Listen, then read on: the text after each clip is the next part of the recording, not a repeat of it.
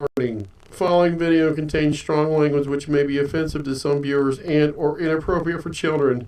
The content within this video is intended for mature audiences only.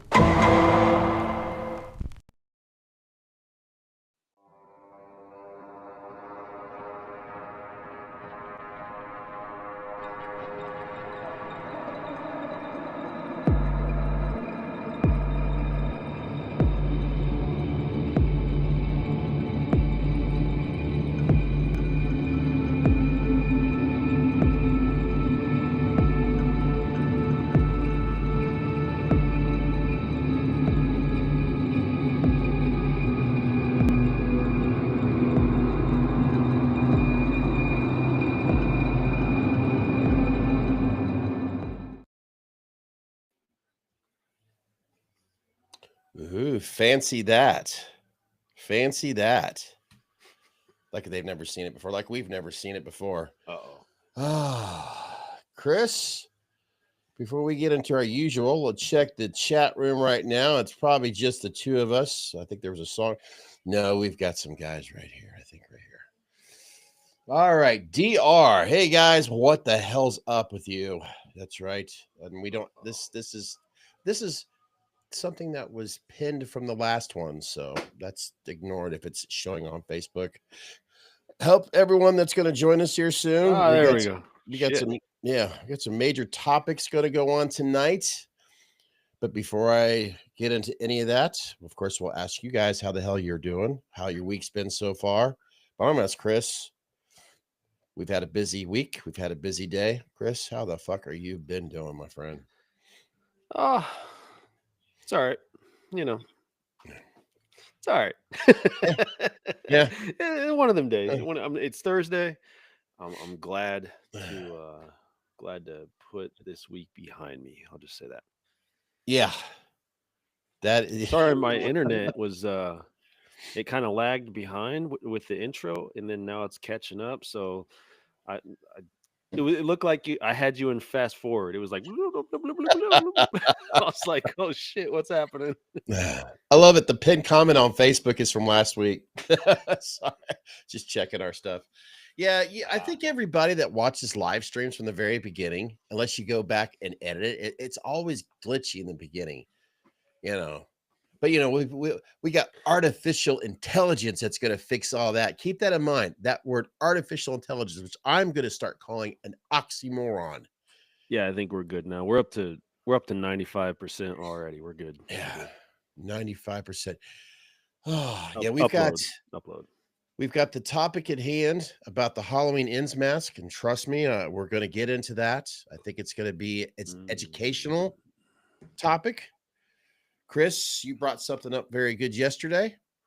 We will. We'll get into that. Trust me. I have to pace ourselves, really. If you think I'm about really it. just wanting to show off the shirt. I like this. Oh shirt. Yeah, I don't blame. It's a good thing. I was actually going to wear my yellow one.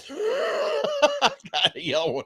That's one thing. We've got so much merch going on right now. It's not even funny. In fact, that's the audio. It's the wrong button. Things are going to start off just Howard. Damn. Where the hell is it? I always cut it off when I get right into it. Shit. Well, I could By Riverside.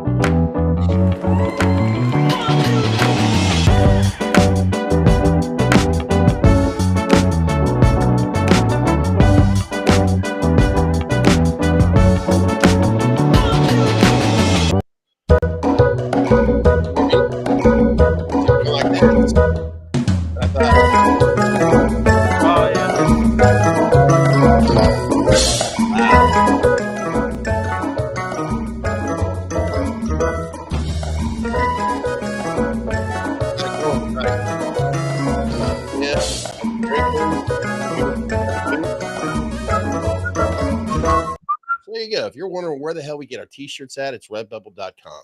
Right there. I lost my. Oh yeah, we're going to talk about the Halloween Ends, the tag itself. Scream 7. Somebody bought new shoes, and I don't know what that is. Talk scary to me.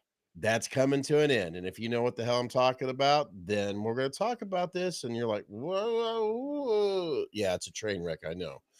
Wow, wow, wooey. I'll tell you what, Chris, before we really get into it, see if there's anybody. No, they're all busy working right now. That's okay. But they're going to wish they were here right now. Because as I scroll the wheel, it is a Thursday.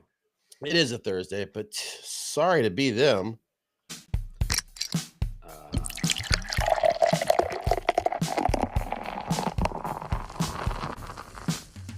What the fuck you drinking? It is a Friday night for us. That's correct. That is correct. I am sorry for everybody out there that has to go to work tomorrow, but damn it, we don't. So we're going to celebrate that. That's right. And we've got a very busy schedule this weekend. I know sometimes when I hear I say that out loud, Chris, I feel like I've said that more than a few times. To me, in all honesty, Chris and I had a little conversation before I hit that fucking button. We need to have a busy schedule on the stuff that we love, the stuff that we enjoy. And this is going to benefit you guys. Trust us. But yes, I did ask, the video asked a very important question. What the fuck am I drinking? Exactly. Well, I've already poured it to try to get that out of the way. Try to save a little time, mitigate some stuff, you know. So my beer of choice today is an old flame here, Mysticor from Rheingeist. I missed my Rheingeist. I had to go back. I've been detouring a little bit, so I had to come back to a familiar face. And I broke out some makers, some maker marks. My mom loves that stuff. Sorry, she just does. This is 2024's the Heart release. Okay.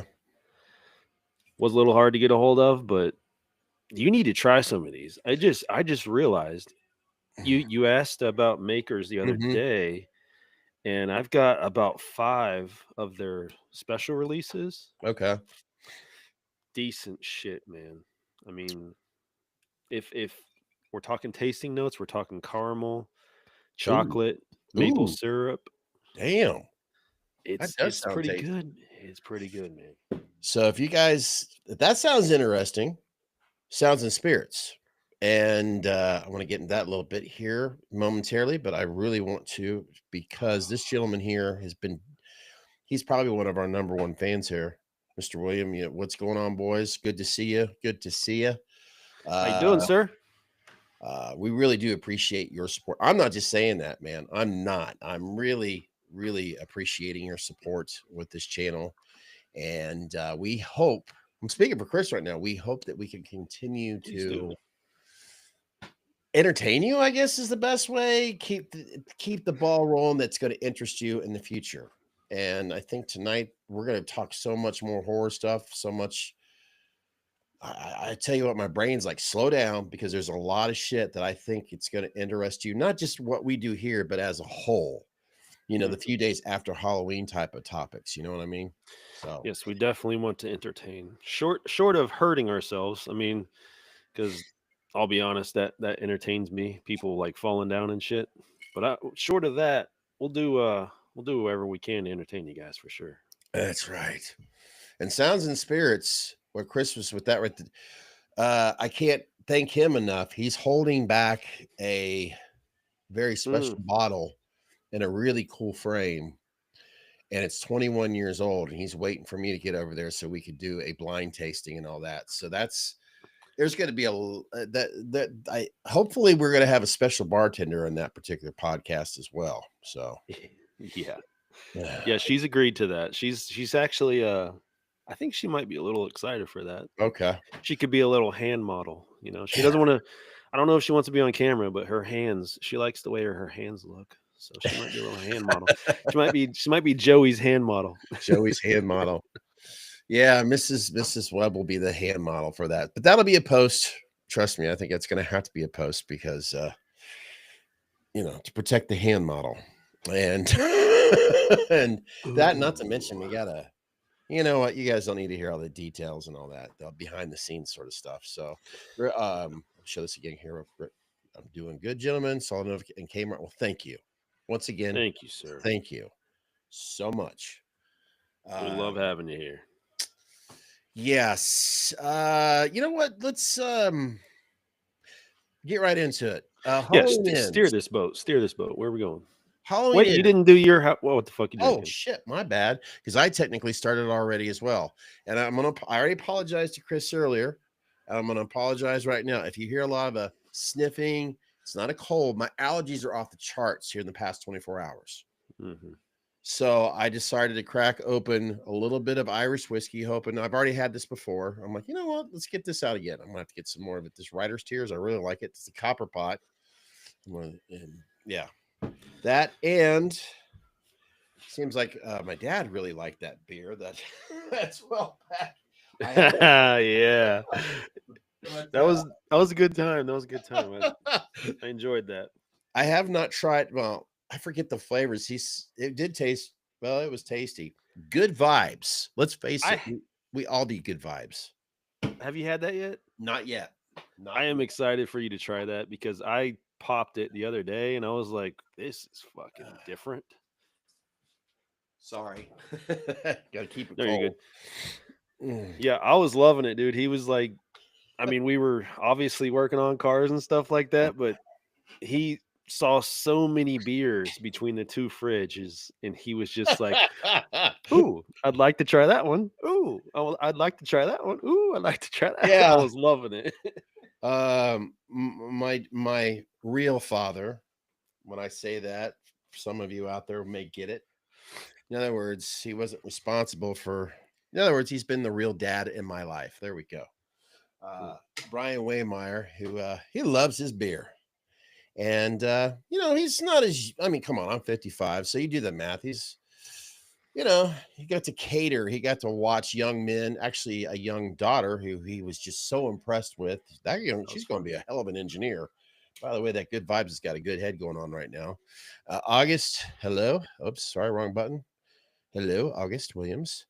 But yeah, my dad, he loves putting the beer downs. And I was really proud of the fact that I'll try that. He didn't want to go for the domestic, the everyday beer. I'll try that. I'll try that.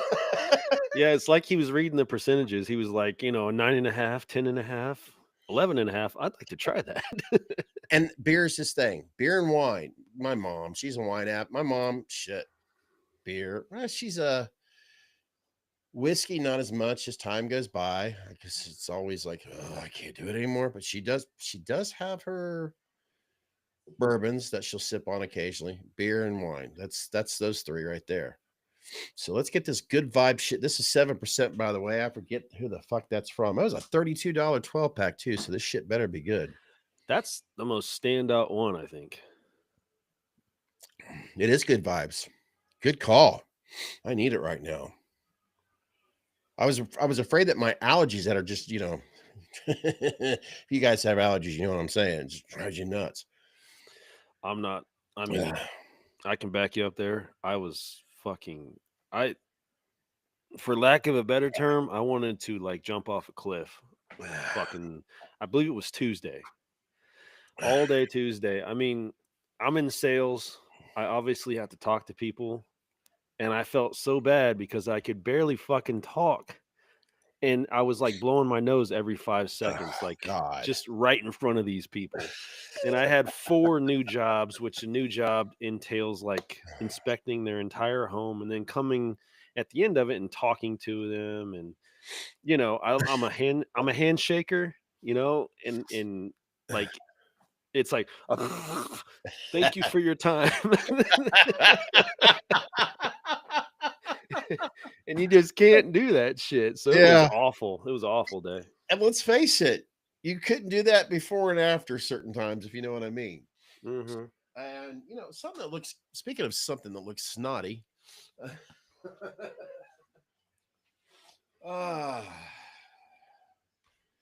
I'm so used to being someone who edits shit. Speaking of something that looks snotty, you're like, oh come on, man. That's not. I mean, come on. This side of this shit is snotty looking, because you got blah, blah, blah, blah. What's the term? Government cheese? Is that Yeah, what it is? government Yeah. cheese. We're going to get into this here. Okay. Allergies. Yes. Oh, yeah. You are so right about that, William. Allergies are definitely the worst. Where'd you get the red bags? I don't remember. It's just Looks I'm kinda I'm cool. like millions of other people in this country, I guess. That's always holding on them damn bags, and I don't remember. It probably came from my sloppy Joe store. I got a proposition for you. What if that's our calling card? Red. You know how you always see a Morgan? It's blue bags. Well, What if we did red bags for the EVH thing? red, Ooh. red bags, red rain. I heard that song earlier today. Red rain. What's that come from, folks? You know, it's I know it's a great concert I watched not too long ago from Red Rain coming down. All right, fuck it. This is Sounds and Spirits. Let's It's get raining red. into It's raining. Peter Gabriel. So, and I can get to some Van Halen stuff because Eddie said the last album he bought was from Peter Gabriel. So, all right, this is really showing off the mask right there. Isn't that perfect? And that that angle. That's all you need to see right there. That's Yeah. fucking phenomenal right there. Hell yeah. I'm telling myself, leave the camera alone. All right. Because I want to set this down and hold a drink at the same time. Halloween ends. Is it coming to an end? I'm going to tell you right now, and I want everybody to seriously think about that question. And I want you to think about the world we're living in today. And I said artificial intelligence earlier. AI. Oxymoron. I'm not going to point out any social media platforms out there. They're everywhere, from Facebook to Twitch to X to Instagram, et cetera, et cetera. My best advice to anyone out there, when they see something, go to the source. And I want to ask you, Chris, this mask, where is it basically manufactured through? Well, I mean, the company or the country? It's not a trick question, just the company. That's straight from Mexico. That's a Tots. Yeah. Tots. Old Trick or Treat Studio. Yes.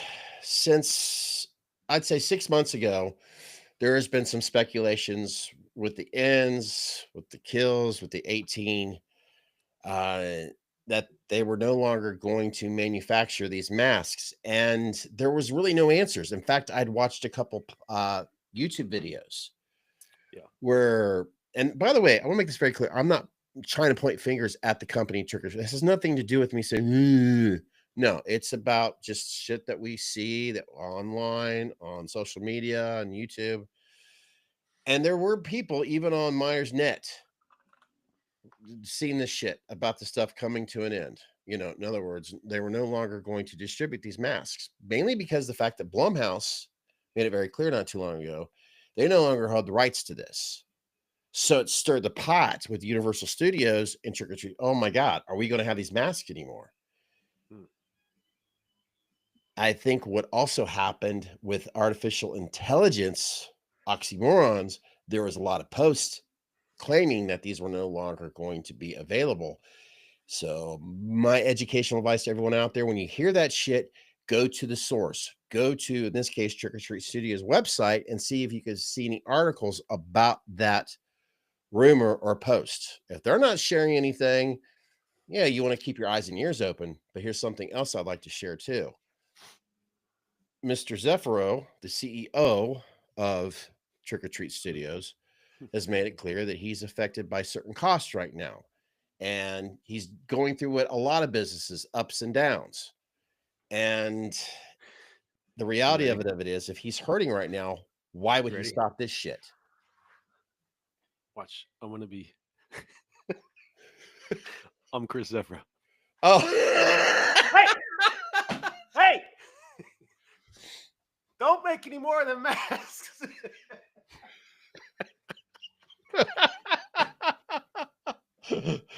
I had to. I can't. Oh, I can't help it. Now, you know what? If you can't live in this world without laughing, then go blue, I guess. Anybody who's had a conversation online or otherwise with Chris Sefro knows exactly where I'm coming from. He's a very vindictive guy. Yes. So if you're watching this now or later, and you're like, is that clickbait? No. I'm just saying keep your eyes and ears open. There is a possibility it has to do with Blumhouse not having the rights to these anymore, which involves with Universal Studios, which involves Trick or Treat Studios. Will this end? As of right now, we don't really know, but I'm just saying be careful of the sources of the information that you get this shit from. Correct. From what trying to prepare for this live, I mean, what I could research and find out about things is that they have come to a point where it was either they were going to renew the licenses or they weren't going to renew the licenses. I think they've taken a look at the sales. I think they've looked at it and they've been like, this is not really our moneymaker. I don't think we're going to go through you got to think fiscally, like money. If they don't see an upside to things to where they want to buy these rights because it's such a hot seller, then maybe they want to just stop, preserve their money for their moneymaker, which is obviously, we know what the moneymaker is. It always is. It always will be. And they probably want to reallocate their sources and they wanted to,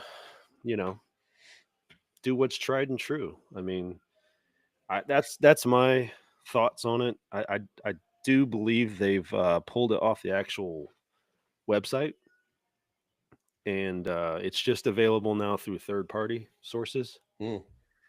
That's at least what I could find from it. But I think there's such. I don't want to say they flooded the market with these ends masks, but I want to say there's a surplus out there that hasn't been completely bought up. So I don't think it's going to go away like immediately, but maybe over the next 2-3 Halloweens, we might see a shortage here soon.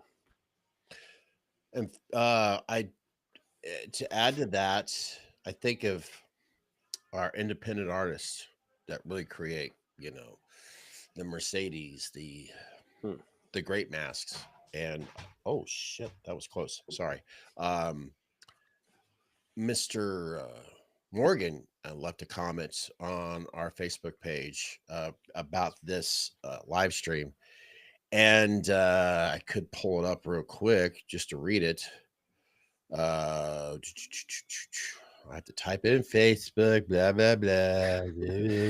I did find that interesting. I've never really considered even trying that, but I have a rims app over there that was kind of made into a Kills, so it's not totally out of the question to take a 2018 and turn it into one of them. I see where he's coming from. I could do what we've done before in the past. I don't know why I can't do it now. But can you see it there, Chris, on the screen? Mm-hmm. I see it. Yeah, but that's a good point. You can always I'm reading mine. You can always rehaul 2018 master events. That's it would be fun too if you think about it. Now, this has nothing to do with what Mr. Morgan had said. Let me take this off the screen real quick. Sorry. I mean, he's obviously quite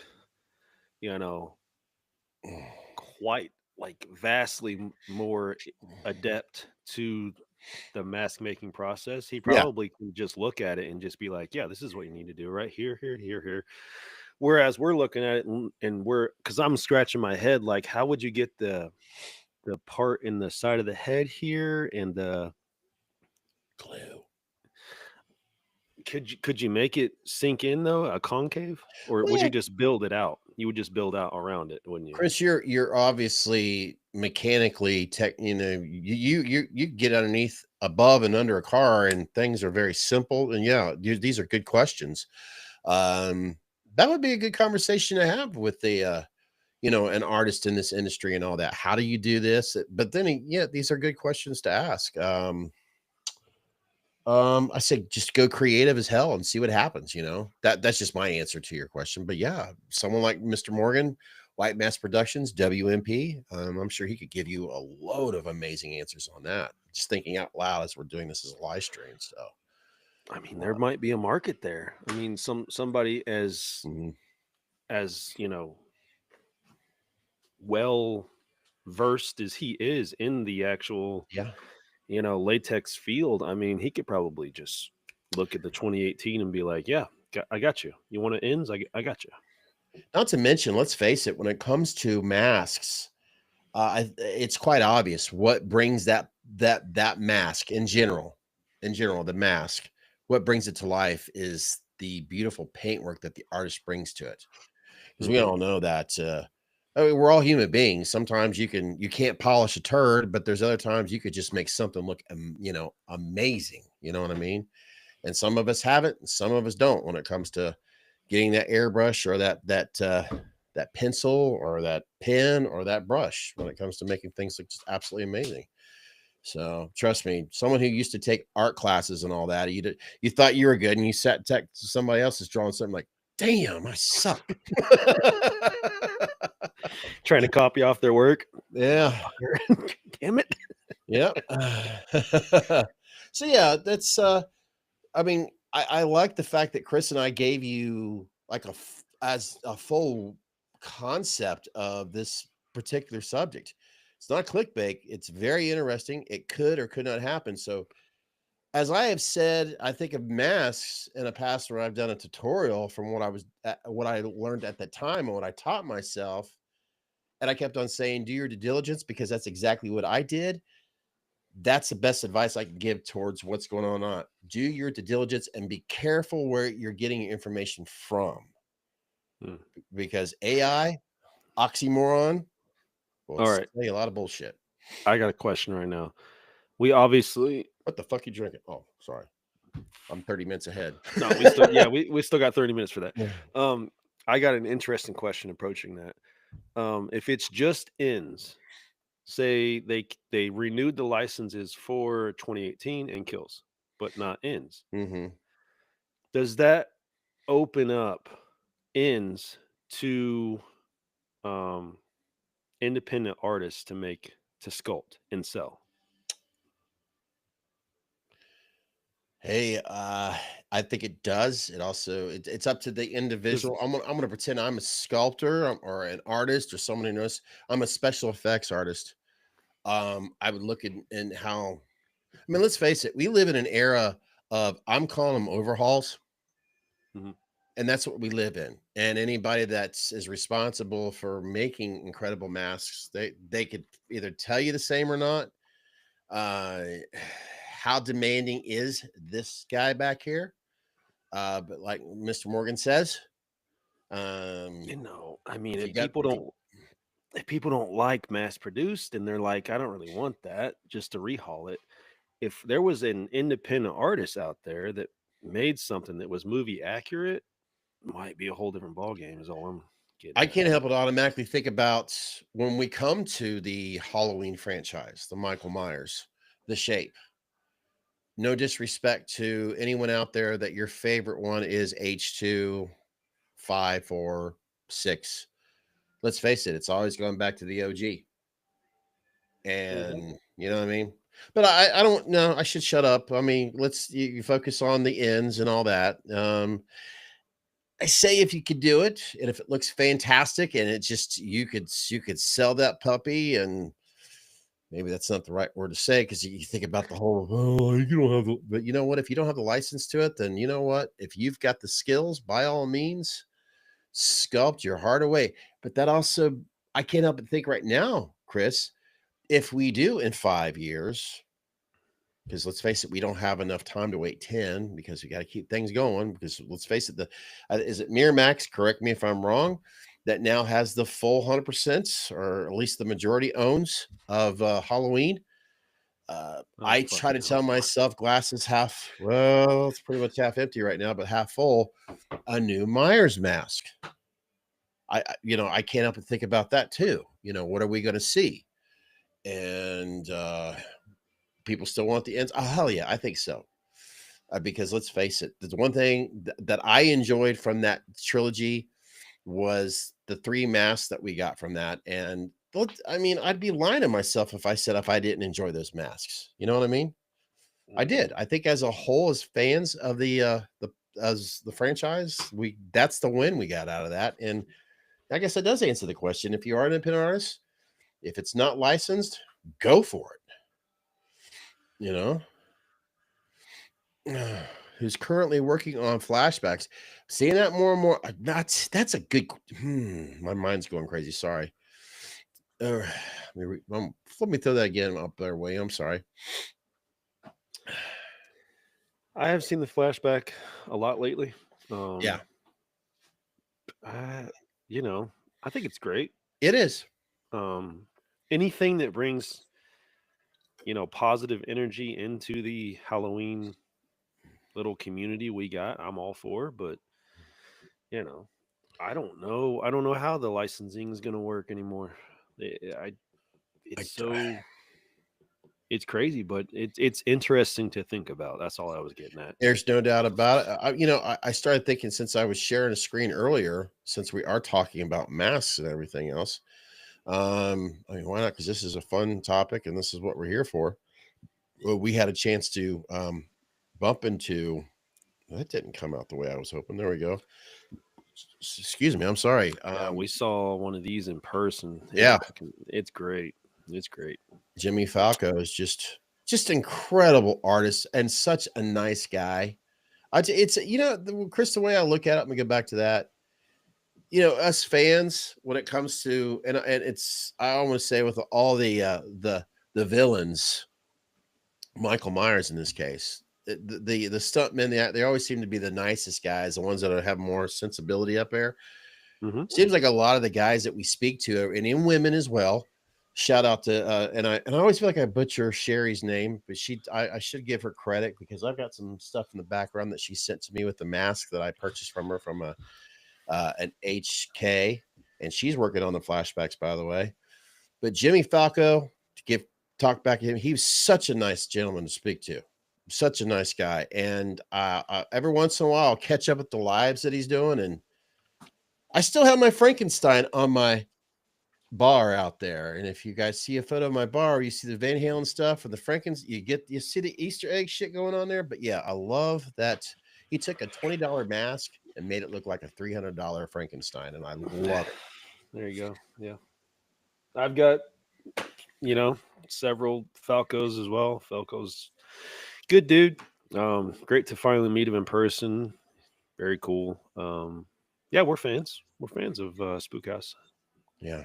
Great art. Highly recommend. If you guys looking for some great masks, I mean, we've kind of got away from the, I guess, like independent artist spotlights, but there's certain independent artists that we'll always be cheerleading for, just because their work is that phenomenal.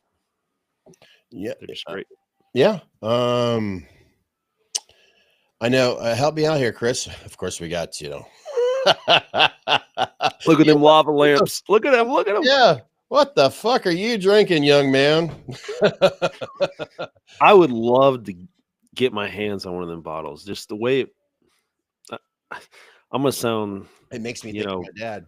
Honestly. LGBTQ. I'm going to sound fruity as fuck right now. But the way that bottle feels in your hand is just, it's just great. Mm-hmm. I don't know. There we go, right there. We got a Halloween Kills flashback going on right there. It's definitely what the fuck you see. Of course we go. Oh yeah. Yeah, brother. Oh yeah, got that going. I'm hoping to come across. Oh, look at that. Oh, yeah, haven't had a conversation with that dude in a hot minute. I told him the other day, man, miss talking to you, man. It looks like, and I'm judging a book by its cover. It looks like Morgan's having some good times right now. You know what I mean?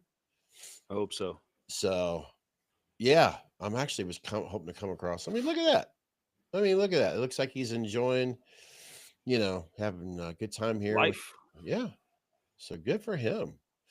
You know what? Oh, get off of here. We look like we're parading more. You know, if he's watching right now, he's like, you guys are stalking me. Get off of that shit. Yeah, now pull up Falco's personal Okay. shit. We'll just stalk people.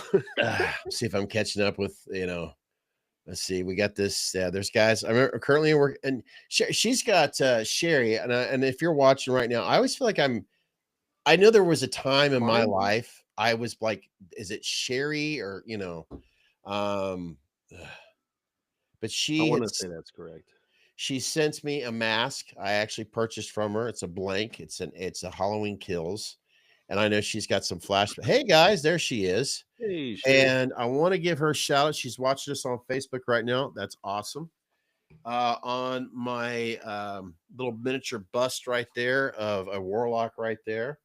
The chain got it hanging up there, and then back there she sent me a little H2 action figure. So I put right next. Oh yeah, that thing was cool. Yeah. So yeah, I really appreciated those extra little surprises. And to give you an update on that, Chris, this gives us a good way to talk into it. How's it going? It's sinuses, allergies, 'tis the season. But we're self-medicating, Sherry. That's right. So Chris and I were talking yesterday, text-wise, and this will lead into more mask-related stuff. MCM, you know, la la la. Mm-hmm. He's really excited. Chris, you could explain, obviously, because you're the one that's got to get up in the morning to talk to the guy. Yeah. Well, my thing is right now, because it's built up there, but now I got to worry about keeping that that latex. You would know about out this, of the Sherry. element. Out of the elements. That's good. That's my main focus right now. So trying to get ahead of this winter weather that's coming. What I want to do is I got to insulate the room now. I got an air conditioner up there already. It's probably overkill. It's a big fucking air conditioner, but it's going to take care of, you know, the hot summer months, and it's going to take care of the cold winter months. And yeah, I got to get insulation. That's the next step. Once we get that, I mean, we need a door, and then we're done. We're in business. Yeah, and that's what's really holding us up. And it's not like Chris is, come on, man, hurry up. No, he's got a date. He's got, which I owe his daughter, his youngest daughter, a huge apology because she got some eggs prepared for me and my dad and all that. So, and I owe her for that. So, because I actually left them over there, and she worked hard to get those eggs prepared for us. So those are still in the fridge. The good thing about natural eggs, I mean, I believe because it has here's a little FYI for your information. Chicken eggs naturally, when they come out of the chicken, they have a bloom on them. It's called. Okay. It's a natural layer over the egg. If you just leave them on the counter, you're good for up to 6 months. You know, well, let's promote that right now. I noticed that I was invited to both of your daughters' page, obviously, for the eggs that you're talking about here. Yeah. So if you live around here, you can pull it up if you want. Why not? I mean, it's cute. It's cute. So what I was trying to do, because when I named them, I had things that I wanted to name them after. Obviously, my daughter, Ember Sky. I mean, that is to me a sunset. It's a sky that's on fire. Ember Sky. Elysian Kayla. I mean, that is if anyone's ever watched Gladiator, when he said you are an Elysium, that's where soldiers went if they led a good life. That was a soldier's version of heaven, was the Elysian fields. So I named my daughter Elysian Kayla. And so it's like, kind of sunrise, sunset was the thinking behind that. So when I went to do this little egg thing, I just kind of combined both of their names together and just call it whenever Scott brings. I'm actually trying to get it up here real quick, and I just called it Elysian Embers or Embers. So I mean, put both their names together, and it just kind of works out. Okay, let me get this here.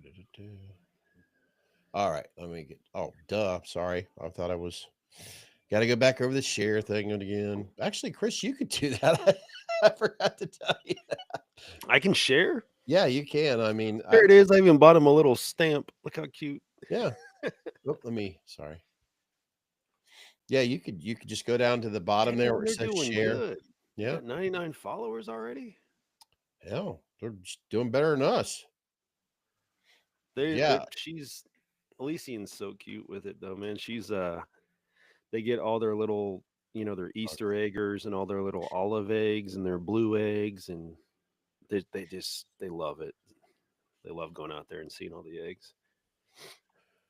So yeah, if you live around here, I mean, I wouldn't imagine you shipping them, but if you know what I mean. But yeah, it's a big thing right now. And as soon as I thought about that, because people will have like they'll have the Easter egg, the little whatever you call it, little hen house out front. Yeah, beautiful names, no doubt about it. I never wanted them to feel like a Chris. If that makes sense to you.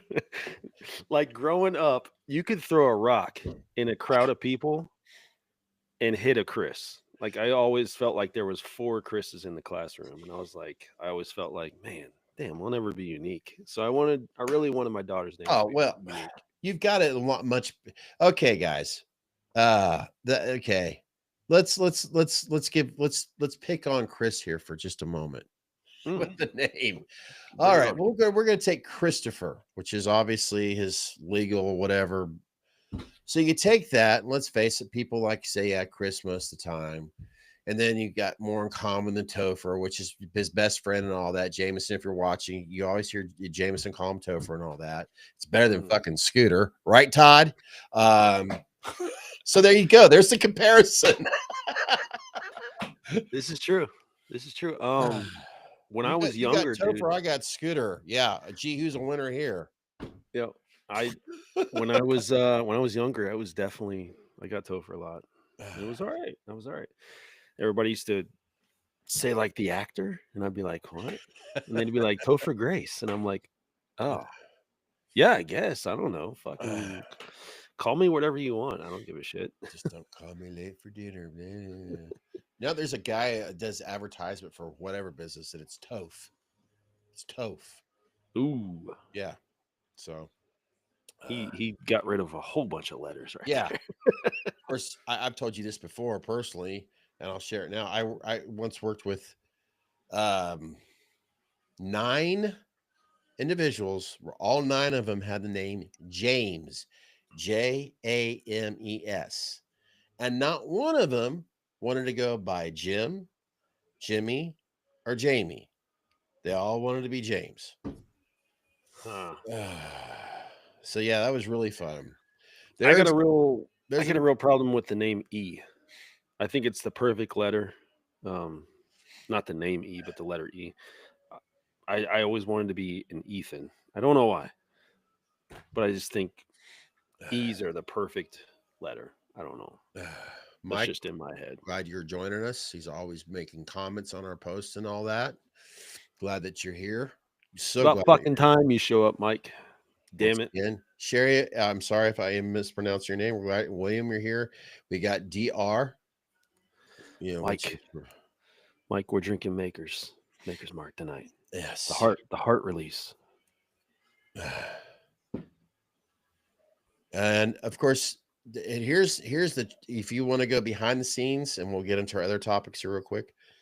One of the main reasons why Chris really decided to do this podcast with me, if I haven't said it before, my first name isn't Scott. It's actually Eric. So there you go. There's an E thing right there. That's the only reason why. There you go. Can't get away from it. As well as, I mean, well, I'm not going to bring astrological signs into it, but I can't get away from you guys. You guys follow me everywhere. Natalie's. Yeah, I mean, you guys are split personalities and all kinds of weird shit. Oh, yeah. Oh, nice. Save me. Okay. All right. I'll tell you what. while we were all doing this, let's face it. Let's get into some Scream 7 topics. I know there's got to be, other than just us, Scream 7. Real quick, Chris, before anybody's watching, listening right now, it's watching. I got to start putting those on our actual audio podcast again. Got to get caught up with that. But Scream 7, yay or nay on anyone out there who's watching right now? Of course, later on, but right now it's the three of you here that matters, other than us. Scream 7. What are your guys' thoughts? Does it come out in February next year? Yes, February. Yes. I am fucking. I mean, am I allowed to chime in here? Please do. Please do. I am fucking excited. I hate what they did to Neve Campbell. I hate that they wouldn't give her what she wanted, being a legacy character. I won't say I boycotted it, but I didn't really enjoy the last one.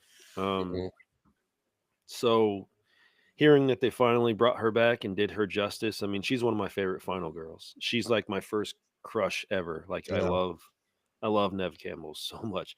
But hearing that they're doing her right, and then also hearing that Matthew Lillard is being brought into the loop there, I'm really excited because I always loved that character. I always loved Matthew Lillard. So I'm hyped. I really want to see it. And the girls are so deep into Scream. Yeah. I'm thinking this will be perfect. I can bring the girls and we can go see it in the theaters, and it's just going to be a good time. Yeah. Oh, definitely. Yeah. Make sure I'm not doing. Sorry, I want to make sure I'm not pulling off the wrong. So I don't want to accidentally delete myself from this shit. I mean, we're gonna have to make that a man cave night. You think Zach would go? Is Zach like Scream? Going to the movies? Oh yeah, no doubt about it. It's so funny. I could get him to go to the movies. He loves going. There's no doubt about it. But having him here, I don't have Zach this weekend, so I'm not gonna get him there. He loves going to the movies. Let's just put it that way. Oh, he absolutely loves it. I mean, I try my best to take him to a movie where I think he'll enjoy. You know what I mean? But I know he'll enjoy it because it's horror stuff, and he feels safe watching scary movies on the big screen. There's no doubt about it. So, but come on, pop up here. Come on, notes, because I had some.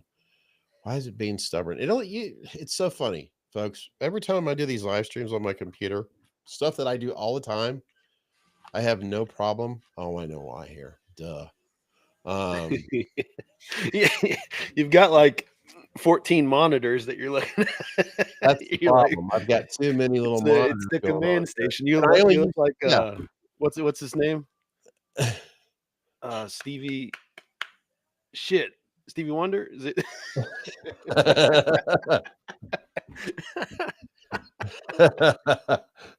I've got way too much going on here. In fact, what I'm going to do is way too much. I'm going to shut one of these monitors off right now because I'm not even paying attention to it, and it's trying to draw what I'm wanting to read here, and trust me, just play along. Screen 7. I gotta give you a little shit now. I don't blame you. Screen 7, release dates, cast, plot, trailers, everything else we know so far. Yes, like everything that you just mentioned right there. It's David Arquette is back as a beloved. That's interesting. I thought they just can't kill that motherfucker. I'm glad they can't kill him because I know Courtney Cox is supposed to be back. I didn't see anything about Skeet being back, but yet he's going to be, which I also think is interesting to bring up right now, Chris. They are already showing us Horror Hound. I'm trying to keep that. Because as we were walking up to the Sharonville this last time we went, that is my oldest daughter, Ember. She was like, "Is what's his name from Scream gonna be there? Is Skeet?" She said Skeet. I said Skeet Ulrich. I'm like, oh, I've like seen him a couple times, but he's not gonna be at this one. So when you sent me that, I was like, "Oh, Skeet's gonna be there. That's perfect because now I can let Ember meet Skeet." What a weird fucking sentence. Why did I fucking Jesus? Hey, I can pull it up here. Let my daughter meet Skeet. Shit. Let's see here. Yes, there is going to be Matthew, Skeet, Oh yeah. Tyler Maine is going to be there. That I would. Tyler's such a nice dude. I want to meet Tyler. I got to add some more to that list. So yeah. The other thing is they're not showing anything about Mask Fest and all that, which I'm bummed out. I they just have to go back in September in 2026 because something tells me they'll be there in September. But you know what? There'll be enough cool shit there. As beautiful as this convention center is, it's so early yet. There's so many more guests that'll be showing up, I'm sure. Sometimes they don't confirm until like a couple months before. Yeah, but Tyler Maine, holy shit! I don't have his signature at all. We got to get Rob. We got to get a couple Rob Zombies before then. Yeah. Oh, no, definitely. I know I have seen one on the shelf, a Rob Zombie mask. But yeah, there you go, folks. You're hearing it first. I have not obviously with the tots.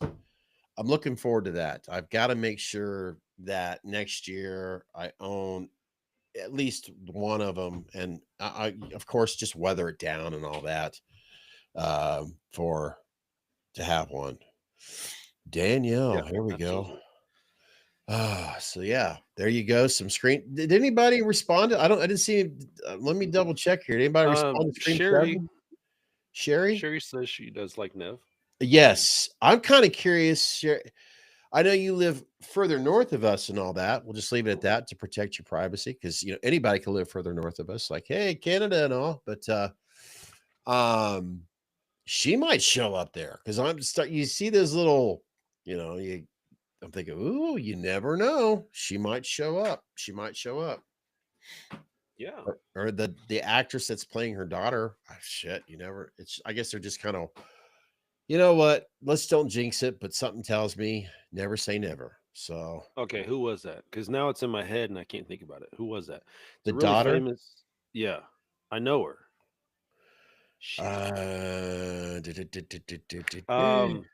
No, I got it. I know I haven't. No. Something May. She was in damn, it's failing me. Where's Jake when we need him? Jake must be busy tonight. Isabel May, I think her name is. She was in that Yellowstone spinoff. And she's fucking gorgeous too.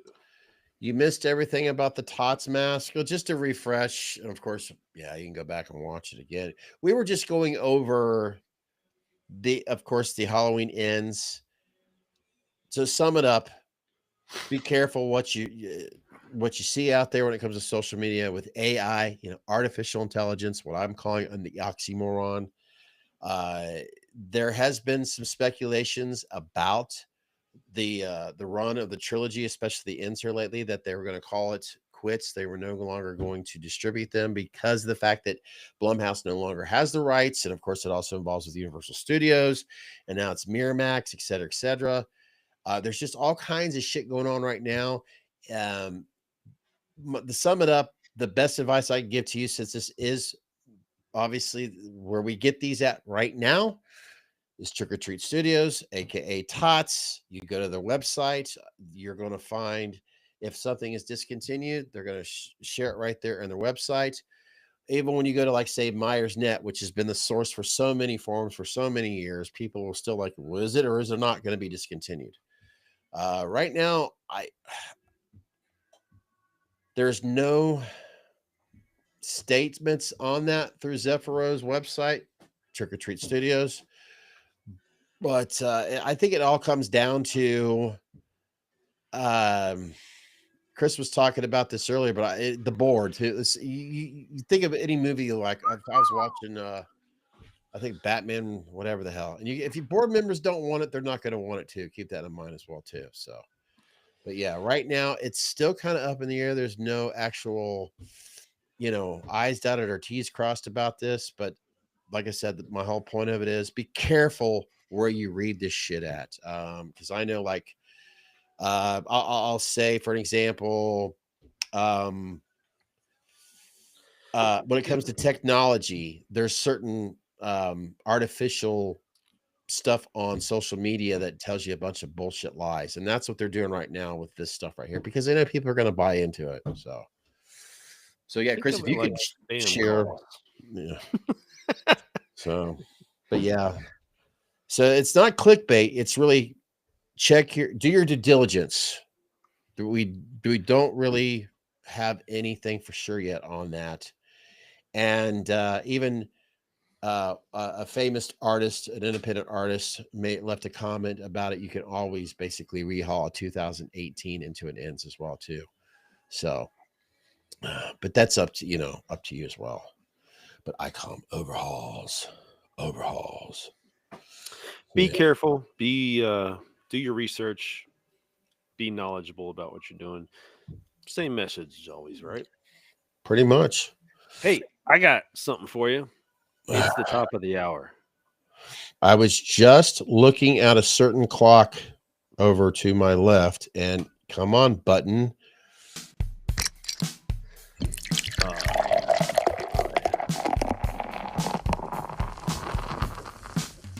What the fuck you drinking? Oh. I'm getting to the point where I can I'm trying to pay attention to the clock so much because I know it's going to be the top of the hour, and I gotta finish at least one of these so I can have a new pour. Oh yeah. So this one, I don't think I've ever pulled this one out, but this one's fucking really good. Pinhook. It's their vertical series. Almost looks like a bottle of wine. It's their 9-year, and this is a store pick from Gallenstein, which is Columbus. It's a Kentucky store right down by Newport. Mm-hmm. It's 122.1 proof, and tasting notes on this thing tastes like creme brulee, like straight up the dessert. It is so good. Chris, have you found Eagle Rare 12-year yet? No, sir. No, I have not. I'm gonna say this right now, Mike. I have put a sorry. I put a little bit of a hold on my Kentucky trips. I haven't went down there in like probably 3 months now. I'm there almost every fucking Thursday, but that's work. It's not the same. Oh my god! You try buy some places like, man, damn it, I gotta work. You know when you don't open something for a while and you open it up and it just comes right back to you how fucking good it is. You know what? I'm glad you saved. Well, fuck it. I need you to put one of these on your little. It's a little. You put on one of your bottles here. Hold on a second, Daniel.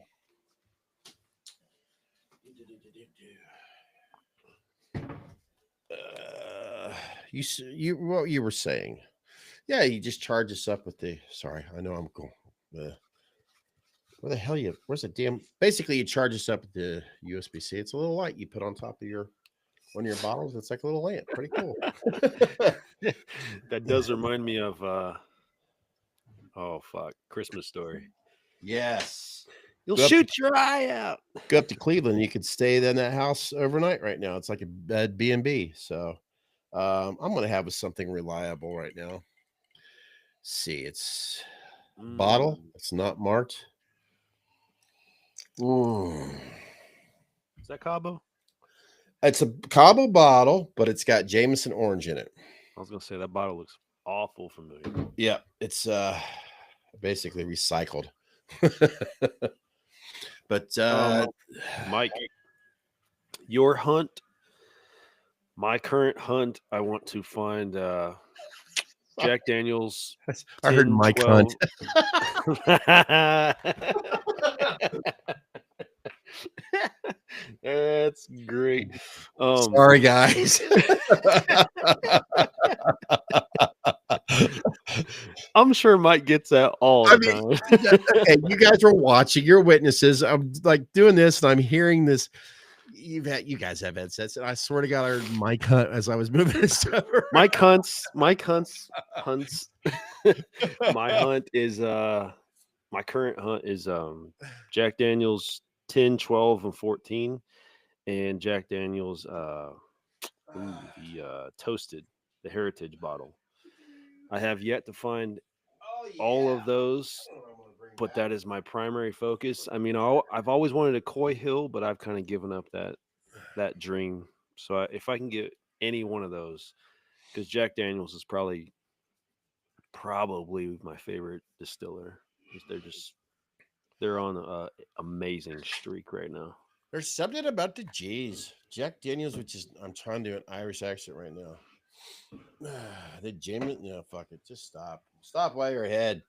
I'm going to go with this right here with the Old Gray everything. I really like this. Of course, I probably won't. You did try it? Cool. This is a good sign. Oh.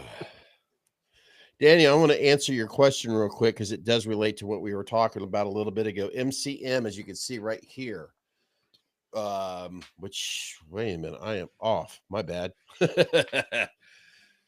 When it comes to rehauls, which I want to stick with, I so much agree with Mr. Nick Mompagano. Overhauls. That's just me. I'm an old fart who's stubborn. Yes, I will be doing them when we can get things when the proper temperature going again. We're having fun with fixing certain masks and hopefully venture on to other masks that were related. That's not necessarily an overhaul / rehaul. And the lineup, like I did before, it'll be through Venus in the Man Cave. It'll be live stream videos where Chris and I'll be completely transparent on what we're doing because we're not chefs at any kitchen and we're just going to have fun with it. And hopefully in the future, when we have more prizes and giveaways, we'll develop that more and more where what we're doing, you guys, if you like what you see, we'll have a little like, hey, so that's to answer your question. That's how I'm going to be involved with overhauls / rehauls in this business because I want to have fun with it. And I know Chris wants to have fun with it because we're itching to get our hands dirty again with some paint and, just make it out that way. Because I don't want to get in a situation behind the scenes to where if I do it again, I don't want to be frustrated and like, I don't want to do this again. This is stupid. It's driving me nuts. I got people that are just like, no, I want to have fun with it again. And art to me should be fun, not frustration. So, and I think the work speaks to add to Scott's point. I mean, if you guys think about it, I mean, if you have a passion project, anything you do because you do it for strictly the love of it. If you're doing it, you don't want, something else over your shoulder, like in impacting that view. That's why we will always have respect for these independent artists who are able to walk that tightrope and manage the expectations that come out of that.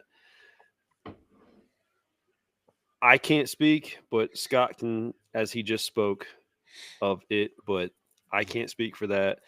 I can only say with my limited knowledge on doing the overhauls that I was doing and working on the mess that I was working on, the only way I had fun with it was if it was complete freedom. So is that, I hope that's not like the wrong thing to say, but it's just being transparent, being open, just being like, we want to create things, but we want to do it for different reasons. We don't want to do it to, like create a market where somebody comes to us and puts an order down. We want to do it like, hey man, we finished up this this mask, and we're really fucking proud of it. And this was really fun to do. I think we're more interested in that. Yeah. I mean, there's like, for an example, Sherry, with this mask that it's actually in another room right now. I guess I don't have a room in here. I'm going to keep that for myself, or we'll keep it in a man cave, Laura, to show, for the podcast and all that. And I have one that James Joel Powers, Mr. Power. Those are personal ones that I'm going to keep, but in the future, I'm looking forward to like this guy back there, or whatever, where there'll be something that we work on together, learn new techniques, like, hey, this sauce tastes good. Yeah, we'll continue that sauce. And then eventually we'll give it out to our community. And I want to say individuals that we know for a fact that are definitely supporters, not just subscribers, but individuals that, like, say for tonight, like Mike, William, Sherry, Daniel, we see you guys here all the time. And you guys, if you want to participate in it's going to be more of a narrow, like, hey, these guys, we know they got our backs. So keep that in mind if you're watching right now, if you're one of our masks in the future. It's not going to be awesome, but I think it'd be cool piece to have somewhere in your collection. Like, you're not going to believe how I got this mask. These two idiots that come on every week and talk to me, like, they actually made me this mask. Daniel, thank you so much. How did I learn? It's a combination of so many years of, when I was younger, I loved art. That was I shouldn't say major, when you're in grade school and junior high and high school, but that was the thing that I was passionate about. I did actually take some art classes. I go on, I don't want to bore you with that shit. But art's always been something I was fascinated with. I used to draw constantly, and then I got into airbrushing, but that was like t-shirts, and that was airbrushing names. And then I was so fascinated with the mask artistry and all that. So all I did, so you're asking that question now, I did my due diligence, and I would listen to other artists and techniques that they would do. So I would try to take what I learned from them that registered, and I would try it myself. And that's all I did. And it wasn't necessarily a Michael Myers mask. It was techniques that they would do with other latex masks on different monsters and all that. I'm like, oh, it registered. So I know I sound annoying. Due diligence, that's how you do it. And you just practice. I mean, I'm really good at making pizza rolls in a microwave or an oven. There you go. And I've been doing it for over 30 years. So there you go. So I guess that's the best way to answer that question. It's just practice. I mean, you should see Chris. He can put a round peg in a square hole when it comes to anything that's mechanical. I shit you not. He has no problem. Mechanical. I'm good mechanical. I'm good with my hands, but I'm just going to be totally transparent here. I have a lot to learn when it comes to working on latex. I'm totally interested because it's like taking an image out of your head. I've seen Halloween movies since I was 3 years old. It's been a deep passion of mine for the majority of my life. That mask has haunted it lives in the back of my head. So you got to get over the fact that, you're trying to create something that is a picture of perfection in your head. And then once you get over that, you kind of just get really drunk, and then you start to and then you say, you got to pull the trigger. You got to apply yourself to something. It's the same thing with this podcast. Like, I love the Halloween community, but I was in the background for so many years. Like, I would follow, but I would not contribute because I didn't know what outlet to take, right? Yeah. Coming upon Scott's channel, coming upon everything that I've come upon in the last few years, well, not the last few years, because we're in season 4 now, but God, coming upon what I've come upon and seeing how this community can be acceptive just makes me want to, put myself out there and contribute more to this community that I love. I mean, in the end, we make the community what it is. Like, we give a piece of ourselves to this community. That's what makes it so great. So, like, there's a leap of faith that you got to take just to put yourself out there. Like, be vulnerable, like I've always preached, and just give it a shot and see where you land. I mean, I think that's the same as jumping on these podcasts as it is working on a mask. That's kind of how I approach everything. Learn something every day. Just put yourself out there and learn. You said that, I thought of for if you were like, say, someone that wants to do your own journey of being creative, and let's say it doesn't matter if it's podcasts, if it's YouTube, if it's making your own beer, your own whiskey. I've heard from the people that have so much success, and they all said the same thing. They said their best advice: do 1% better the next time. 1% better each time. That's your goal. 1% each time.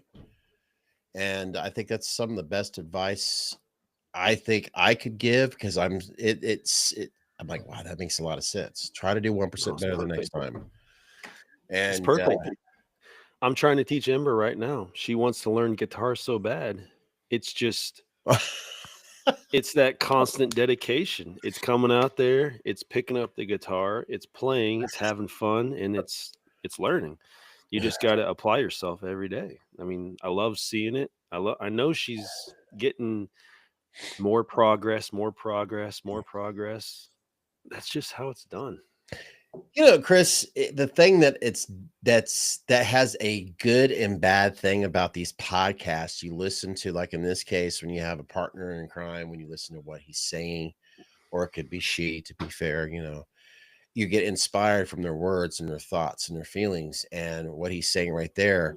I could go off on another tangent, like to where I really wish there would be more fathers in this world that would get involved with their kids, because I think the world would be a better place.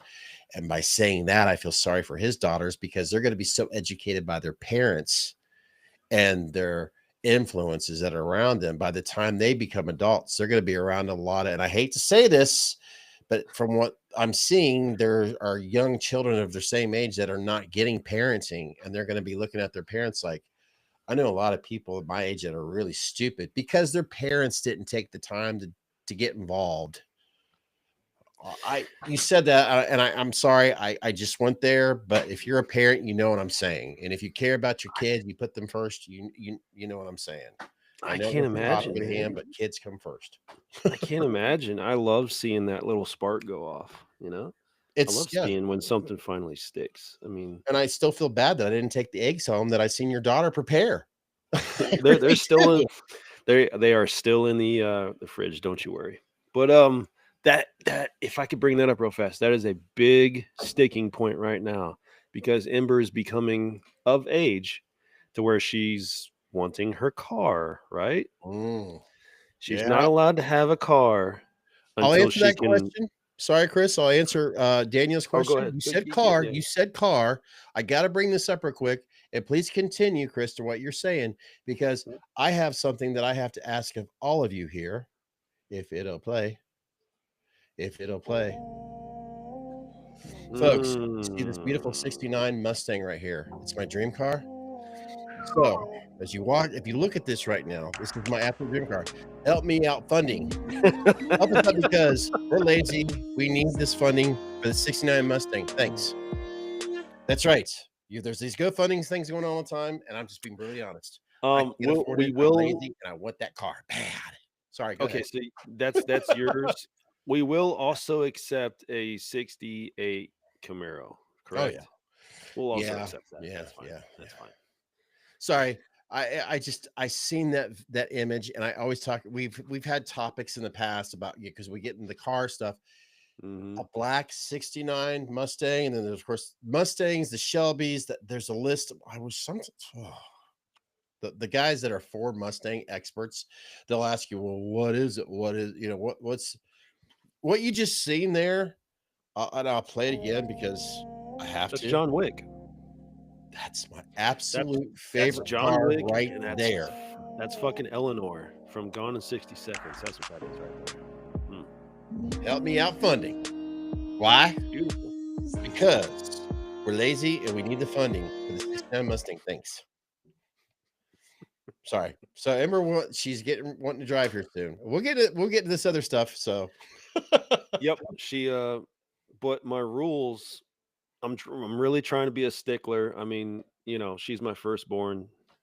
I My haven't girls seen her in a while. both, Last couple times I'm over there, she's like I busy know. being a teenager. God, I know she's in her own little world, but it's okay. I mean, my girls, they got both sides of my heart. I mean, but I'm really trying to be a stickler because what I want is I don't want my girls ever depending on a man. So I want them both to know how to drive a manual car, and I want Fuck them yeah. both to know how to work on their own cars. So that's my stipulations. If you want a car, you got to be out here in the garage with me working on your damn cars. So that's the next step. Hopefully you're going to be seeing them out in the garage if we do whatever it is, live streams, Yeah, whatever. I I'd didn't like to record see because them, my dad was there, you know, and that was the first time. That's why I didn't bother recording. but that's what I want to do. That's Yeah. what I want. That's what I want them doing. When I say that, folks, I brought my my little red Hyundai. I bought it recently. Well, That thing is clean as fuck. Don't you downplay that thing. you know what? I'm doing everything in my power to keep that puppy clean as hell. And We had that thing up on the lift, guys. That thing is clean as fuck underneath there. I'm very thankful and blessed that ooh, here we go, Mike, here we go. 1970 Chevelle. Oh, I love those fucking cars. It's the year I was born too. Those Chevelles. My parents' next door neighbor has, I believe, a 1970 Chevelle, and it's a red SS. That red is candy fucking apple red. Oh my god, I love that car. Anyways, my car's not candy apple red.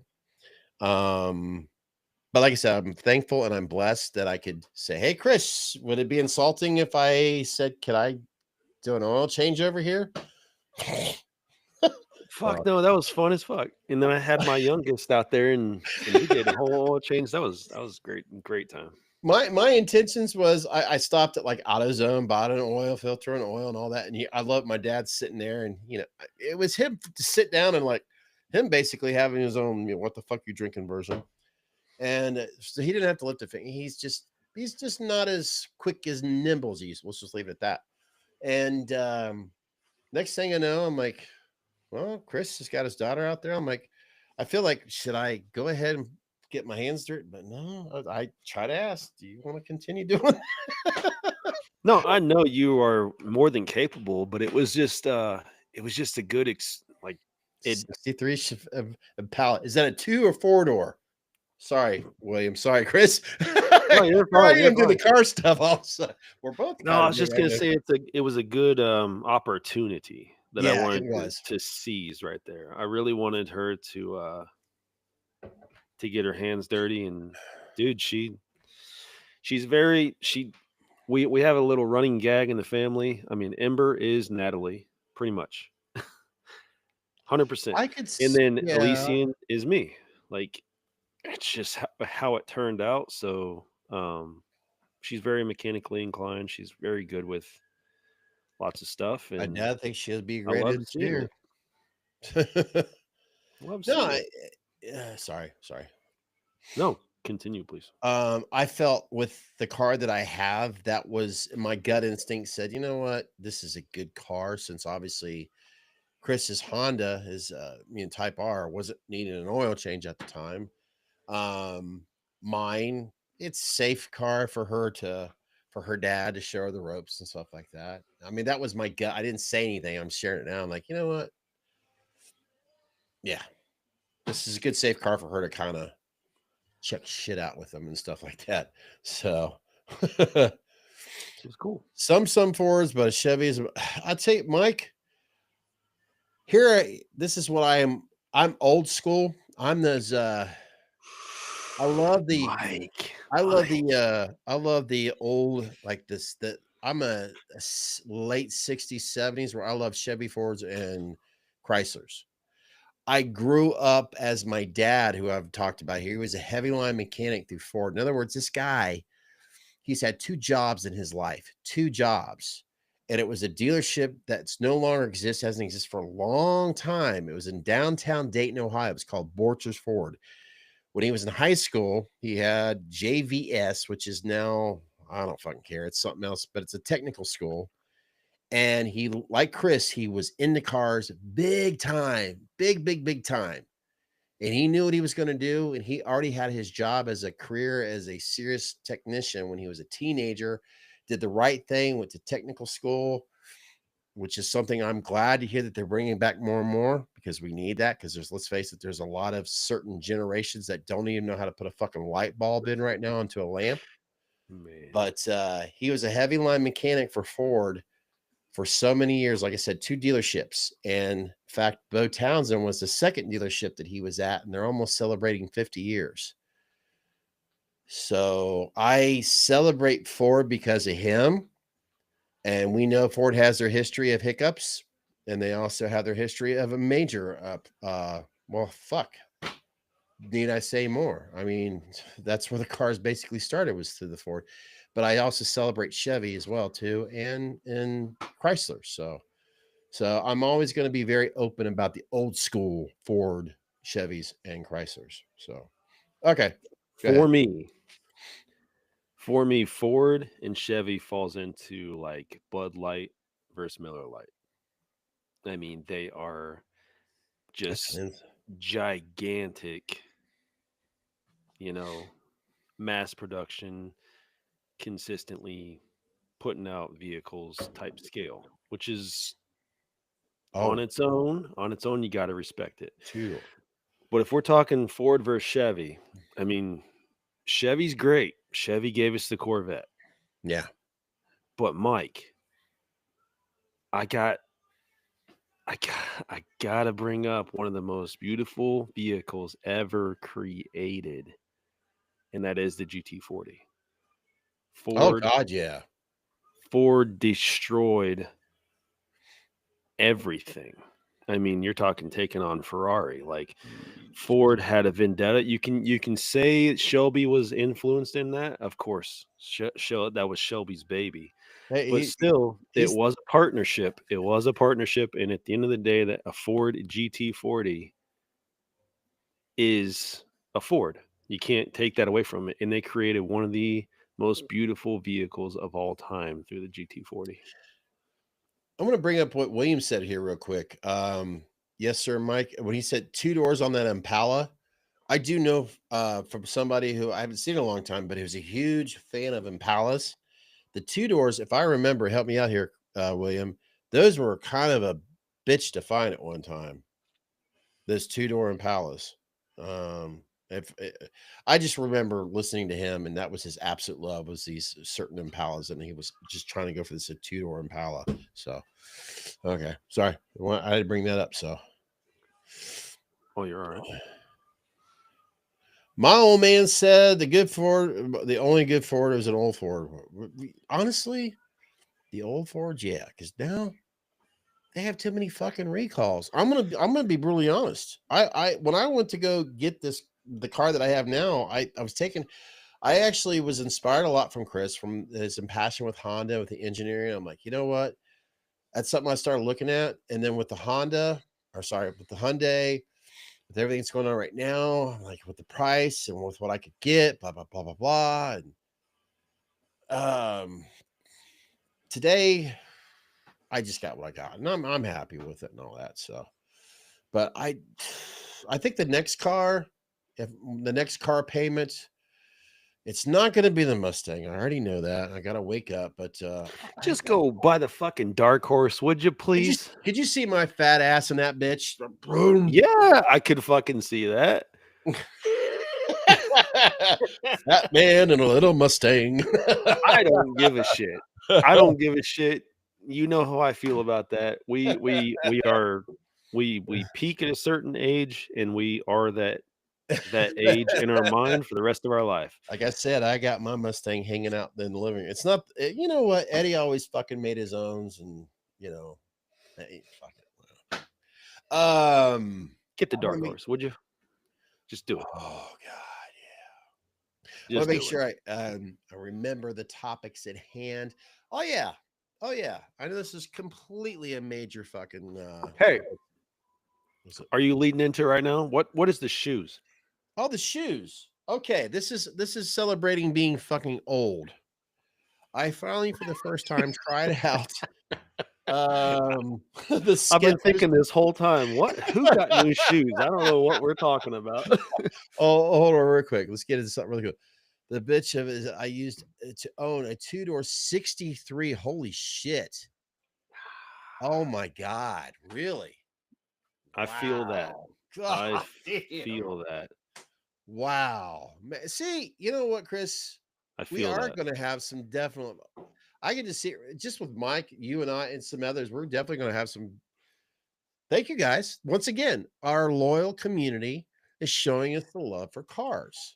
We haven't been talking about it, we're doing it tonight, but that I think that encourages Chris and myself a little bit more to go down that car journey again. Yeah. Car market, no doubt. But you will always regret that one. You'll always have that one car you regret. My dad could sit here and talk about the. Oh my God. Oh my God. And yes, that's something I love about. See, it goes back to the girls again. If you have a great parent in your life, a great father or mother figure, look at me. I'm 55 years old and I'm referencing the dad thing again, the dad thing again, the dad thing again. Look, I'm never going to feel embarrassed about saying good parenting is what we need in this world. Fuck politics, bring back the parent. There you go. All the shoes. Being an old fart. I finally got the Skechers slip-ons this past weekend, and they're awesome. And I thought I had them in here. Who gives a shit about shoes? But that was the whole point. I love it. It's so cool. I could literally stand and holy shit, these things feel great. Being old ain't so bad after all. It's amazing what a new pair of shoes will do. Speaking of old farts and shoes and all that, I did talk about. Yes. Okay. We've talked about Halloween. We talked about masks. We talked about ends. We haven't necessarily brought up Halloween 4. Of course, that's where Danielle Harris was introduced to us. We did bring a little bit about Rob Zombie, Daniel Scout. I'm always butchering names. I don't know if anyone that's watching right now has ever listened to, or if you were a member of their Patreon, with Danielle Harris and Scout, whatever. I always butcher her name. But, you guys know what I'm talking about from Rob Zombie's, Lori. Bringing things full circle. Yes, sir. Tyler, Maine, we could meet in March. I'm looking forward to that. There you go. Got to buy my ticket here. What if Scout and Danielle were? I mean, I've met Danielle a couple of times. Didn't get her autograph because you had to buy one of her. It was during the Big C times, so she was kind of questioning like, what should I do? And one of the stipulations was you had to buy her photo in order to get her autograph. I guess she thought that was cleaner. I don't know. So it was like a $75 or no, a $60 photo and then a $40 fucking autograph. So I was like, fuck, $100. Like, Danielle, I've loved you for like since H4, but I'm gonna have to pass on this. You're cool, but that's it. I was like, I'm not paying that. I'm trying to, and I'm not gonna. Oh, come on, get back up here on the screen. No, too many. What I'm trying to get at, Daniel and Scout. Come on, stop doing that. I would love to meet Scout. Scout is, for lack of a better word, she's fucking gorgeous. Damn. Yeah, she's pretty cool. I mean, she's very cool in general. She keeps herself very busy in the industry. She's always working, always creating film after film after film. And with that, kind of a badass too. yeah. Danielle and Scout, sorry. Since 2021, they started their own podcast. It was Talk Scary to Me. And I'll be honest, I enjoyed listening to it. Not every episode, because sometimes it's all girl talk. I mean, I'm sorry, I'm not a girl. I'm not in all, but they had true crime. They also mental health. They showed a lot of their, hey, we're not all fake, blah, blah. It was some cool stuff. And some of the guests they had on there, like Tyler Main and et cetera, and all that. Out of the blue, last month, their podcast ended. And I was like, what the hell's going on here? Their last podcast, ironically, was about death. And Scout she had a dog for so many years that passed away. Well, her and her husband had to make that decision. You know, if you have a pet, you know what I'm talking about. Sorry, Dozer, go away. And she was so upset. You listen to that podcast, they're going, and then it just kind of ended. It ended differently and I'm like, what the fuck's going on here? And then weeks go by, and then I've seen on Instagram that they made a post that Talk Scary to Me was no longer going to be. And they Talk Scary to Me, Daniel and Scout, they have a movie that they're trying to sell through major productions to sell to, because they went through. Heather, help me out here, folks. You know, think of Nightmare on Elm Street. Your lead actress in that, Heather, I cannot think of her last name. Oh God, I remember. She's her face is right in my head. I know. Shit. It sounds like what they shared with us. They even did a trailer at their last live at a convention. People loved it, and it's just it's one thing if you end. Let's face it, you have a beginning, a middle, and end, but they didn't really tell us why they ended. And when they used a lot of their funding that they did for their podcast, which they used Patreon and all that, and of course advertising, let's face it, they're celebrities. It's easier for them to get advertising, etc. And plus through Shutter and all that. But all of a sudden it ended. Langenkamp. Yeah, thank you. And it's like, I'm not trying to add it there. Here we go. I'm not trying to, stir the pot into what the fuck's going on here. But at the same time, what the fuck's going on here? They were, even in the last podcast, they talked about how their future plans when it came to, Talk Scary to Me. And it's like, and then all of a sudden, and then what really got my like, huh? Daniel was on a guest on a podcast, and in the very beginning, she talked about it was coming to an end because she claimed that her and Scout apparently were growing apart. I'm like, I'm paraphrasing. I should make that very clear. Really? Disclaimer, I'm paraphrasing. But it's like they're gonna cheer. How'd she put it? We're gonna cheerlead or whatever each other on the sidelines or some shit like that. I'm like, what the fuck? You guys just made a goddamn movie together. I was wondering, do you think it's anything? Because I noticed Scout has been taking a more directorial role. I don't see why that would drive a wedge between the two of them, though. And ironically, that movie that they just made, they were both the directors in it. And I wish I could remember the name of it right now, but I hate to think that that's something, personally between the two of them, like I said, a wedge between them and all that. I mean, they seem pretty tight. Yeah. I mean, even the way Daniel kind of described it in this podcast, well, we weren't really friends in the beginning. But then again, they could have been. I know how I am here. I kind of go off, I'll talk about one thing, go another. It doesn't make sense, but it's almost like she described it as they weren't as close in the beginning, the podcast. But I've also heard her describe we weren't as close in the beginning when they started Rob Zombie's Halloween, which made sense.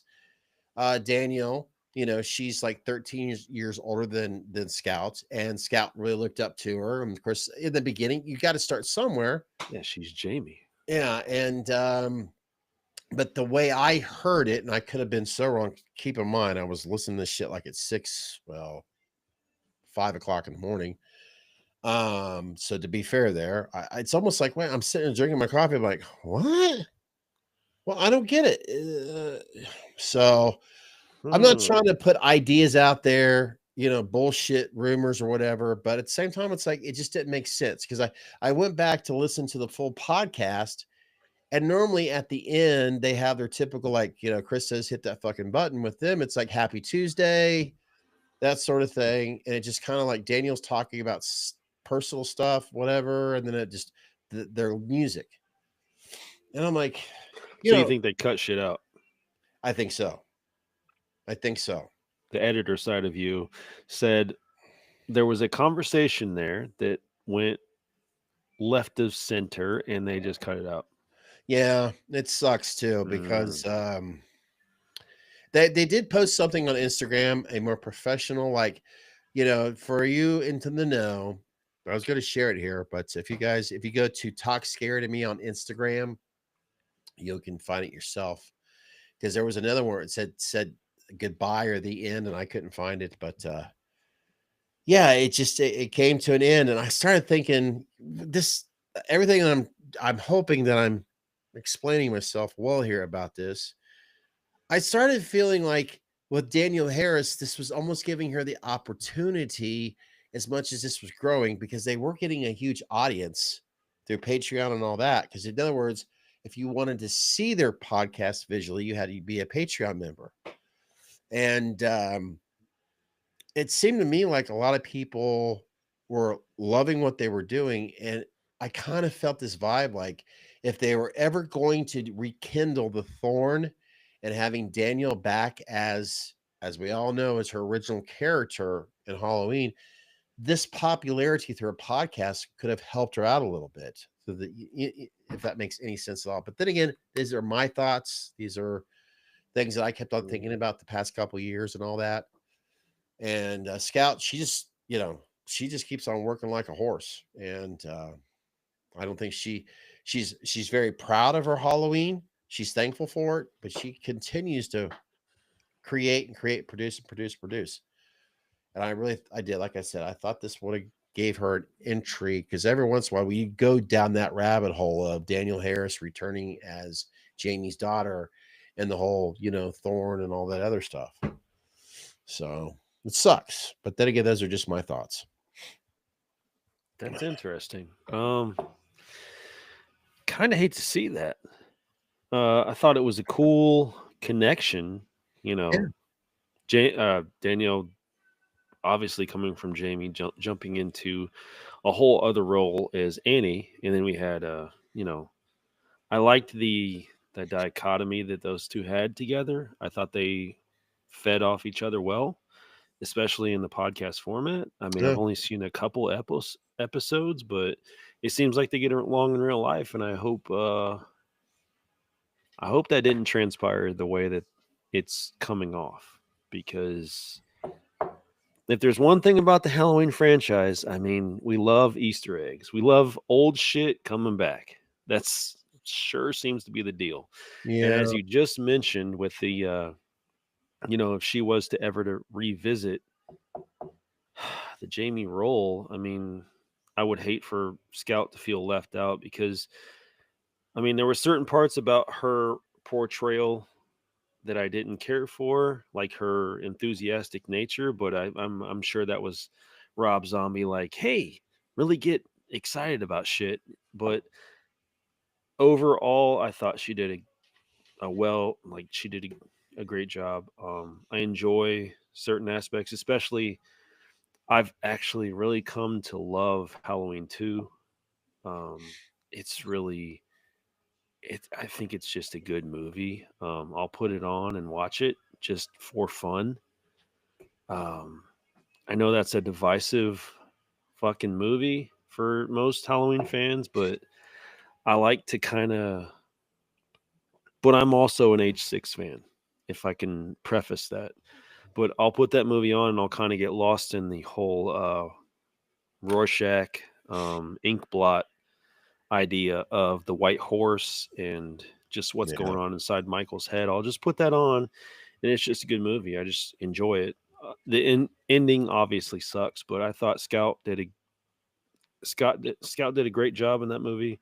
And then you got fucking Danielle, who I think that's one of the career defining performances for her, is her portrayal of fucking Annie and how she got taken out. I'll be You're right waving. back. Dozer is kind of pacing back and forth. Sorry, folks. I gotta let my dog out real quick. It's just you know how it is. So Yeah. I don't know if you're ending there. I'm thinking, God, if you PP time. Yeah, gotta let him out. All right, folks. All right, folks. Chris can keep you entertained. Yeah, he's going nuts. PP time. Yeah, I was kind of coming to the end of that story anyways, but I think it's interesting, the whole fact of the sheriff bracket in the Annie scene that we got. The Annie death was just, that was one of the only times in like movie history I think that really affected me. I honestly, when they started showing like pictures of the Polaroids of her childhood growing up and shit, like that really affected me. That was like taking the role of the father and seeing how he felt in that moment. Like it fucking, I yeah, I mean, I got pretty close to crying at that moment. I mean, seeing Danielle's, her face as a young child and then seeing her on the floor. I mean, that hit home. That will always be one of the most like outstanding moments in the Halloween franchise for me. And Rob Zombie gave us that. So I will always praise what Rob Zombie did there, because that was impactful. And what you want from a movie is to impact you, to really get you thinking, to make you step outside of yourself and get involved in these characters. And he fucking did it. Whether you like Rob Zombie or not, he fucking did that. I mean, you can't deny it. Yeah, I have a different search engine, and for Google, I don't have my password. But yeah, if you're curious, if you're intrigued, yeah, if you go to Talk Scary to Me podcast on Instagram, it basically says, after 4 years, we've made a difficult decision to close this chapter of Talk Scary to Me. What started as a fun idea between friends turned into something so much bigger. A space where we could laugh, cry, share stories, and most importantly, connect with all of you in such an honest and unfiltered way. Which, when I read that the first time, I thought about this right here, because it is pretty much unfiltered. And we like to, shoot the shit with others and all that. And we were always invited if people need to talk about shit, blah, blah, blah. Well, anyways, they go on and on. And we know some of you may be expecting a final wrap up episode, which, yeah, I get it, because I did that last episode, just kind of boom. But our hearts, it felt right to let you show that, it is what it is, basically. Anyways, each conversation, every guest, every moment we recorded already holds pieces of us, and we go on. And it goes on and on and on. It talks about that. But yeah, it's just like they don't owe us shit when it comes to an explanation, but it just, at the same time, their Patreon, their supporters, and everything else, kind of like, hey, what the fuck, man? What's going on here? You just kind of drop us on a dime like that. So, like, I'm not here to butcher Daniel and Scout. I don't know what it is. There's probably a lot more to it than this whole subject matter. I just wish them the most of luck. And honestly, I hope they decide, you know what, let's come back, whatever it may be. So Maybe it could be as simple as their schedules are getting too conflicting, and maybe they need that time to concentrate on their career. Maybe they just decided like, hey, we got this movie coming up, like we need to concentrate on these movies, and we don't really have time to apply to this podcast at this time. yeah, Maybe. I don't know. that could very well be it. I mean, because they've tried to do everything they could to say, like, we love what we have here and all that. And Danielle, and this is no disrespect to her, and actually, no, this is honors to her. I want to make sure that I give her props here. She has decided for many years to, she has a husband that she loves truly. She has, 2 kids, and she decided to put them more first than her career. which, you know, and that I do applaud. She doesn't live in California anymore. She lives out in Texas, and it's a different lifestyle than what she had before. She does, you know, want to still be in the industry and all that. She still wants to work in the film industry and all that. You could tell. She has been involved. She still goes on to these tours with the conventions and all that. Scout, who's like, she makes it very clear, and it is true, Scout is younger, but Scout is married now, and she is very heavily involved in, you know, shooting films, et cetera, et cetera. So yes, maybe Daniel is more busy right now in her not necessarily personal life. So like you said, maybe that's what it is. It's just conflicting with the podcast and all that. So I just I mean, I'm just going based upon the fact. I mean, we have to find the time that we find, and we just exactly, work a regular job. You exactly. know, I We don't can't have to imagine travel. being a movie star and trying to do this. Like, yeah, I mean, that could be. that could be it. I mean, my travel is Dayton, Columbus, and Cincinnati, Northern Kentucky. And that's an average of an hour and a half away all the time. And I have, like we stated in the beginning, chances are, no offense to you who's watching now, Thursdays are our Friday nights. So, you know, that's why we're able to do what we're doing right now. So, but yeah, I wanted to share that. I just thought it was interesting. It's like bittersweet. And I wish those two, yeah, I may not always agree to certain things when it comes to certain with the individuals, but as a whole, I wish them both the best of luck. So Absolutely. They're both two fucking badass chicks that have brought us, I mean, some pretty great moments in the Halloween franchise, and yeah. you can't ask any more than that. Like, just to say thank you. Speaking of Can't do it. which, before we actually do decide to come to an end to tonight's live stream, I kind of wish I would have hinted this earlier. So if you're still here, or if you watch this before next week, because I am going to be visiting on the editing block here soon. We got a double header tomorrow night. That's right. We do. And it's not a live stream, folks. I'm gonna let you know that right now. It's gonna be very interesting. It's gonna be a lot of fun. And I hope that all of you out there can enjoy best of both worlds, sounds and spirits, and meet us here in the man cave. Chris, fire it away. Just real fast. I just wanted to ask a question. I don't know if this is related to what you were leading into there, but I just wanted to gauge the temperature of the room in the chat. Did you guys enjoy the watch along? Did you guys think that was Yeah. cool? Did you think that was fun? I mean, did you enjoy the movie? Anybody who watched as it was going or after it was recorded? Like, how did things play out? Can you give us some feedback on that? I would definitely appreciate it. And if you're not sure what Chris is talking about, it is a commercial ad that we have created. No, I'm just kidding. No, it's Halloween. I just wonder because I mean, I like doing those. They're fun, but there's only certain things we can do it with. So Yes. is it worth doing or not worth doing?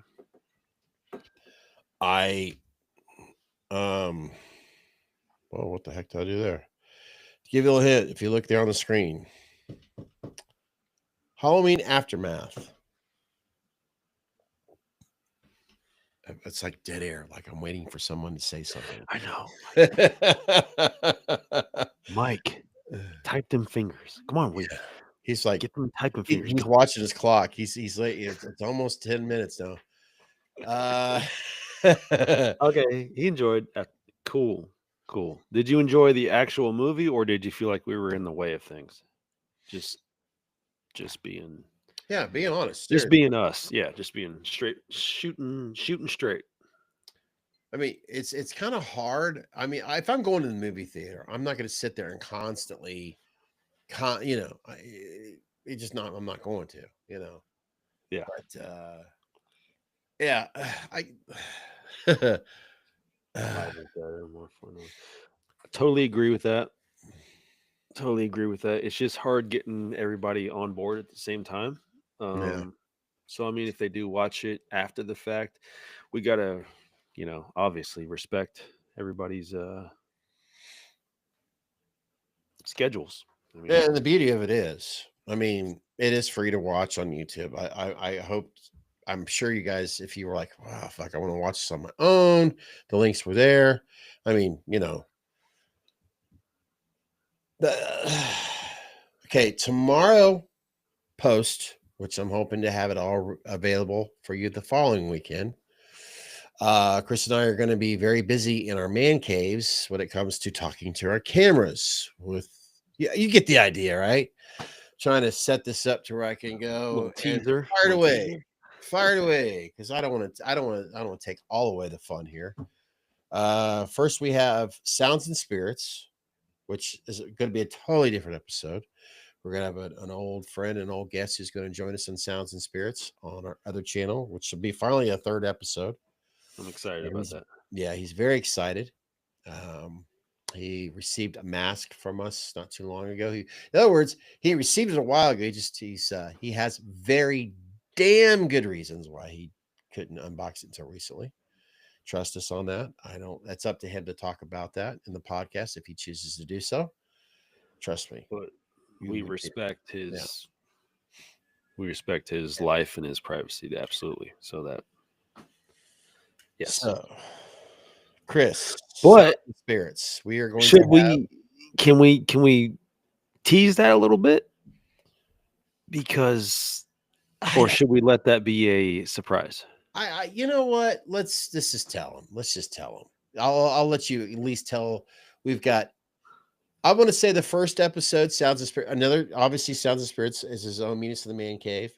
Andrew, who has been someone in the beginning, he loves music. He's a big Halloween fan. People have enjoyed him joining us on here in the past. He's got a lot of energy, and he needs some major R&R time, and he's got some new music to share from what he told me earlier. We talk about more music on Sounds and Spirits, and believe it or not, we try to talk about more spirits over there. That's where the blind tastings will be, by the way. And then I feel like I'm cheating the original channel because I got so much music like that I want to talk about right now, but I'm holding it for Sounds of Spirits. It's got to be there. If they love music too, they'll join us there. It's the same thing. It's just another YouTube channel. Meets the Man Cave, Sounds and Spirits. You know what I mean? We're just trying to divide it up for the algorithm. Those bastards over at YouTube. It's easy enough, but our double header, there will be that for Sounds and Spirits. We're recording that tomorrow. Yep. And then what I was more interested in knowing, I mean, the teaser we're giving away. I'd tell them. I would. They deserve. James deserve it. James Grimm, he wants to come on. He wants to have a discussion. He wants to talk about Halloween Aftermath. We are very, very excited. I've only talked to James through Facebook Messenger. I've never talked to him live. Scott has talked to him live a few times. So, I mean, it should be very cool. There were several questions that I had during the movie. I'm gonna have to go back through the watch along and watch that because I don't remember my questions. So if I can get those in order, hopefully James is going to be cordial enough to give me the grace to answer those questions. And I just think, I mean, it's gonna be a fun time. I mean, James seems like a really fucking stand-up dude, and it's going to be fun. In fact, if I remember correctly, and because James, he'll leave audio messages. He's even going to make sure that he has certain, let the spirits flow. So yes, William, look forward to that future episode. Like I said, it's not going to be live, and I would do this to any special guests that are not quite comfortable with, because let's say hypothetically I say, hey James, you remember the last time when we met over on Main and 3rd where we bumped into this chick named Sarah Smith, and he'd be like, dude, don't say her name. I cut that out. Oh yeah, Sarah Smith. Yeah, Sarah Smith. The good times with Sarah Smith. Yes. Wow. He'd be like, cut that out. So that's why we kind of want to try to do posts. I think you guys get it. So others who has been into your kitchen long enough to be, they're probably like, fuck it, let's do it live. I don't fucking care, shit. But I can tell you guys right now, probably the majority of that episode is going to be the two dudes on the farm. I think that was my favorite part. Yeah, I James, love those guys. I can tell. Yeah, he's very. I'll just put it this way: he's looking forward to the questions that he says. I've got the answers.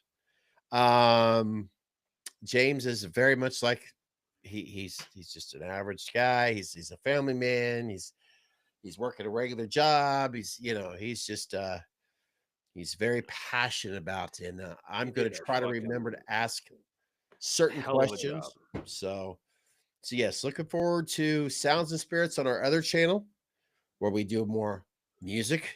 And yeah, it seems like it's going on both. Why the fuck not? And right here, meet us in the man cave.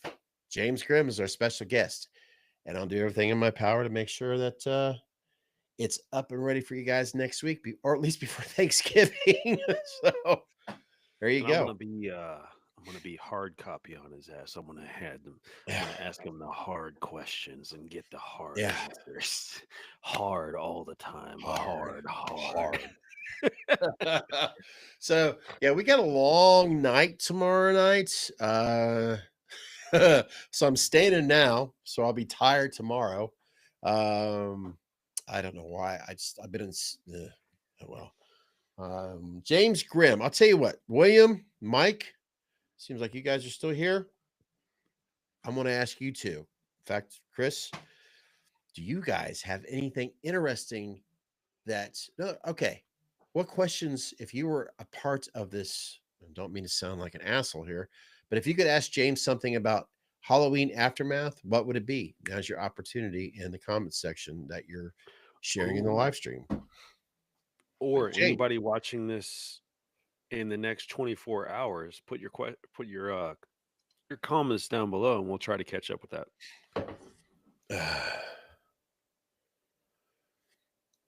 Those two were the most entertaining for sure. Oh, you know what? Since you guys have watched Aftermath too as well, those two were the most entertaining for sure. Oh yeah, the Big John, Little John vibes. Yeah. I shared my thoughts very clearly, and I don't look. Everybody has their own. I did. I'll say it to now. I personally enjoyed Aftermath more so than Ends. No doubt about it. It was just, I don't know. I was pissed off. I want to say in the first 5 minutes of Ends, I guess, or I don't know. I want to basically ignore Ends, the film itself, and go back and watch it. Maybe you put it in a vault and watch it again later. But something tells me yeah, I can't enjoy it. Me. Okay, I'm gonna take a step back because I'm honestly in like natural real life. I'm kind of a disrespectful person. I'm not gonna completely write off Ends, but I'm gonna say I see what he was going for. It just didn't fucking pan out. I see what he wanted to do. I know he wanted to target Halloween 3, Season of the Witch. I know what he wanted to do. I get the whole fucking thing. Just didn't pan out for him. There has to be there has to be a respect for the community. This community has kept this franchise alive because we fucking love it. And there's certain rules that Mustafa absolutely understood. I don't know if it's transferred to Malik, but you don't fuck. You don't kill Myers. You don't fuck with Myers. You just don't do it, and that's part of the rules. And you got to play within those rules. He did what he did. It didn't pan out for him, but that's cool. Whatever. I mean, he got the funding. He secured the rights. He made his movie. He did what he did. And David Gordon Green will fucking probably be always on my blacklist for that very reason. But James, I like how he played with every trope, every little nuance within the Halloween community. I like how he played with everything. He's very in touch with everything that we talk about as a close knit community, and I think he's very he's very ingrained in it, and I appreciate that, and I really want to delve deep. I want to get drunk with this dude, and I want to fucking pick his mind. I think it's going to be very interesting. I don't want to like tease and hype you guys up, but I think he would be a very interesting guy to have a few drinks with and fucking really dig inside his mind. That being said, it is the top of the hour. What the fuck you drinking? That being said, I do appreciate the fact that he actually seems kind of excited to come on. He doesn't seem like trepidatious. He doesn't seem like he's like afraid of certain questions. He's watched the video, he's seen my responses, and he's like actually like, yeah, I got an answer for that. Yeah, I got an answer for that. He's upfront. He's bringing the man cave to it, for lack of a better word. He's prepared to answer, and I think it's fucking cool. I've not seen any. I'm not going to hold him up to some impossible standard such as David Gordon Green, but he's creating a movie that was more enjoyable. If I would have, as Scott said, if I would have went and watched that instead of Halloween Ends, I would have had a fucking good time. So, man, yeah, that's where I'm at. I think it's cool. I think it's cool he's doing what he's doing. I think he's done exactly what Rob Zombie did, but with less verbal response. He agreed to what the executive said, what we've got to do. This is what we got to do. This is what we got to do. I mean, because it doesn't make any fucking sense, that sloppy narrative shit that we'd seen there with Ends, when you had more writers for that film than you did with the other two. That means you had more people. That was we got too many kitchens, or we have too many cooks in the kitchen. Yeah. That's exactly what Rob went through. That's exactly what a lot of others have gone through in Hollyweird. I agree. I've always agreed with that. I think Jamie Lee, as William said, Jamie Lee came back in order to close this chapter in her life. I think she has always wanted to kill Michael. I think that was part of her agreement. I do agree with that. Whiskey and beer, that's what I'm drinking. I agree with you too, Mike. She was pissed off about H2O. She never got what she wanted. And yeah, I mean, there's so many handshakes that went on there. All I can take out of the trilogy that we got is that we got James Jude Courtney and we got the masks. Yeah. I try to tell myself, take the pros out of it, never. I also tell myself this, you're never going to get, this is going to be a terrible thing. I think all of us here have watched enough documentaries. All of us here, I understand that. Taking the dogs out. Yeah, we'll be here. Who let the dogs out? We got to try to remind ourselves to pace ourselves for tomorrow. But I'm going to bring this up, and this is a terrible analogy, but I think it's real. Documentaries. I have watched real world shit where we have, let's face it, if it breaks your heart, if you go into an old neighborhood that you grew up in, and that old neighborhood is just going downhill, and you see a lot of certain things down there where people are just not living their best life because they decided to go down a dark and narrow path. You guys see what I'm getting at? And they did something at one time, and it was the most amazing experience that they ever felt out of artificial. You get the idea, right? Okay. Sure. I tell myself that I'm not going to have that same experience when it comes to, this is me, disclaimer, this is me when it comes to horror films. I'm not going to have the same experience I did as a kid. I'm not going to go to the movie theater and have the shit scared out of me when I seen Halloween, when I seen Nick Castle walking down the hall. Like, I knew it was Nick Castle, right? There was this spooky guy back there walking, trying to point it right. That scared the hell out of me, especially when he does the whole, the Michael Myers race and all. Aliens, that scared the shit out of me. The Exorcist, Jason coming out of the I'm never going to experience those highs again. Am I still chasing that? Possibly. 100%. And I hate to bring it down as a bummer, because No. if you get to be someone that experiences a new high all the time, man, you're awesome. Let me be an asshole real fast, because this is the same. Let me do this real fast.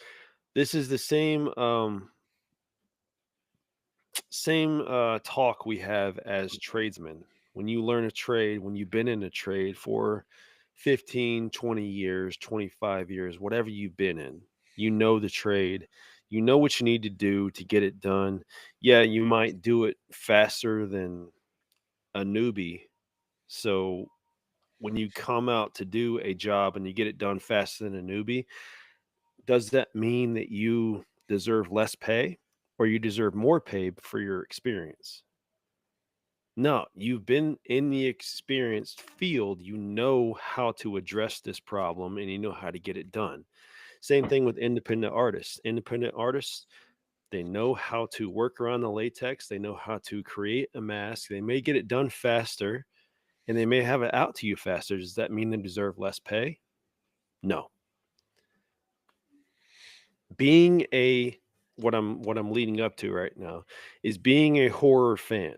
Your input on the title that you're talking about, on the horror icon that you're talking about, you've got an entire lifetime of experience. If they're going to listen to anybody, it should be fucking you. Your experience in that field should be applied. Who are they going to listen to? A newbie that is just getting into the Halloween field, or someone who's loved it their entire life and knows what they want? They should satisfy that field, right? Oh yeah. I'm kind of an asshole now. It's just that they should respect that fact. Like, they should listen to their core audience, understand what they want, understand what the community wants, instead of trying to chase this money. It'd be trying nice to bring in new crowds. Unfortunately, I feel like that's the hell, even in sports. I mean, I feel sorry for people that they always hope that their NFL team's going to win, but the reality of it is their ownership, they don't give a shit about. There's a percentage of ownership, they don't give a shit about wins and losses. They're more concerned about selling jerseys, selling tickets, selling. Okay, Correct. if I go spend a shitload of money on that name, then I don't give a shit about how our record is. If I have to blame anybody, I'll fire the coach next year. And there's certain teams out there that care about winning. So I try to tell that to certain people that I know, that they just like, no, that's not true. I'm like, then why the fuck is it always this way for teams? It absolutely makes sense. I mean, you can't. You're chasing a depreciating value. I mean, if you were to buy a car, you buy a car according to depreciating value nowadays, right? I bought that Honda Civic Type R because it's the first Type R that was offered to America. That Civic Type R, it satisfies my performance needs. But if I'm honest, that car holds so much fucking value that it's fucking insane. I bought that car and it's still hovering around the $40,000 mark. And I'm not It's a $40,000 car that's still hovering at $40,000. You have to look at the depreciating value. If you're going to look at anything, why don't they look at things like that? Yeah. Like, this is the core community. These are us as kids, us as adults that grew up on 80s horror, 80s slasher, why aren't you recognizing that the depreciating value, we are who drives your sales? Why are you not looking at that? There is one particular I want to say a franchise. Maybe that's not the right word. Terrifier. Oh, They're I love appreciating the Terrifier. shit out of it. What you just described, Absolutely. they are appreciating the fans. There's Damien no Leone, doubt about it. Yes. And William, there's no way they did a test screening of Ends. I agree. I still say it's like slap me and call me Susan after watching that shit. I really do. I know and I've noticed it, and I'm not. Look, in my personal time, I say certain things about certain ages. I'll just leave it at that. But I know there's a certain age that that they enjoy Halloween Ends. I said a certain age, so it's up to you to figure out what the fuck I'm talking about. But in all reality, as a whole, it's a slap me and call me Susan when it comes to Halloween Ends. It's a slap in the face. It is. And I feel bad for the kid. We can go down that whole pathway. I'm not going to go down that. We respect Rowan. He gave a good performance. It is what it is, but it was a slap in the face to the Halloween fans and the horror community and in general. Like, there's no two ways around it. One thing I didn't notice the last time I did watch, I never brought this up, and I remember. No, my point is on Ends, when they decided for some god awful reason we're just going to go ahead and put Michael, I call it the meat grinder. The whole town was there, but there was one person missing. Did you ever notice the one person that was missing? Yeah. Yeah. Where the fuck was Lindsay? She was still hiding under the fucking bridge. Yeah.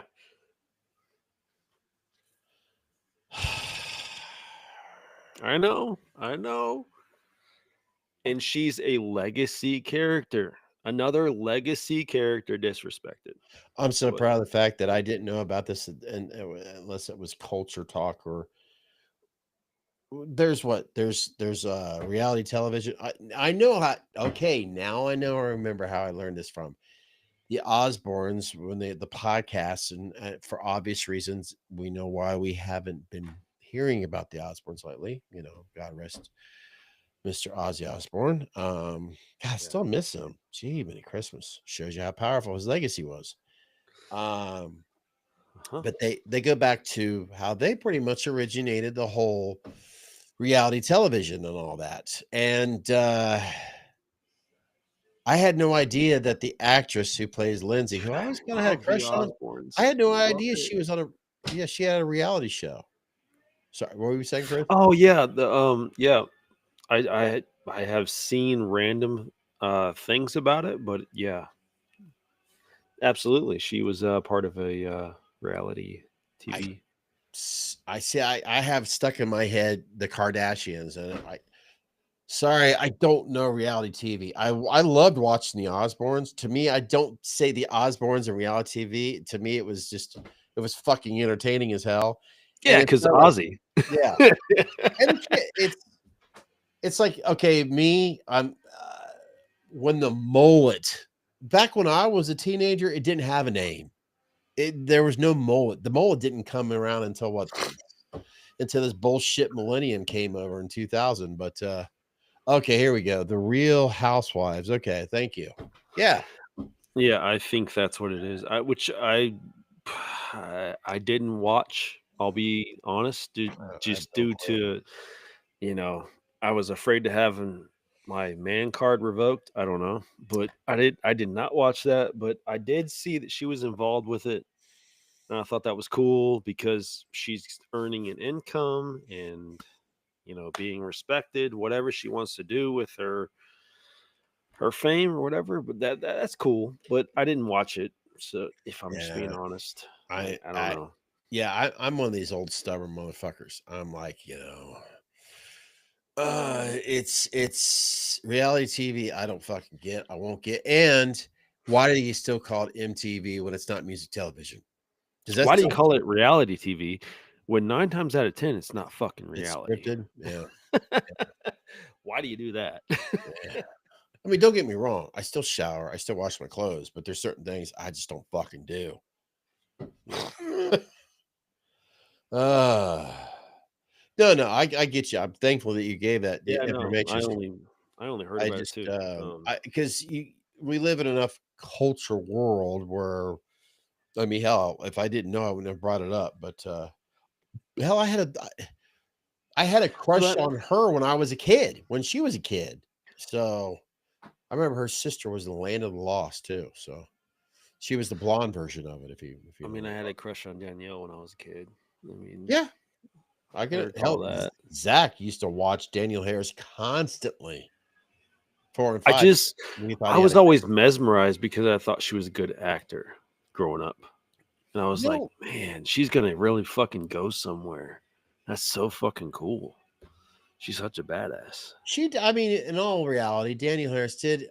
Okay, right now, you know, it makes me feel older than shit when well, I'm just so old. I'm like, Danielle, shut the fuck up. You're younger than me. Every time I'm so old, I'm like, no. You're still in your 40s. I was in my prime when I was in my fucking 40s. I don't want to hear that shit. I don't want to hear that shit. Yeah, I don't want to hear that shit. You get plastic surgery, boobs, and you look fantastic in calendars and stuff, and I'll be like, damn, David's lucky. But yeah, she did. She had a hell of a career when she was a kid. I feel like I'm beating up Danielle Harris right now. So no, not at all. If anything, I think we're paying tribute. Yeah, I mean, she's done great fucking things in the it'd be awesome to have her on here. And I feel like she got snubbed. I've always felt like she got snubbed. Yeah, she did. I would have loved to see her in H6 or at least a better fucking version of H5. Oh, God. I think she should have absolutely gotten the H6. That will always bother me. I think that could have been done differently. Her character, Jamie, I mean, that could have been fleshed out so much. I mean, instead of getting killed out in the first like fucking 20 minutes, like that will always bother me. But I mean, you know, she didn't even get to say goodbye to her character. That's fucked. Yeah. And Williams, I tapped that button. Just basically, it adds up to what Chris was just saying there. It's amazing. Let's face it, Hollywood is about money, money, money, money. And horror films. We'll make a sequel. That's what they do. Yeah, that's what. I'm sorry, but that's what the horror. And it's not just horror, technically. I mean, shit, how many fucking Fast and Furious? I can't even keep up. Which one's the first one anymore? I know that guy used to be alive. I think we're on 11. 11? So there you go. And I don't want to be disrespectful towards that. I don't, but it's like, hello, motherfuckers. Danielle Harris is looking for work. There are a lot of fans out there. They went to see her in 4 and 5. They went to go see in Rob Zombie's version. She's obviously made it very clear. Well, fuck yeah, I'll come back and play Jamie. There's so many goddamn writers out there that have written enough scripts. I mean, shit. We had H5. We could fucking go through another piece of shit. I mean, we went through this once, didn't we? I think so. Goddamn. I mean, we would fucking love. I would love nothing more. Let's finish Rachel. Let's finish Jamie. Let's finish that. Let's flesh that out. Because if we're being honest, if anybody can come back, if Jamie Lee can get fucking 3 restarts, then Rachel deserves a restart. Yes. Bring Rachel back. Bring Jamie back. Flesh out that whole fucking story. Sorry. It was a shoulder stab. It was a shoulder wound. Like fucking absolutely fucking survivable. Bring Rachel back. I love Rachel. Bring Jamie back. Let's see the the dichotomy that they got working. I loved them two together. I would love to see the uncle storyline fleshed out. I would sign up first day to go see that fucking movie. I would. And there's no licensing issues with the H4 mask.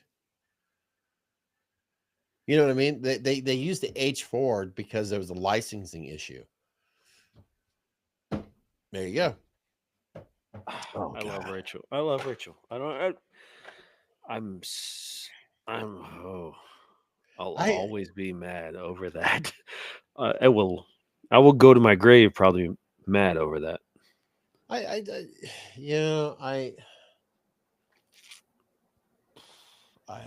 It's funny. I had this thought process. Okay, here it is. I feel, and please don't take this the wrong way. And I'm not being a smart ass. I'm not being. Let's find the small violins for this part of this live stream. Little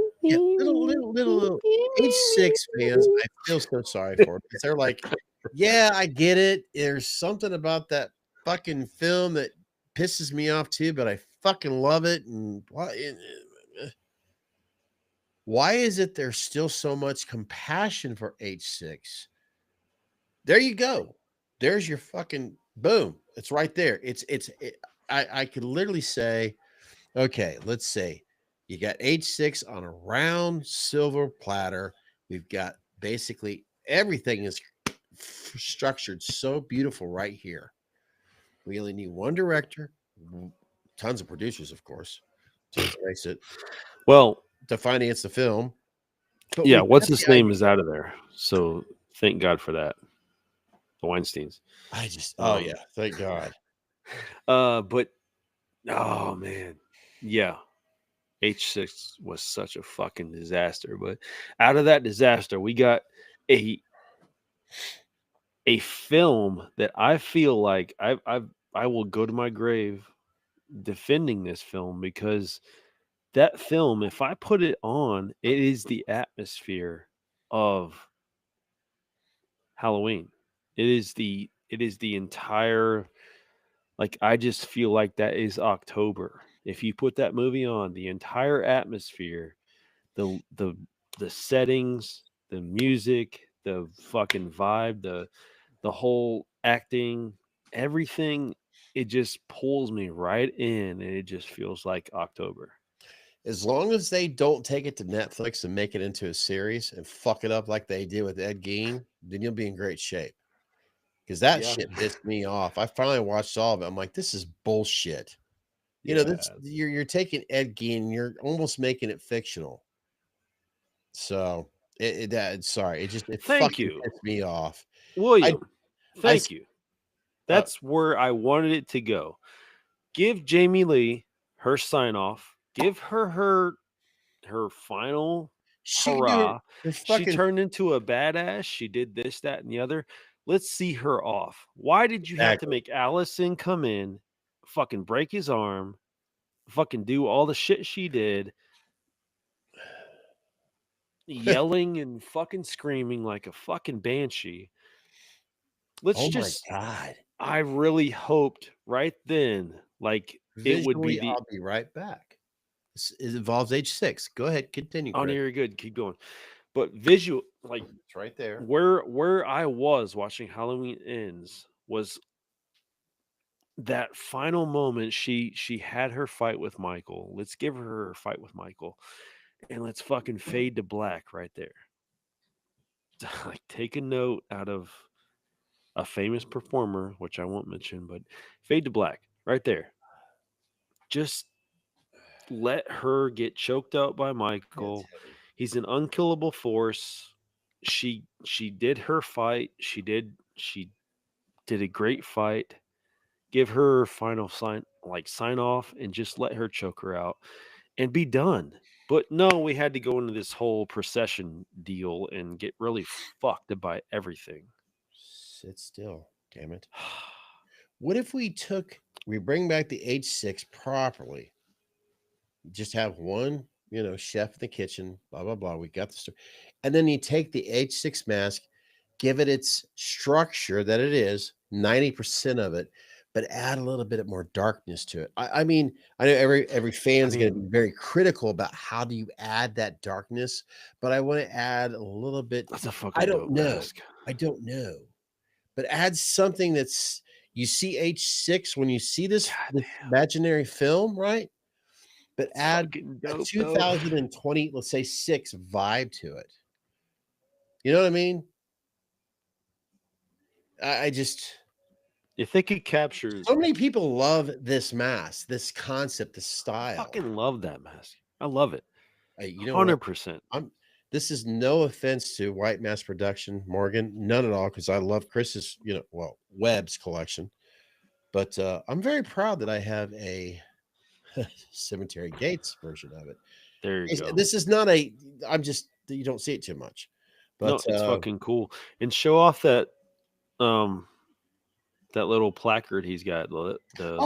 It's I mean, look how fucking thick you that gotta is, take one of guys. these just to have it, because it's like That is so fucking Yeah. gnarly. Damn. But The Damned. This is a Terry Lambert, The Damned. I actually did a video on my old channel, an old, let's say, associate, because he's somebody who could wear the fucking coveralls and the mask because he was a thin, tall bastard, and the card's even thick. But yeah, you can even see the border on that thing. It's orange. yeah, Look at it, guys. It's thicker than your average, card. That's fucking great. Yeah. Terry did fucking great with that, man. Yeah, he did. That is fucking a great. I'm gonna say it right now. Terry gave this to me as a gift. Okay, every once in a while, how much did you pay for it? I don't fucking know. I'm gonna say it right fucking now. This was a gift from Terry Lambert. Okay, and I'm very, very, I'm thankful and blessed to have this as a gift from Terry Lambert. I really am. Beautiful. So, yes, I brought this up because it's obviously physically easier for me to go there. Chris has to walk a mile to go get his H6s and all that, but that was the whole purpose. Let's bring up the H6, the still design, the concept, but what could we add to it? And it's like the more and more we talk about, it's like, well, why don't you guys do it? You don't have the funds to fucking do it. That's why. Let's see here. Sorry, I'm getting blown up right now. It's okay. Mike is back. The film. Yes. I mean that fucking mask is great, and you got to consider. Is it widely known that Terry is no longer taking orders? I think so. I'm not positive. I'm glad the fact that he wished us a happy birthday recently, but yeah, if you guys don't know, Terry is not currently taking orders. So all these masks, I mean, a CGP now is kind of he's out of it. One, two, I got another one. I can't take out a DTOF. I love how it sits on my DTOF, the way the blood tears. It's on a basically, look at this right there. That's my Warlock that I've had for the longest time. And I've got one of their DTOF I used to have sitting over there. I'm actually going to put my closet full of the other section. It's going to be mass that we work on. But this is another reason why you don't. I get it if you have to get blood to save your child or whatever. But if you don't have to, there you go.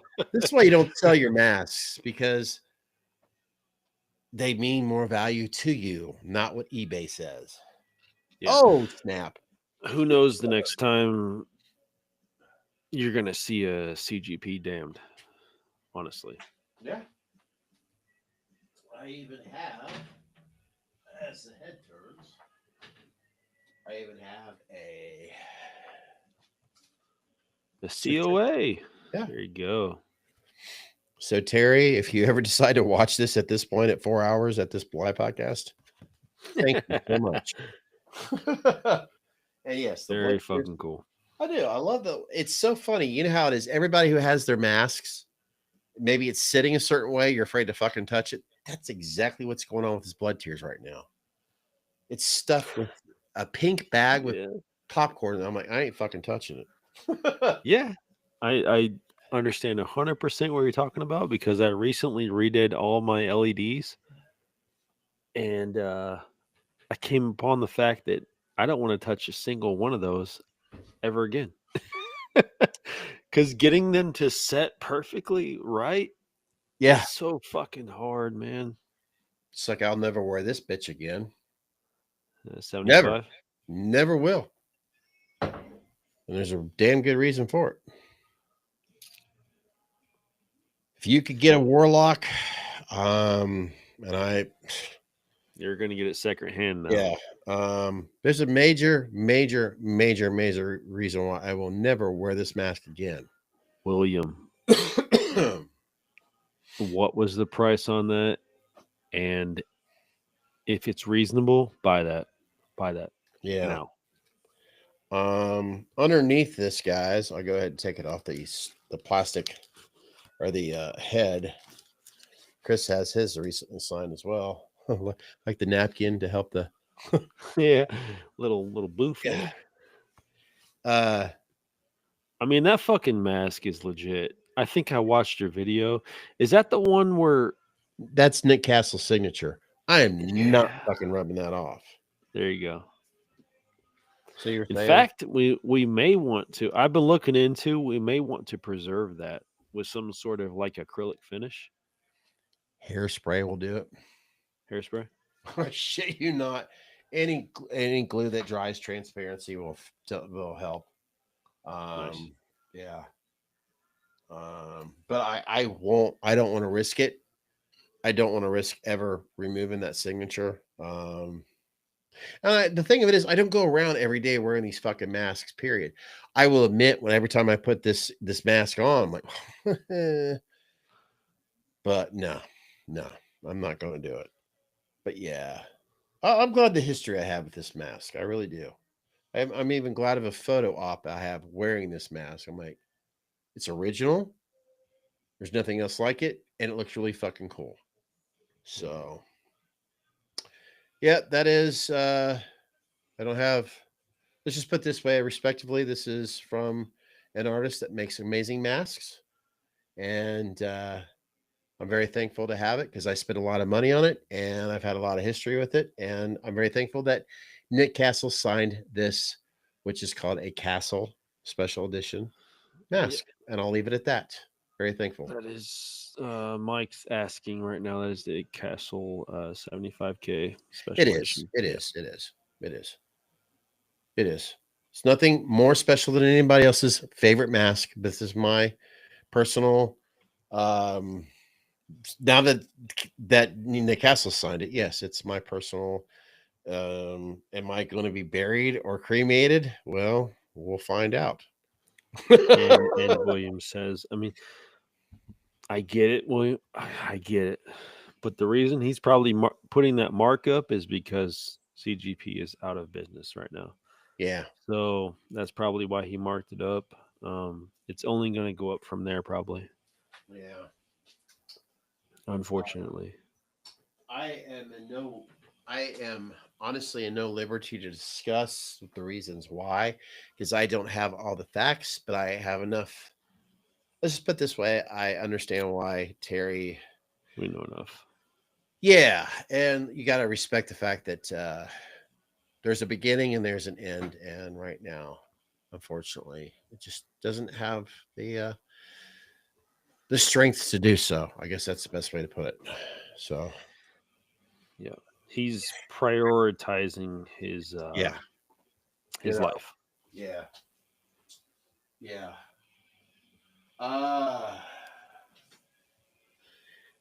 Mike, well, 2K, it depends. Mike, I'd say be patient, in all honesty, because there's going to be a lot of fucking, there's going to be a lot of them out there. Mike, if you want to do something like that, just go to the source. I mean, what are we talking about right now? The 75K, or are we talking about the CGP? Yeah, that's a good question. William, with Nick Castle signing that and always loving that particular mask and the history, I want to say it's my on top of the mountain mask, I guess you could say. You know what I mean? I'm always gonna love that mask. Yeah, I'm very thankful and proud to own it. But but it's not the best one out there. But to me, every time, even like watching it here on this fucking live stream, like that's a cool fucking Myers mask, you know. But yeah, Chris Webb here on the podcast. You just asked a very good question. Is it the CBG or? Yeah, that's what I'm wondering. We're talking about the 2K. Will 2K buy it? Or what are we talking about? The NAG? If it's a nag, this has nothing to do with individuals. This has nothing to do with the people. I would say because Nikos Dracios is still producing masks, I would contact him and see what he has available to produce, and you might be able to save some money when it comes to a cemetery gate CGP. There has been so many of them mass produced. There's so many people that have owned that mask. Yes, he's talking about the 75K. So 75K old mold or new. oh, that's another one too. From that one there directly. I mean, yes, you could definitely get that under 7 or under 2K. Yeah. That is that's a special edition. That was in 2017. He said, never mind. He says I was messing around, boys. Okay. Mind. Well, you know, I just you got to kind of figure out. It's kind of like I guess you with the signature, maybe 2K. Maybe. Oh, yeah, that signature. There's no price tag on it. There's no price tag on that one. That's let's just say nope. Mike, you got to let us know when you're fucking with us, bro. Yeah. He's drinking too much bourbon and beer.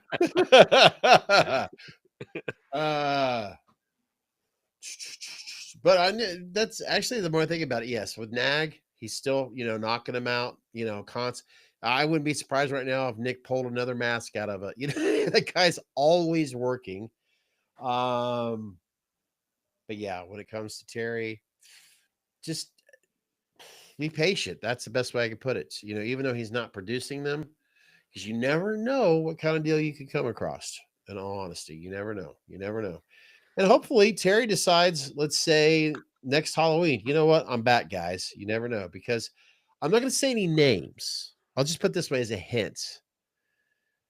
Chris and I have had a guest on this podcast in the past, and I just seen here recently on social media that this individual has been, I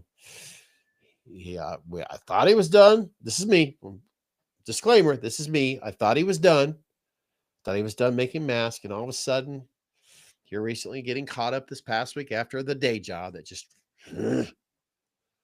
like what? I get on, the face crack. I'm like, you're making masks again? Yeah. Fuck. Oh, I need to take a restroom break if you're going to get into this category. Okay, I'll go ahead and let these, because I'll let Mike know. And yeah, because I gotta piss and I gotta crack a new bottle if you're gonna get into this, because I need to start drinking if we're talking about this. In all reality, it's funny because I told myself, Christy, we need to pace ourselves because we kind of have a marathon weekend tonight when it comes to sitting in front of our computers with our microphones, blah blah blah. But anyways, there's an individual right now that, speaking of Nag Mask, speaking of others, the Rotten Hero, Mike, keep that in mind. There's an individual out of Germany that, like I said, if you want to we'll put the pieces together. I'm not trying to necessarily. Well, yes, of course, we always love when you guys watch our content. But yeah, apparently, I'm just going to say it right now. Fuck it. I'm trying to remember the damn name. He's out of Germany. He's a nice guy, but it's like, what the fuck's going on? Are you making masks? Apparently people were pissed off because they paid him money and they were waiting for their masks and he stopped. I'm going blank on the name right now. Mapagano has a new mascot. Yeah, have you boys? I'll tell you what. I have seen. Let's say 13. Is it the 13 mask? Am I thinking that right here, William? Because I actually paid $10 to watch one of his a video that he had available 10 months ago. Lauren Linkus or something. Well, the name's coming to me out of Germany. Very nice guy, but he seems to be very indecisive on when he's going to have masks out, by the way. And I'm talking about the Rotten Hero. He was creating the the original mask concept, and yeah, there was people that were like, what's going on? I ordered this mask and it's gone. He's not making them anymore. He owes me, blah blah blah. So All right, boys. he's back. Heavy shit is coming out. Just in time. Smoke Eye Hill, we're coming hard and heavy. Tell you what. Now I'm gonna go to the potty drink. To the potty drink. Holy potty drink. Damn. Waterworld, the reboot. What a world. I'm ashamed of myself right now. Mike, you will be proud of this boy right here. Not available in Ohio, so I am having to order this thing, but this thing went up supposedly against the George T. Stagg, the not the junior, the actual like big dog George T. Stagg, and apparently it beat it like last year, I think 2024. I don't know, but anyways, not available in Ohio. I had to order this guy, and man, is it fucking good, but it's a heavy hitter. So if we're gonna approach this topic that Scott just brought up, sorry, I'm fucking drunk, but but if we're gonna approach this, I need to really step up my drinking game, because this has been a torrid affair with this mask maker. He's had a lot of negative press. He's had a lot of personal life struggles that I think he's had to deal with, that I hope and pray that he comes out on top.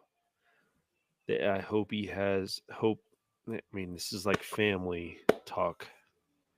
He's had a lot of personal battles that he's had to deal with, and I want to when someone reaches these personal battles in their life, Scott, the guy the the mask maker we're about to talk about. Oh yeah, sorry. When someone has these personal battles in their life, yeah, I want to extend a hand instead of condemning or making an example out of. I want to, like, I hope he's doing well. I will always hope well for him. And I'm just trying to fill air right now until you came back. Just trying to talk about this mask maker. You go ahead and finish. That's a good thing. I still gotta let the boss in, but yes, I'm gonna add to what you're saying there. Very good point. Okay. He's had a lot of personal battles, and I don't feel like one of the core values what we wanted to bring to this podcast was getting behind the masks. These guys, these independent artists, that's kind of how we started. We wanted to focus on these independent artists, and we wanted to find out what makes them tick, what really makes, what drives them to make these masks that we love.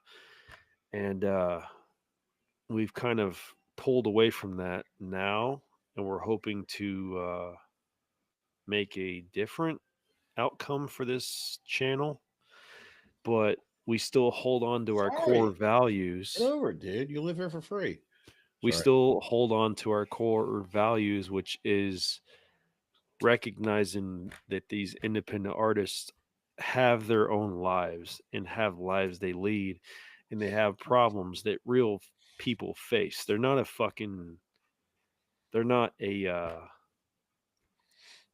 Trick or Treat Studios. They're not a mass production, shipping their work off to Mexico. These guys are working on their masks in between of working probably their real-time jobs, dealing with their families. They're real people. And that's what we always wanted to delve behind and kind of show off in the aspect of that. So as Scott lands his 747 right now, I'm tired of standing.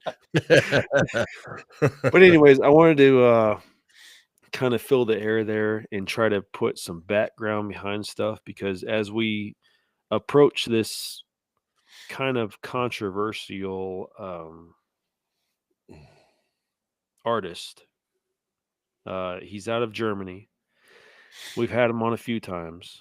We actually I gave away one of his masks recently. We've been kind of out of talks since he's had his personal battles to deal with.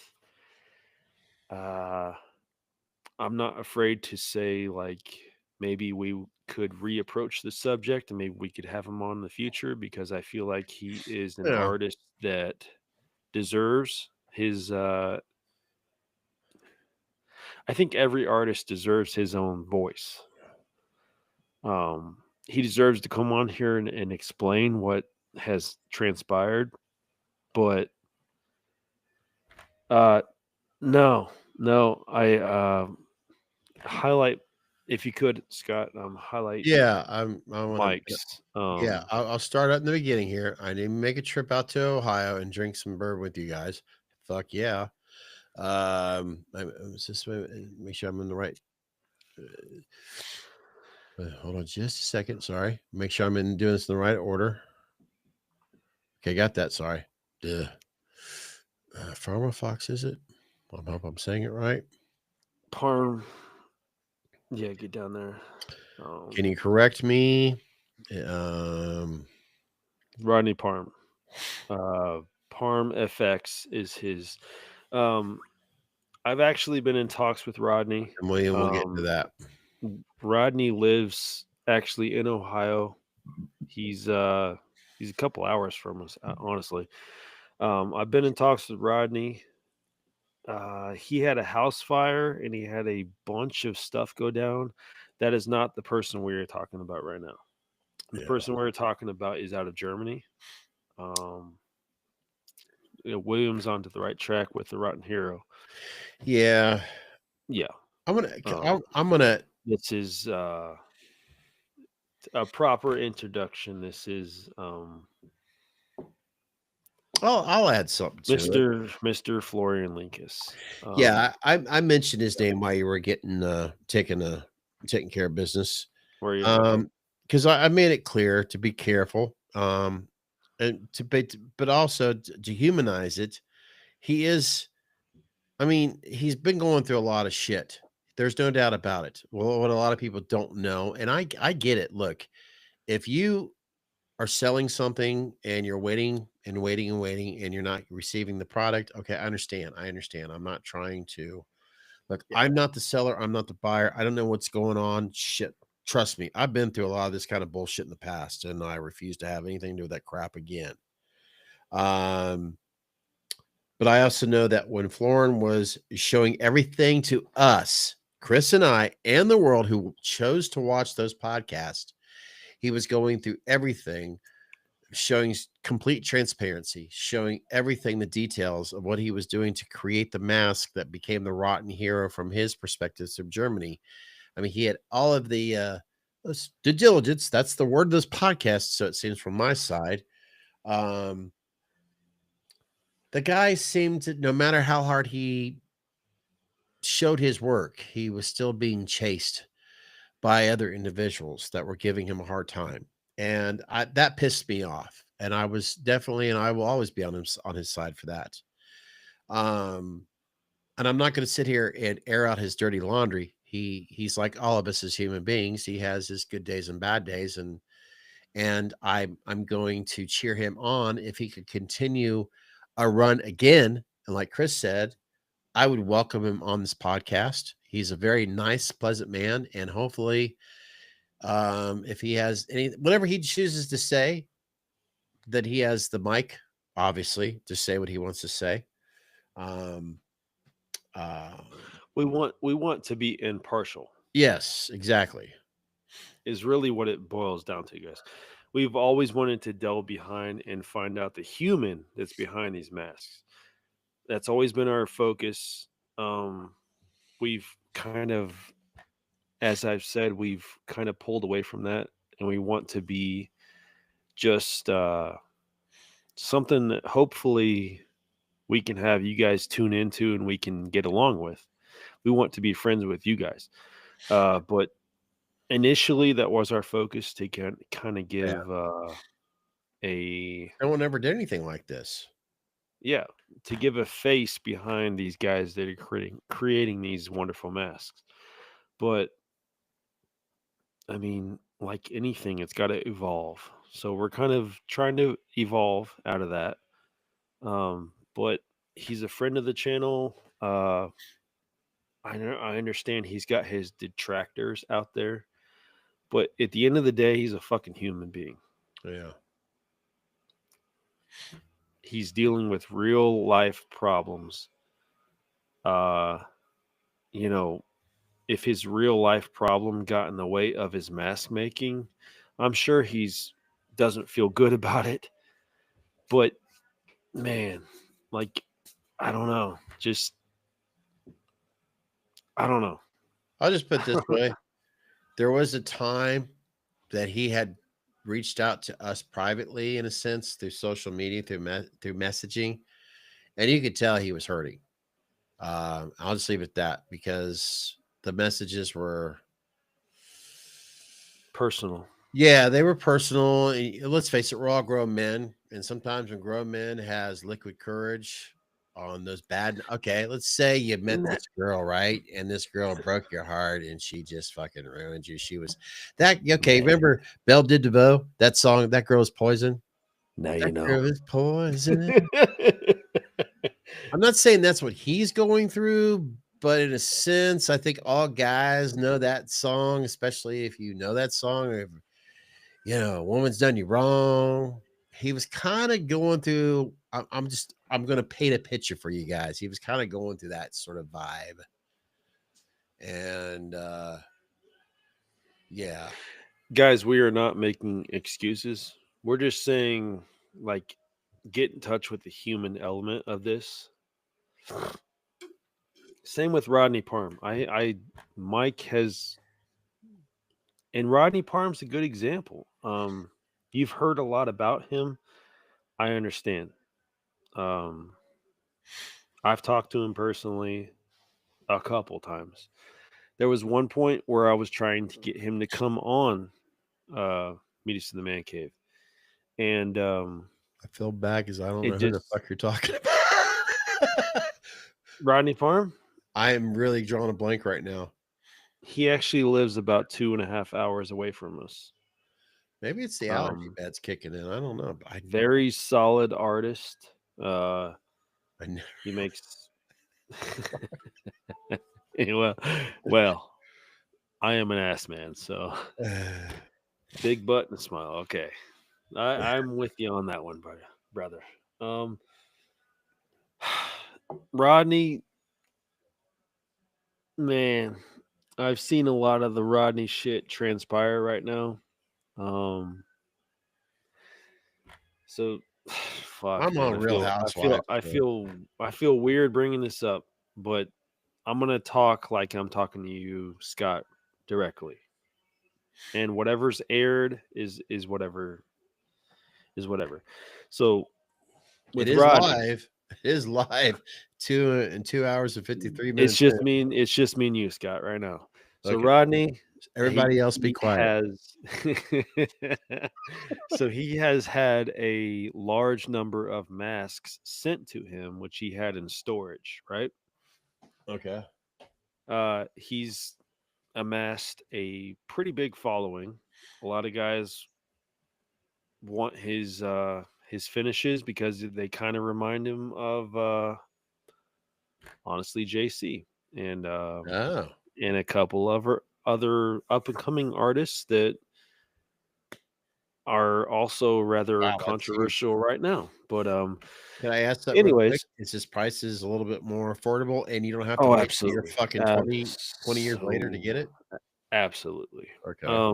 But he's kind of come into this thing where he had a lot of personal struggles, and then he had a house fire. Oh, oh my God. You know, I know somebody else that's dying or he's reaching out or he's okay. So Chris Baber. Chris Really? Baber has helped him out.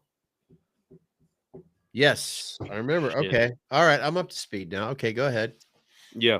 But anyways, he took those masks and he had them placed in his I believe his grandfather's storage.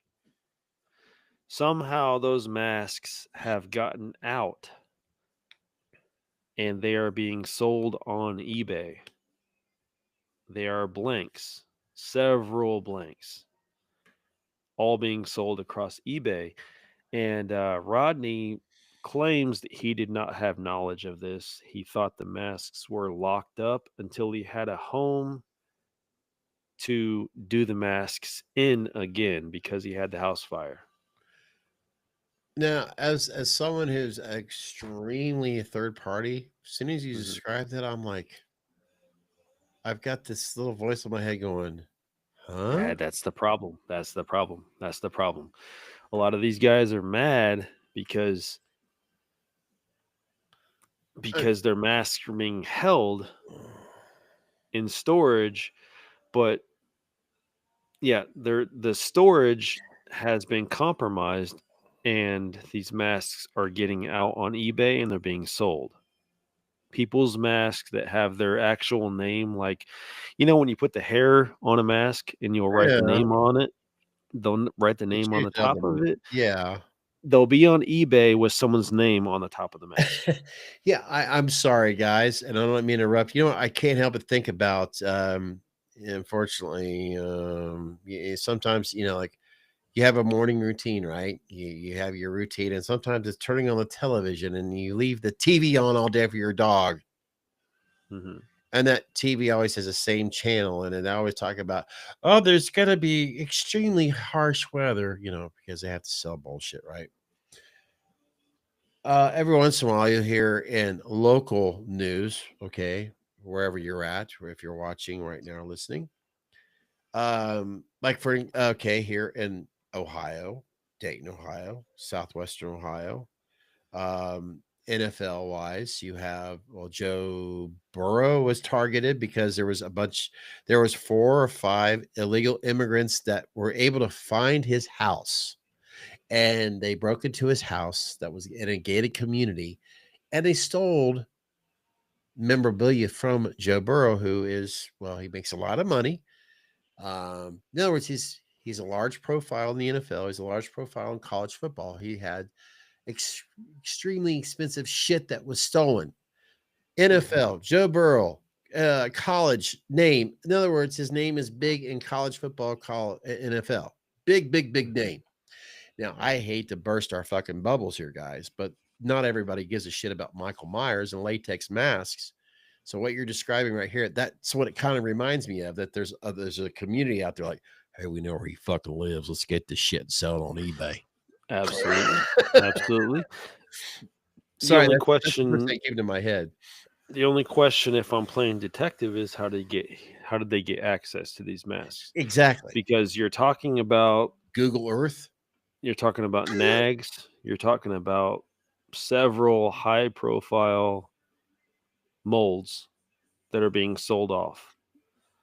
So naturally, a lot of these people are very pissed off, and I understand. I understand 100%. I would be mad too. But it's one of those facts where I don't know Rodney personally Yeah. well enough to vouch for him. And I also just the humanity in me wants to believe that he's not doing this negatively. So I don't know what the call is there, but there is a vast I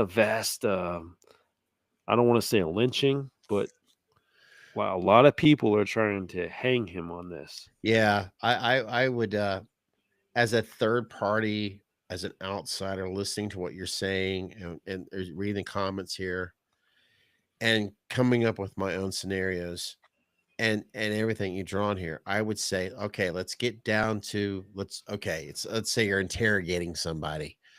All right, let's start all over again. Let's get to the facts here. That's where I'd have to go back. Let's get the facts. Let's find out.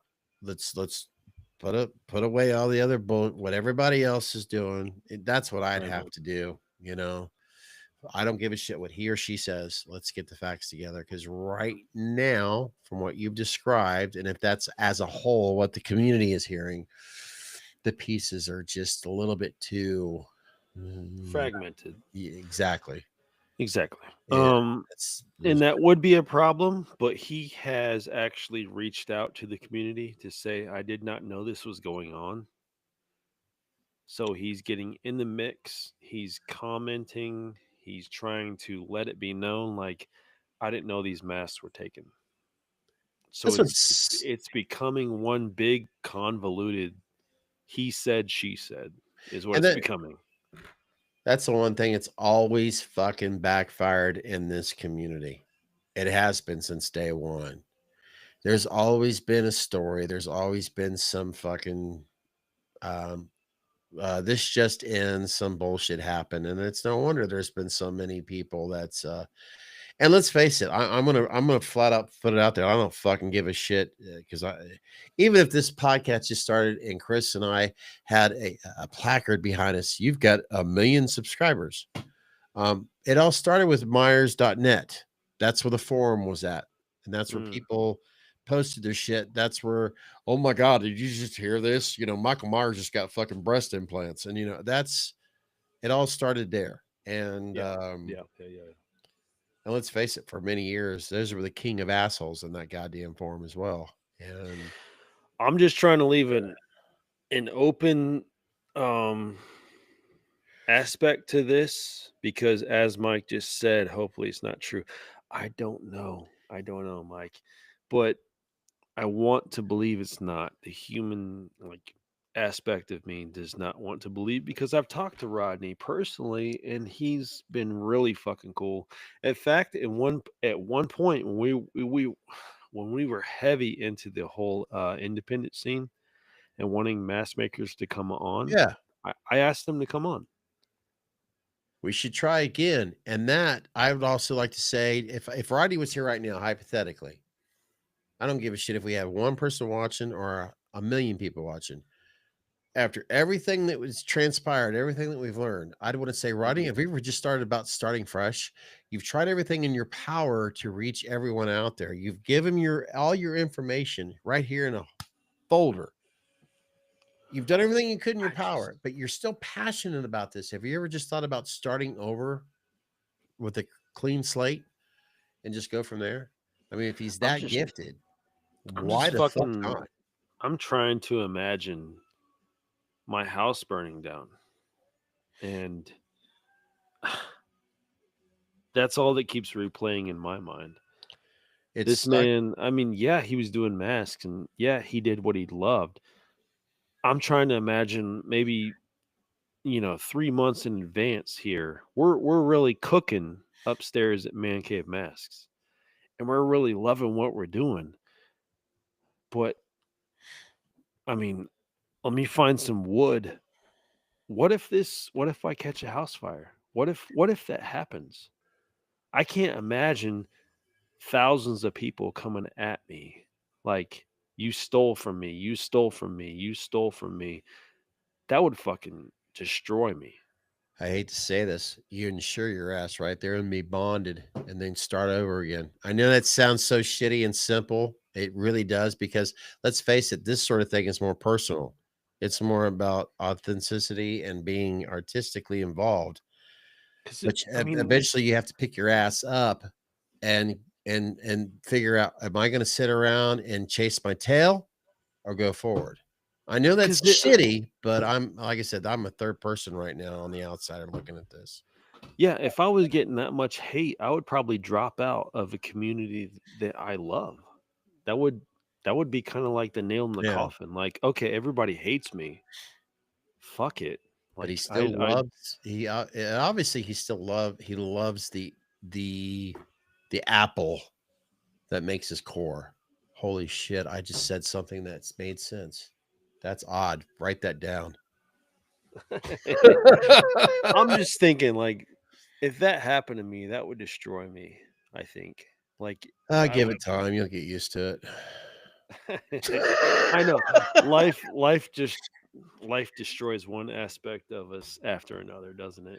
I mean, I'm trying to do so, and I really am. I'm trying to be glasses half full for Rodney right now, and glasses half full for everyone. The reality of it is, and I'm gonna sound like this old fucker that's all of a sudden telling you something you never heard. The world is a cruel fucking place. It is, and the older you get, the worse it seems to be. Yeah. You either fucking crawl in a hole, get your panhandling sign out there and say, I will, could you please give me a dime? Can you please give me $1? Or you can get up. We'll work for bourbon. Yeah, I will work for bourbon. I will work for a 69 Mustang with a cardboard sign.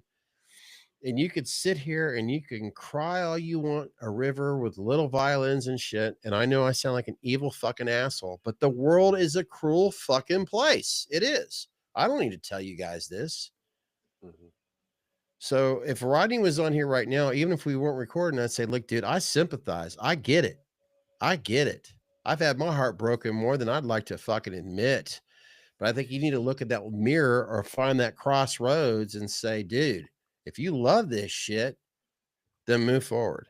If you're not that passionate about it, then fucking figure out how to make Kmart come back again. I mean, I don't know.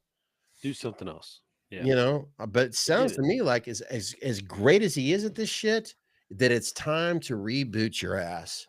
And remember, the world's a bitch, and move forward and grow strength from what you've learned from this, because it is just fucking latex and it is just fucking text messages, and they may not know your heart or soul for who you are and what possibly may have or may not have happened.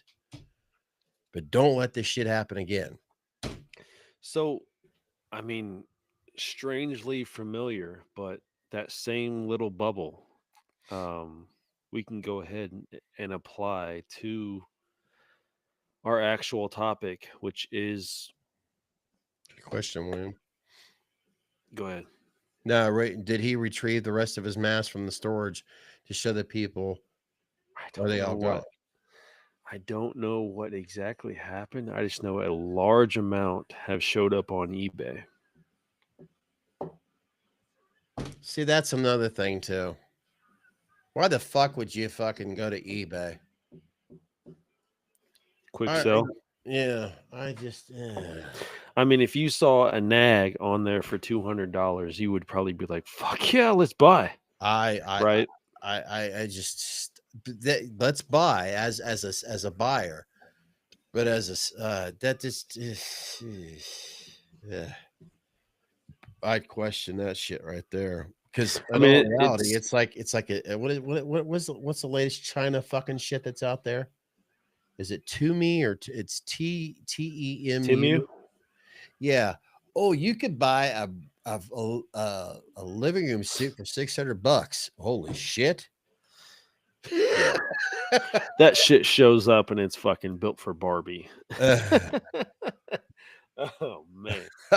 Yes, I will work for bourbon. The next t-shirt. You're right. There you go. At least it's being honest. You know, I would tip that motherfucker there off of 75 on exit 6 Mitchell Avenue. If he had a fucking sign, you know what? Here's $20, man. Seriously, at least I know where that $20 is going. Yeah. Fuck my family. Buy me some fucking liquor. That's right.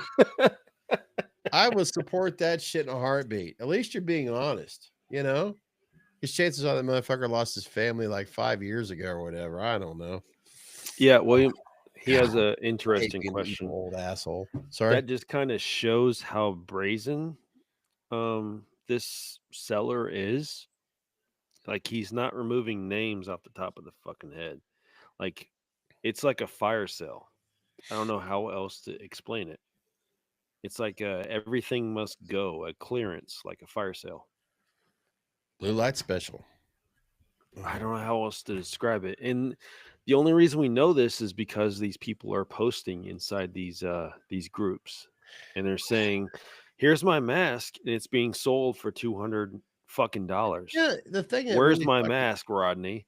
And then Rodney will chime in, and he'll be like, "You know, I don't fucking know what's going on right now. Like, I don't know where your mask is." It's one of those situations. It's a no-win situation. The man is being basically crucified right now. You know, if he's guilty, then so be it. But if he's not, and if he's being taken advantage of, because all I can do right now, anybody that knows Freddie Loper, Oh yeah. does Oh, anyone out there know Freddie Loper? I already- Because I mean, I about don't know him. 5 years ago, Yeah. 5 years Oh, boy. ago, I went through a whole process with Freddie Loper because one of his girlfriends that he was hanging out with took advantage of him and was stealing his profits. She was actually This is taking, true. he trusted her to take in his profits and take his orders in order to get masks. This poison. In order to get masks processed out. So he was sitting there, he was making all these masks up. He was doing his fucking finest work, and this chick was taking his work from him behind the scenes. She was answering all these calls, and she was taking orders from people, and she was pocketing the money. Freddie never saw none of the fucking money. So he was doing all this work, and he was like, "Where's all this money going?" Exactly. Now, I had a mask. I had a mask with him for 2 fucking years. This mask took 2 years for me to get. By the end of it all, Freddie made it right. But eventually, he didn't see a single profit from my mask because the money was already fucking stole. So he had to actually dig. He had 1 foot in the grave, and he actually had to dig himself out of that. If you go to Freddie now, he's in good standing with NAG, and he's in good standing, and he will make a good mask for you. He's a fucking phenomenal artist. I can't say enough about him. I'll go pull the mask out right now if you want. But sorry, the same shit happened to him, and it was all because of one fucking chick. She took his money, and he didn't see none of it. She fucking Thousands of dollars. That bitch. So I mean, that was because of a girl problem. All right, I had to wait 2 years for a fucking mask. Me and Freddie are still, it's the truth, fucking real cool.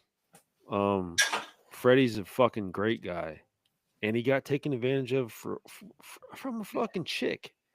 Big time. Now let's just put that into perspective. Rodney, his fucking house burned down. Come on, guys. His whole, let's try to give a little bit of grace here. If Freddie can still have his name intact, and he's went through all the shit he's went through in the last fucking 4 to 5 years, and he's still got a name that people want to deal with, I think Rodney can come out of this. I mean, maybe that's just my humanity. Maybe that's my support of my fellow man. But damn, I mean, Just give him a little bit of leeway instead of trying to fucking persecute. Let's get him on here. Let's get him on here. I'm dead serious. Let's get him on here. Who? Rodney. Yeah. And Mike said something, and I'm sure you're talking about Freddie. Yeah, Freddie was like, I want to swear Look at at this. point, Look at this fucking. Freddie almost has like the king of hair. And the thing of it is with Freddie is Chris. I know what he's getting ready to do. It's so funny when you get to know somebody, you know exactly what they're going to do. Freddie and I personally, this woman tried to con me, and with other artists out there that are popular known artists, they tried to warn me, stay the fuck away from her because she fucked over Freddie big time. And she did. And it's so funny because I remember her trying to talk to me. Look at this. Well, since you're such good friends with, such and such people, I'm taking orders for Freddie. And he had no fucking clue. So yeah, no clue. When you got three, she was running his entire fucking Facebook page. She was running the whole big fucking time thing while he was out there fishing, and he loved fishing. He still does. But yeah, Freddie's hair, phenomenal, extremely talented. And the thing of it is, Freddie didn't try to. Freddie would. I remember this so clearly with him. I mean, Freddie never obsessed with Michael Myers. Damn stuff. it! He was always post that, please. Which one? The one below that.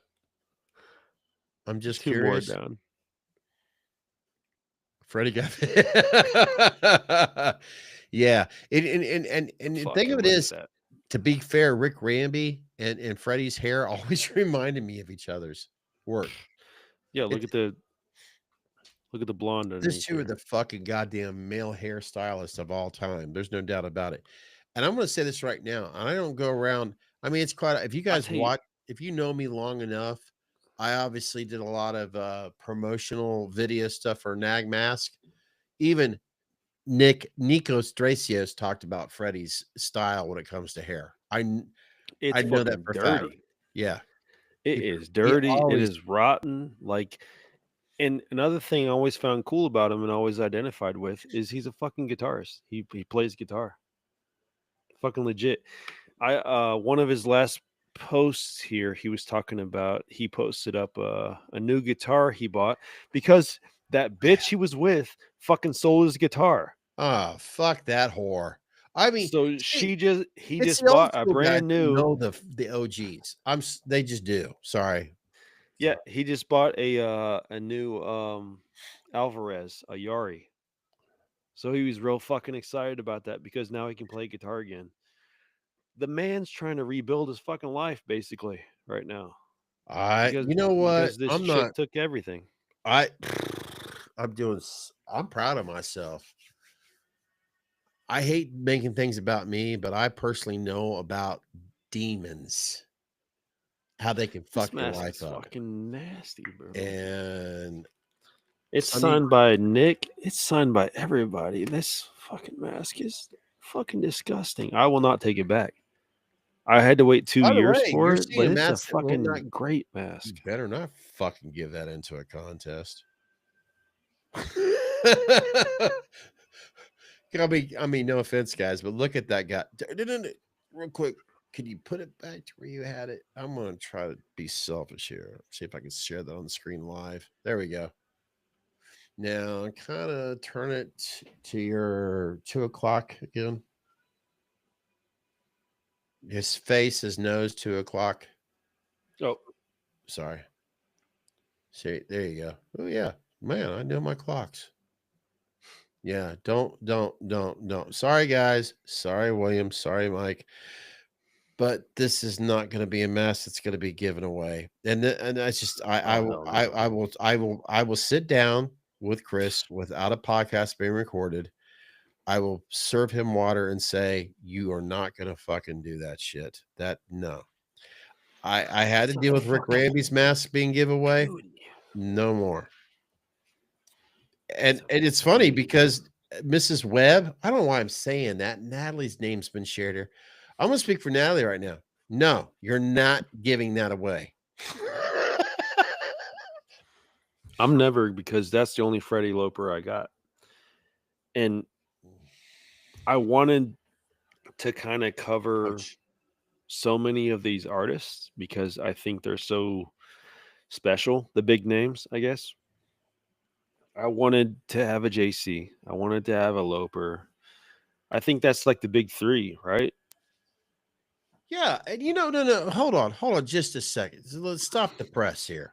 Yeah. Jack Nicholson there from what guys? Come on, 1989, Batman. All right, helped you out. Come on, Dance from the Devil in the Pale Moonlight. look at that little guy right there. He's got little feet right there, a little subwoofer, little tight bust. But that's kind of badass looking right there. It's not a little mini me. But all right. Does anybody know what that mask is? I'm trying to get my finger just right. That mask is beautiful. And it's not expensive. It's not, I mean, compared to what you get today. It's got a little attitude going right now. I'm not gonna say anything. I'm gonna see if anybody could bring this up in William or Mike, obviously. Come on. I'm sorry. It's pricey. William or Mike, I'll give away my Freddie Loper if you can name that mask. Oh right no. Oh shit. He's been drinking a lot tonight. I can see Mike going, oh shit.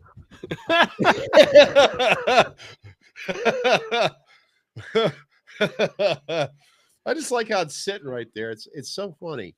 Kidding, I got obviously. Ghetto shit on the goddamn life size. I can't even fucking point right. I love that Friends though back there. But the sad thing of it is, right there as I'm trying to poke his chin, it looks better on that little tiny butt. All the little friends up there. It looks, I don't know why. It just like, holy shit, looks cool right there. It's like, I don't know. But seriously, that's a WMP right there that Chris gave me as a gift. That's the Economy 78. And I'm just like, every time when I put it on, I'm like, damn, people pay a lot of money for other, I don't know. I'm just, fuck it. It's just, it's a cool little mask. It does. That thing is legit. That thing is legit. As I.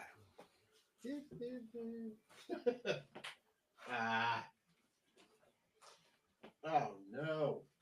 I gotta do some more shit.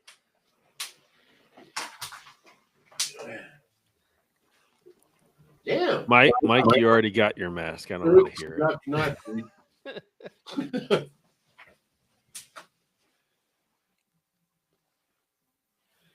Too much white on the fucking light, but yeah. Oh, it's not justified. Oh, my bad. I have to fix that later. Whoa, we're not paying attention at this point. Who cares? Let's see.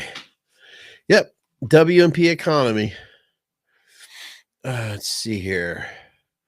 All right, Chris, give the mask. I was right. All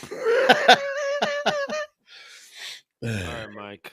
One Freddie Loper coming your way. I have nothing to do with this. I'm just going to pretend I have nothing to do with this. Keep dreaming, brother. I ain't ever giving this mask up.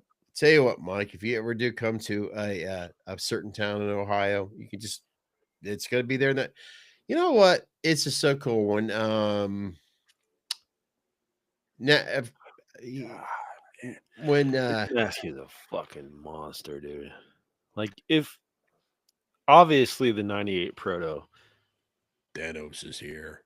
I mean, I love the 98 Proto, but this thing, man, like, hold it right there. Like, 98 holy shit.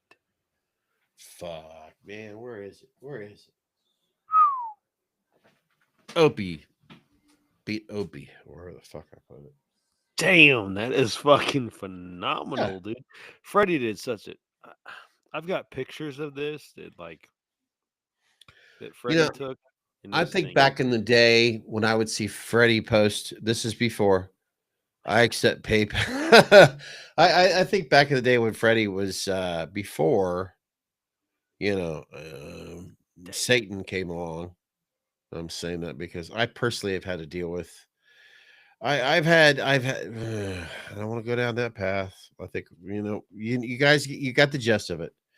But I can remember this post all the time, and we're talking just the hairstyle alone. It's like his always stood above others.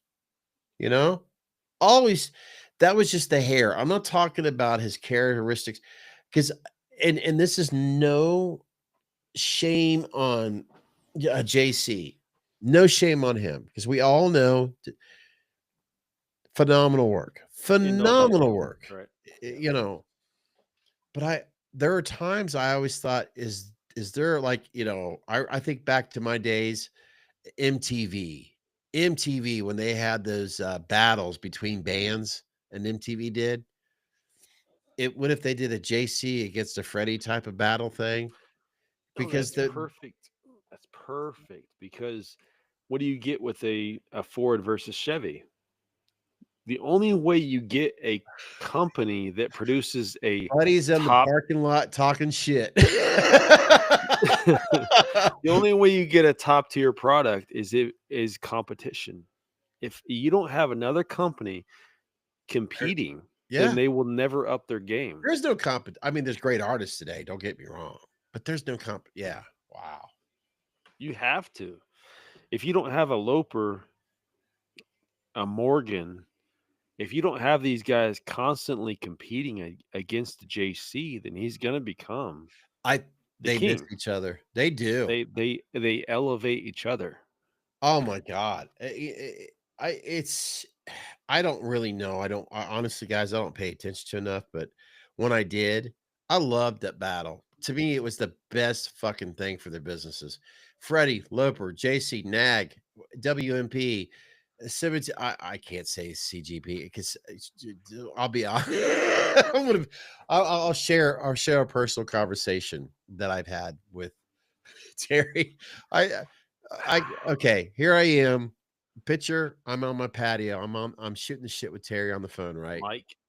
Yeah, I tell Terry, I'm like, I'm sorry, man. I said Gates again. He'd always kind of tease me about it. So, there you go, the 98 Proto. Sorry. I'm just sharing a little personal It's unmistakable. It's unmistakable, Mike. But I'm going to go back to Terry as we're watching this 98 Proto. Guys, okay, Mike and William, do you guys want to see another tour? TOUR of Chris's place, an update, even if it's just a new version video. We got to do that again, Chris. Bring the camera over and just do a tour of the masks and all that. It'll be updated of what's going on upstairs. I think it'd be cool. Yeah, that 98. I'm telling you what, it'll be okay, Mike. Statewide, I gotta say, where do you live state-wise, Mike? JC state. And William. William, if I remember, you live in I know you live down. I want to say Georgia. If I can be fair, it's JC's fucking eye cuts. He's always obsessed with the 98 Proto is direct lineage. And it's fucking beautiful. This, that, and the other, but it's those fucking eye cuts. It's not just the eye cuts, Chris. Yes, they are the key thing. It's I don't know if you guys know this or not, but okay, I'll ask you guys this. What is the most dominant primary color in paint? I'm asking Chris, I'm asking William, I'm asking Mike. I already know the answer to this, but when it comes to paint, the most dominant color. You're getting a major hint right now. I'm going to let them answer. You're getting a major hint right now. Because, I mean, it's all colors at once. If that's a hint. You're right on it. You're right on it. I'm surprised there's not more people like JC for free. It's. I want to take the calendar back to 2017. I mean, white here's is the my- most, when it comes to paint, is the most dominant color. absolutely, because you can play off every other color. Exactly. And it will fucking mess your goddamn mind up when it comes to the goddamn shape. Because there's so many different, there you go. I can And look at this and I can see okay.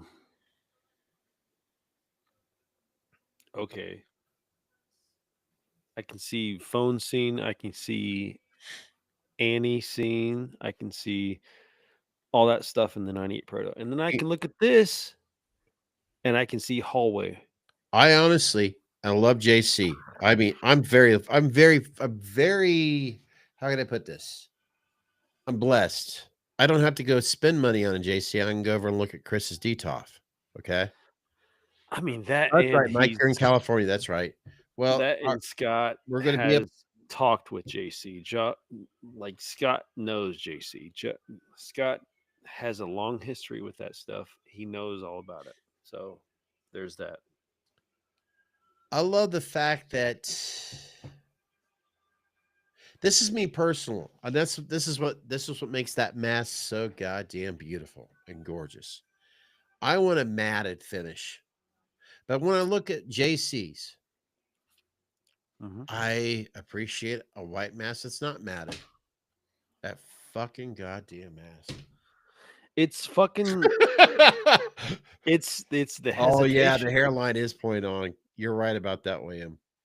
It's the hesitation. It's knowing when, because if you overdo it, you've lost the identity. And when they you only go to a certain extent, and it's holding back.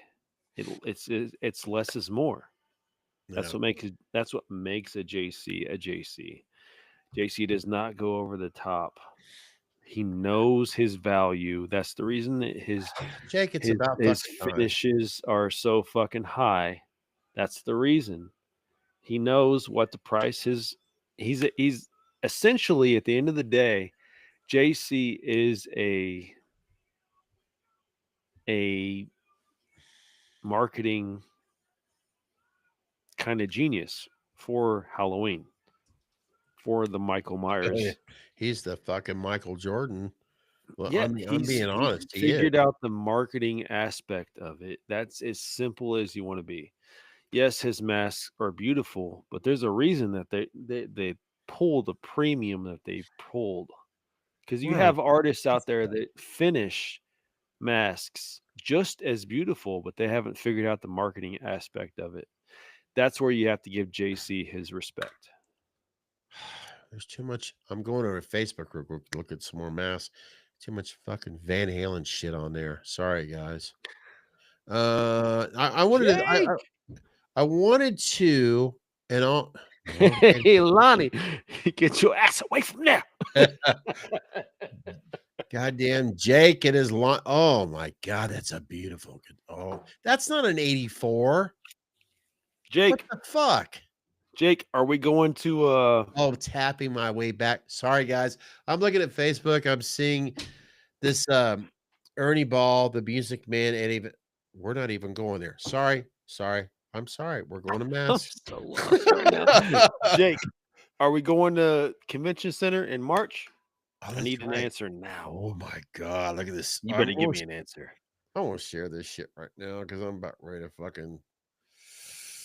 Yeah. Okay, guys. I've got a thing for red. I've told you.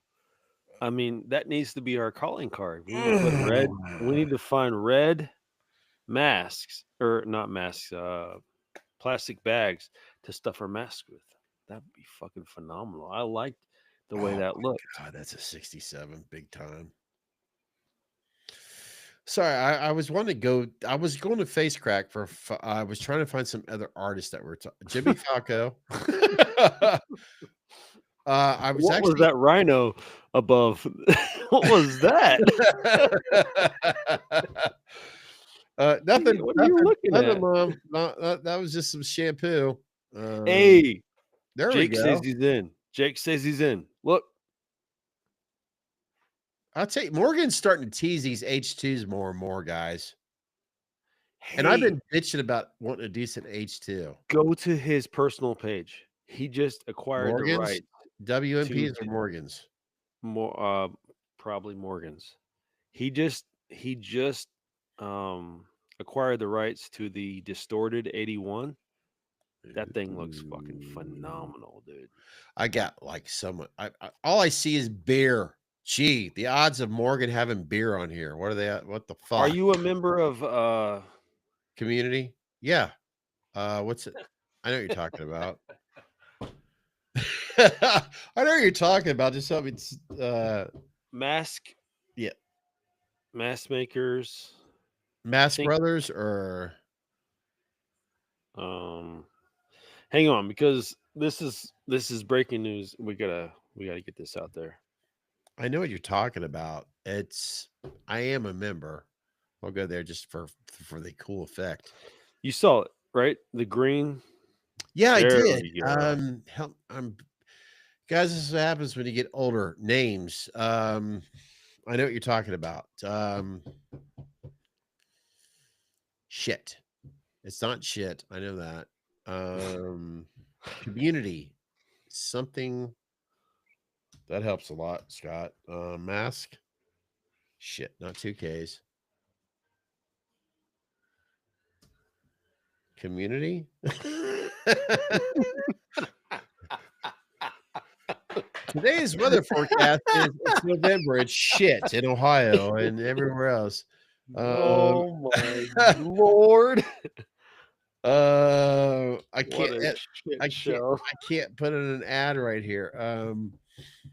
I know the thing of it is, okay, I know I'm not going to show you my external hard drive, but that sounded really personal. But I've got all that information there, and I don't want to go there. That still sounded dirty in some sort of way. Hey, Jake. I mean,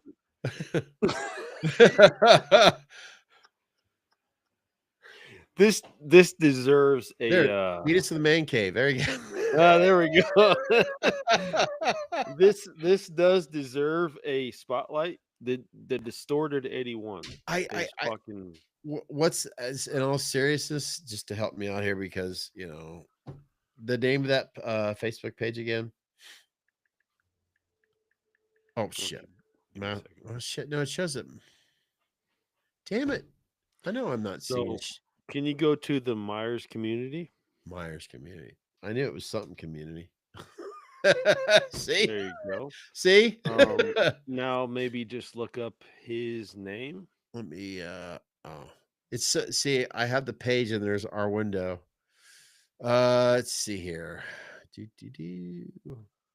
You're looking for the distorted 81. I know it wasn't that long ago. There we go. There it is. Right there. Oops, sorry. That fucking thing. I've been looking at it more and more. It's Shrek.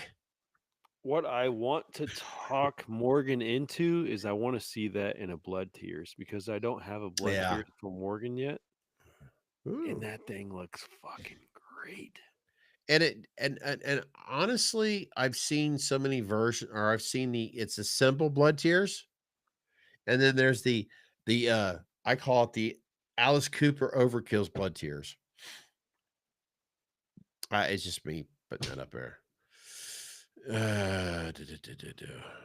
Also, another thing too. And a lot of people are calling out that it has KH vibes, which they're obviously talking about the shit Candy Hurt line. Oh yeah, line of things. Yeah, I can see that for sure, 100%. But that thing looks fucking gnarly. It's a thick looking mask. The thing of it is, from that photo alone, it looks like it's smaller than the size that he measures. Damn it. Yeah. Ooh, there you go. That's staircase scene right there. Yeah. Doesn't that look thick? Yeah. At least probably. Oh, it's that angle right there. It's got that KH bullshit. It's got that protruded nose like bridge right there. Like I don't know, man. That thing's gnarly. I probably, I'm gonna have to add another Morgan to this case over here. Figures. See, there you go, guys. There gives you an instinct. And oh wow. I mean, it's that bokeh bullshit. Let's just focus in right here. Right here. Dirty fucking mask. We'll just focus in on the nose and the eye and the cheekbone. Everything else be bokeh out so you guys go, oh, I gotta have it.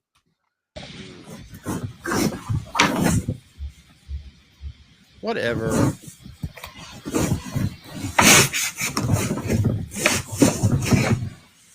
That is an NMR.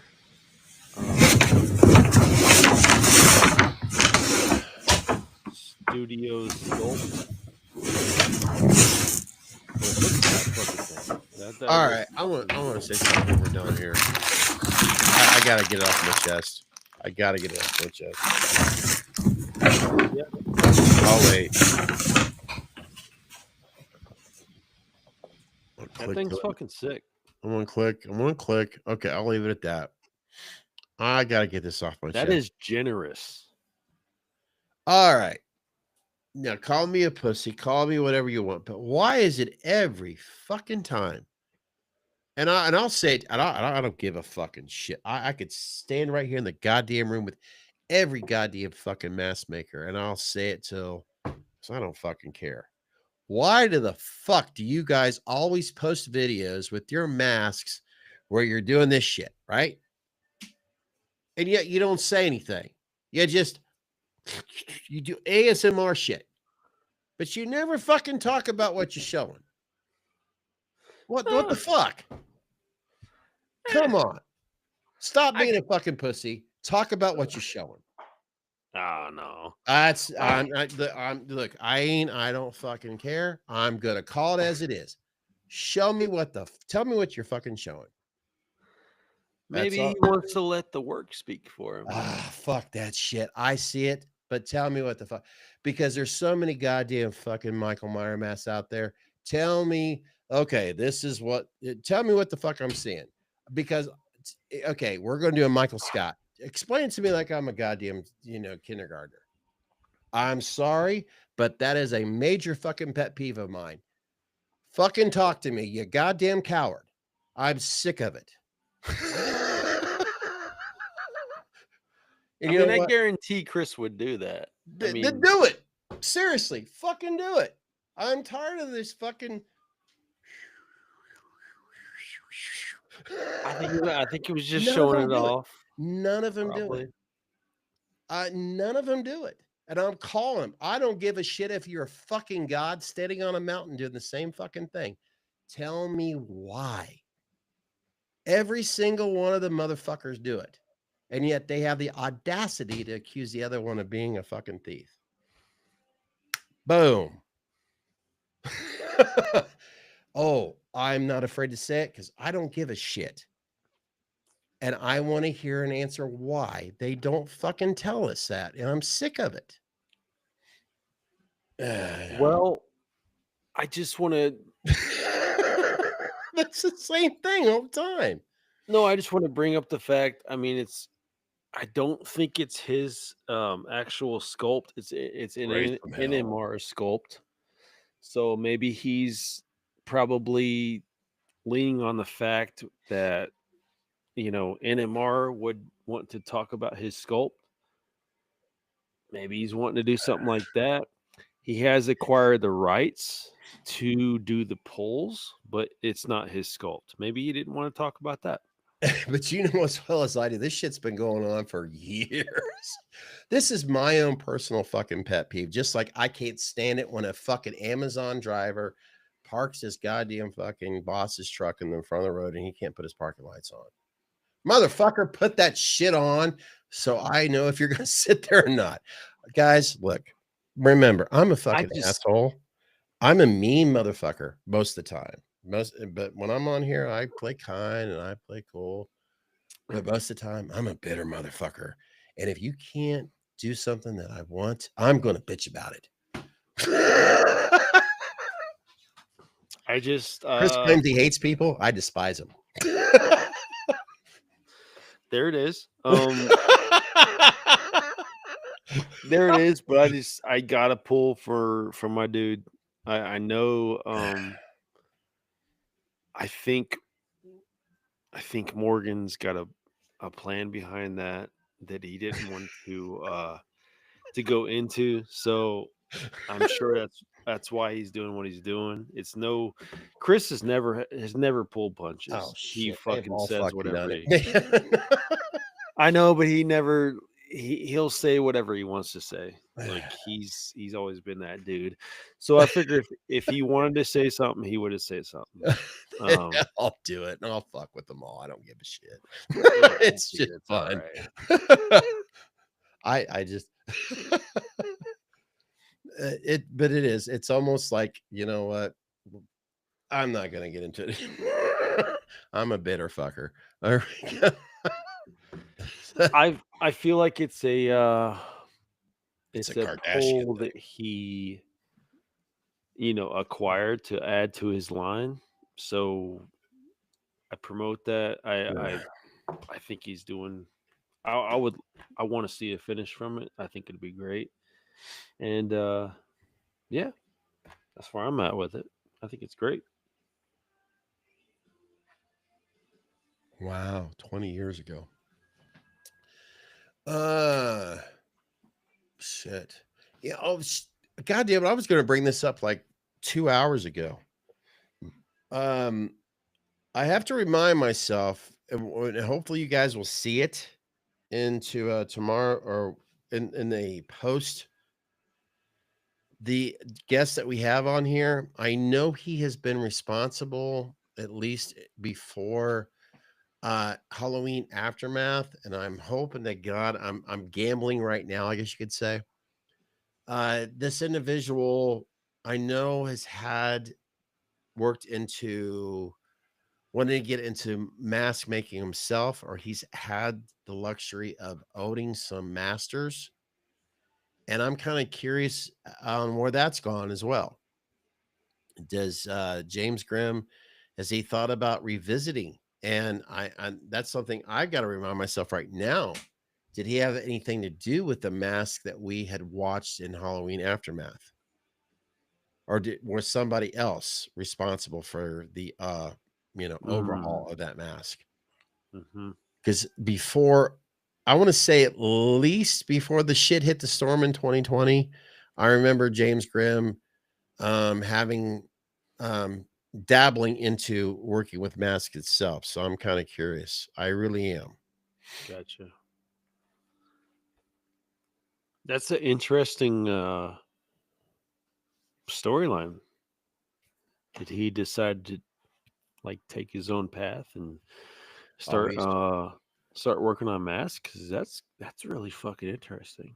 Yeah, he went from an individual that was being creative, or YouTube channel, and I know I believe, nah, I don't know. I don't know for sure. I was about to say maybe he's gotten some shit about having a master or something, but I could be wrong about that. That may be something else I'm thinking of. But I know he did dabble in pulling some blanks and all that off of a master and all that. So I got to try to remember to bring that up. So that'd be interesting. That's for sure. Because Lord knows we all need masks on here. You know what? I'm going to go take a piss real quick before we shut the fuck up. Because it is running behind. So, Chris, if you got anything else to say to Mike and William, or just William, I'm going to go tinkle real quick. All right. Are you sleepy?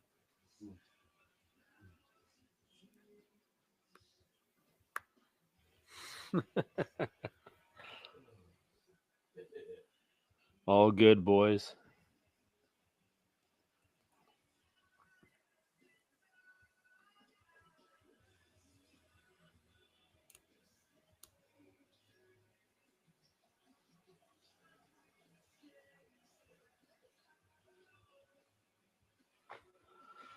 Man, that fucking mask. He's ridiculous, boys. Shit. I always do that. Forget.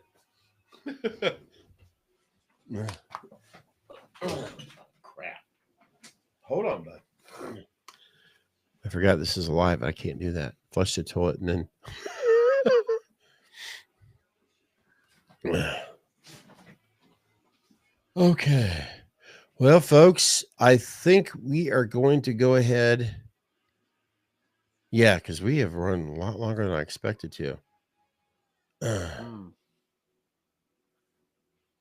Before we close it out, is there any other requests that you have from Chris that he has behind him or in front of him to show off real quick? Mike or William?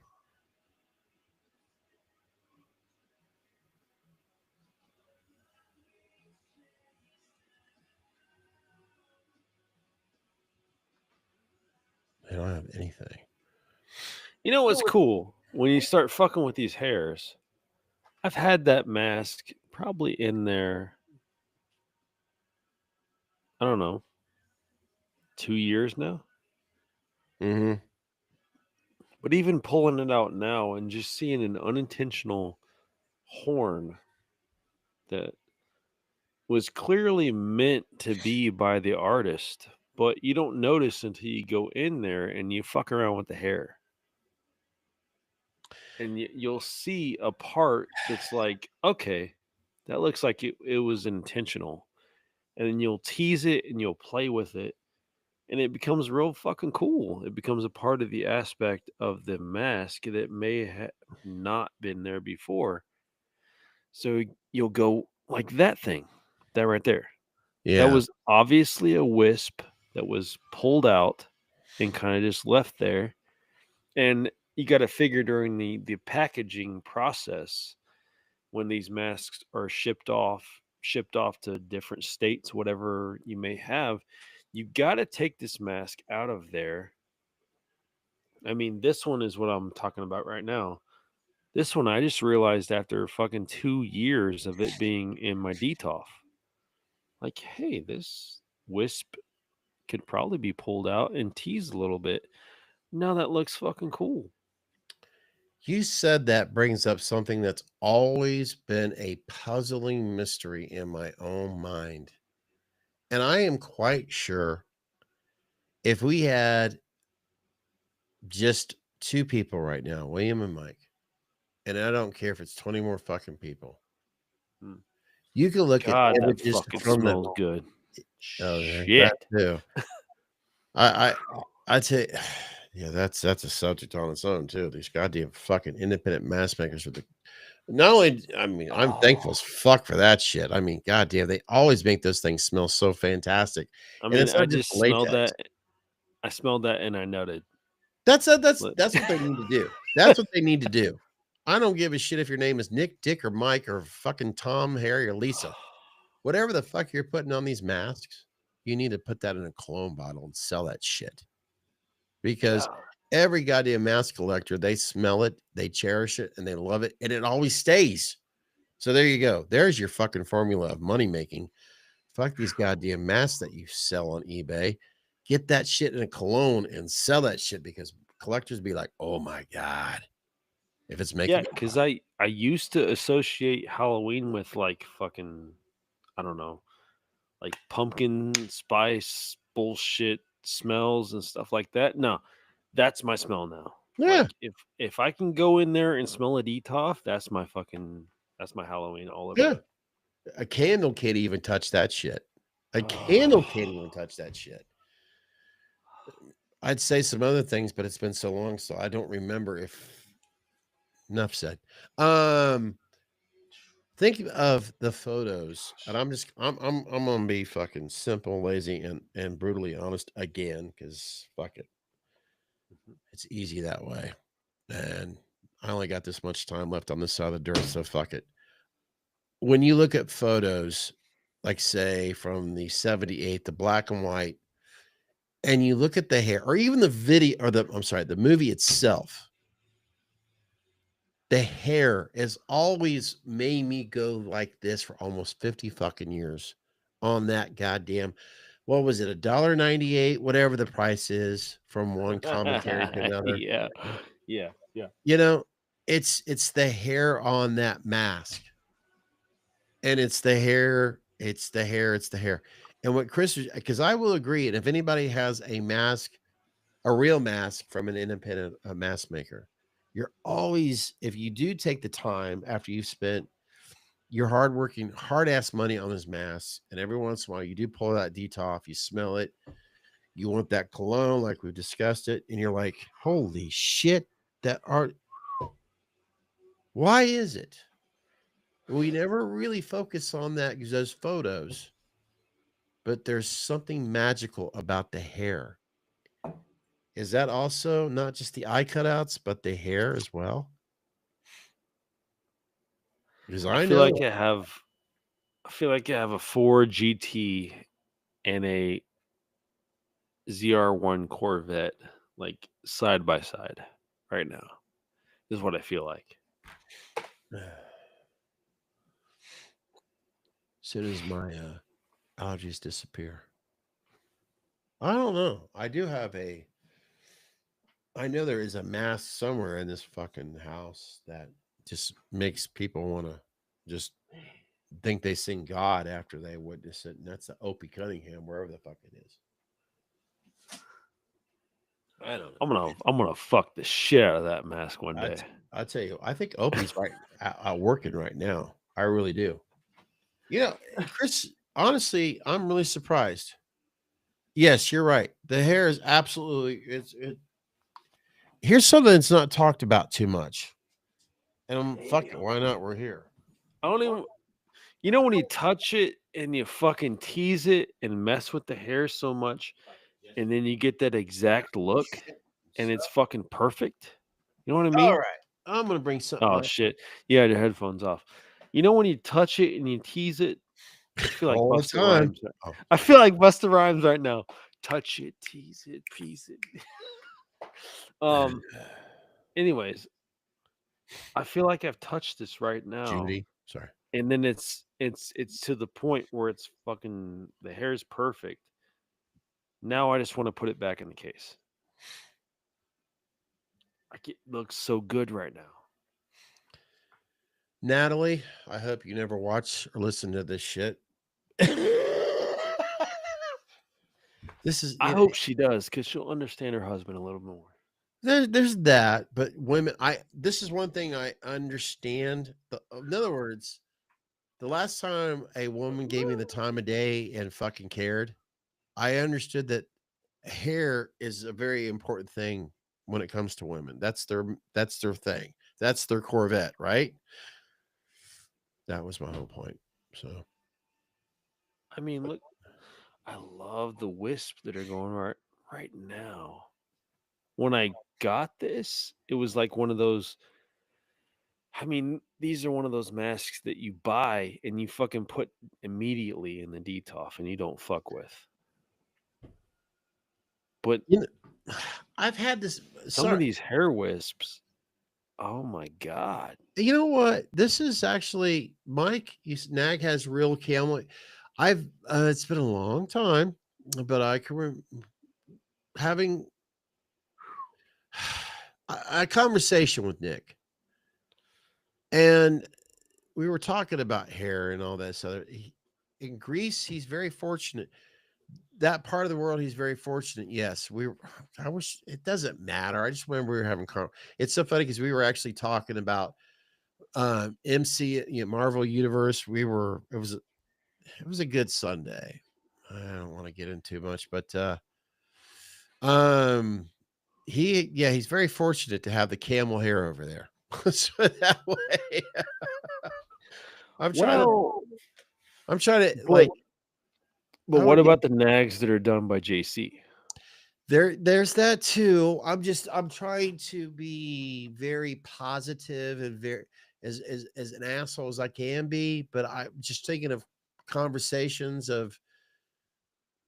that I have for a fact that I can remember that it's because let's face it, it's wool. And wool, in most cases for us, it does come from this goddamn sheep. And there's so many different types of sheep across the lake, just like there's, and where he's at, just like it's, and in all honesty, this has nothing to do with Nick. In Greece, their climate is so much better than it is here when it comes to making masks.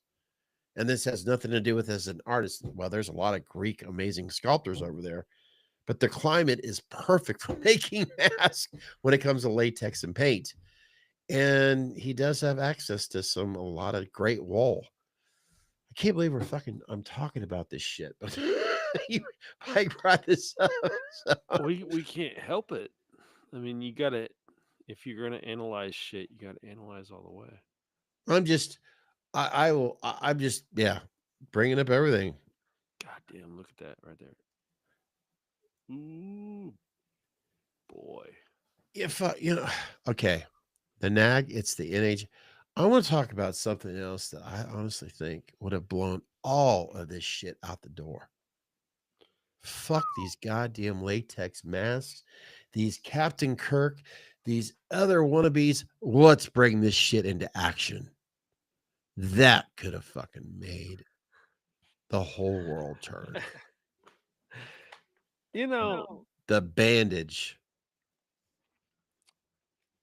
I love H4. I can't hate on it at all. I always kind of wonder, what if? You know what I mean?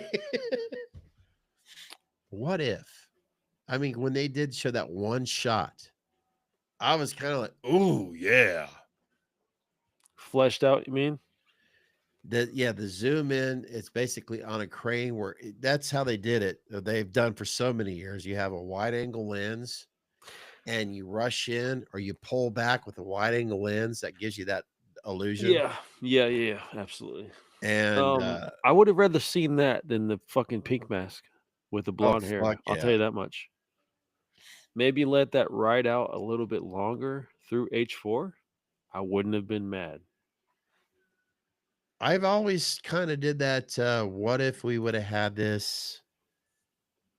Okay, you go dum dum dum dum dum dum dum, and then you go to the fucking, and then they go to H4. They bring back Michael 10 years later.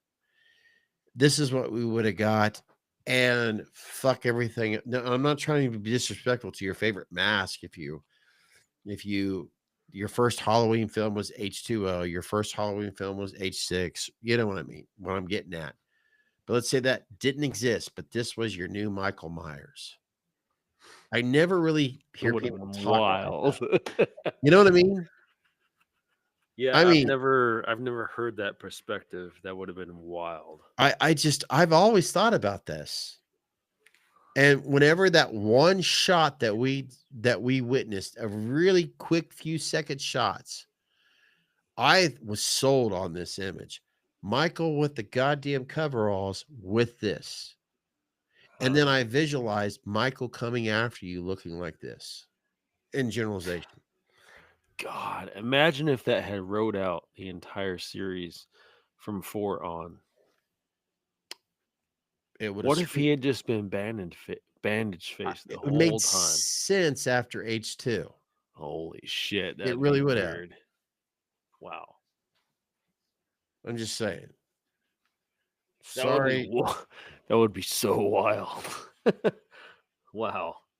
To me, it does. It makes so much sense. It really does. So I don't know. I personally, H4 has a lot of love, but if you honestly analyze it, it might be the most divisive of the whole franchise, because that's kind of like a transition period from H2 into the Thorn series. I mean, that's a lot to take on right there. We had the bandage, we had a lot of shit going on right there. We had the whole transition from Lori to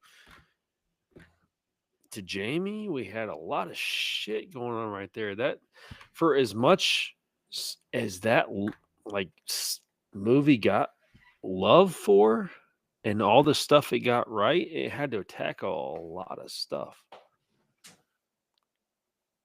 You know, it's amazing how so many fans, like even my old fucking fart self, said, after the original John Carpenter's Halloween, the ending was perfect, right? I've said that time and time and time again to where I want to go, shut the fuck up.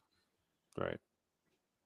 I get sick of hearing myself say it because I also am guilty of, okay, you got the beginning where you got Michael, or you got the little perverted, looking at his sister, making out with the boyfriend, going around the house, blah, blah, blah. I analyzed that. I also analyzed, well, why is mom and dad just standing there watching their son, Michael? So I'm just as guilty as the next fan, the next generation are going, well, why is his parents just standing there like clones? Well, the reality of it is John only wrote so much for that scene, and that's why. But I tell myself, okay, you got a beginning, a middle, and an end. But I do ask myself, well, what's the prequel idea of mom and dad? Why did Michael all of a sudden become this fucking, okay, I was a happy, perfect little boy for 6 years, and all of a sudden I snapped. So I'm just as guilty at that shit of taking the shower at 6 o'clock in the morning, thinking about the stuff going, well, I always say H1 is perfect, but yeah. You get roped into the fact that the more you try to analyze and That- give a background to, the more you lose focus of the Michael character. Michael is a force of nature. Michael is unexplainable. He's meant to be the personification of evil. You can't give him a soul. You can't give him anything. He's a void. Once you start giving him a background or giving him anything to flourish off of, you lose the whole identity of the character. And then you get a Rob Zombie again. Because it's like you said, you really enjoy Rob Zombie's the second one. It's amazing how, Because like, if you analyze and you take on Eric Draven was strictly driven based upon his ideal of revenge. Punisher, strictly driven off the idea of revenge. If you take away Shelley from Eric Draven, then you have no Eric anymore. You've lost the whole plot. If you analyze it too much, it disappears. It's gone. And yeah, just it adds into my, okay, well, I take from what inspires me, and I've shared this with you, and without recording, but I still go back to, okay, ironically, here it is from Halloween Resurrection, the inspiration of where you see the house where you have this camera crew go in there and these kids with the POV version, where it really does go where Michael's the underground layer of that house. Just the underground tunnels. The underground tunnels. Yeah, I hate them. They had him talking too. They should have never done that.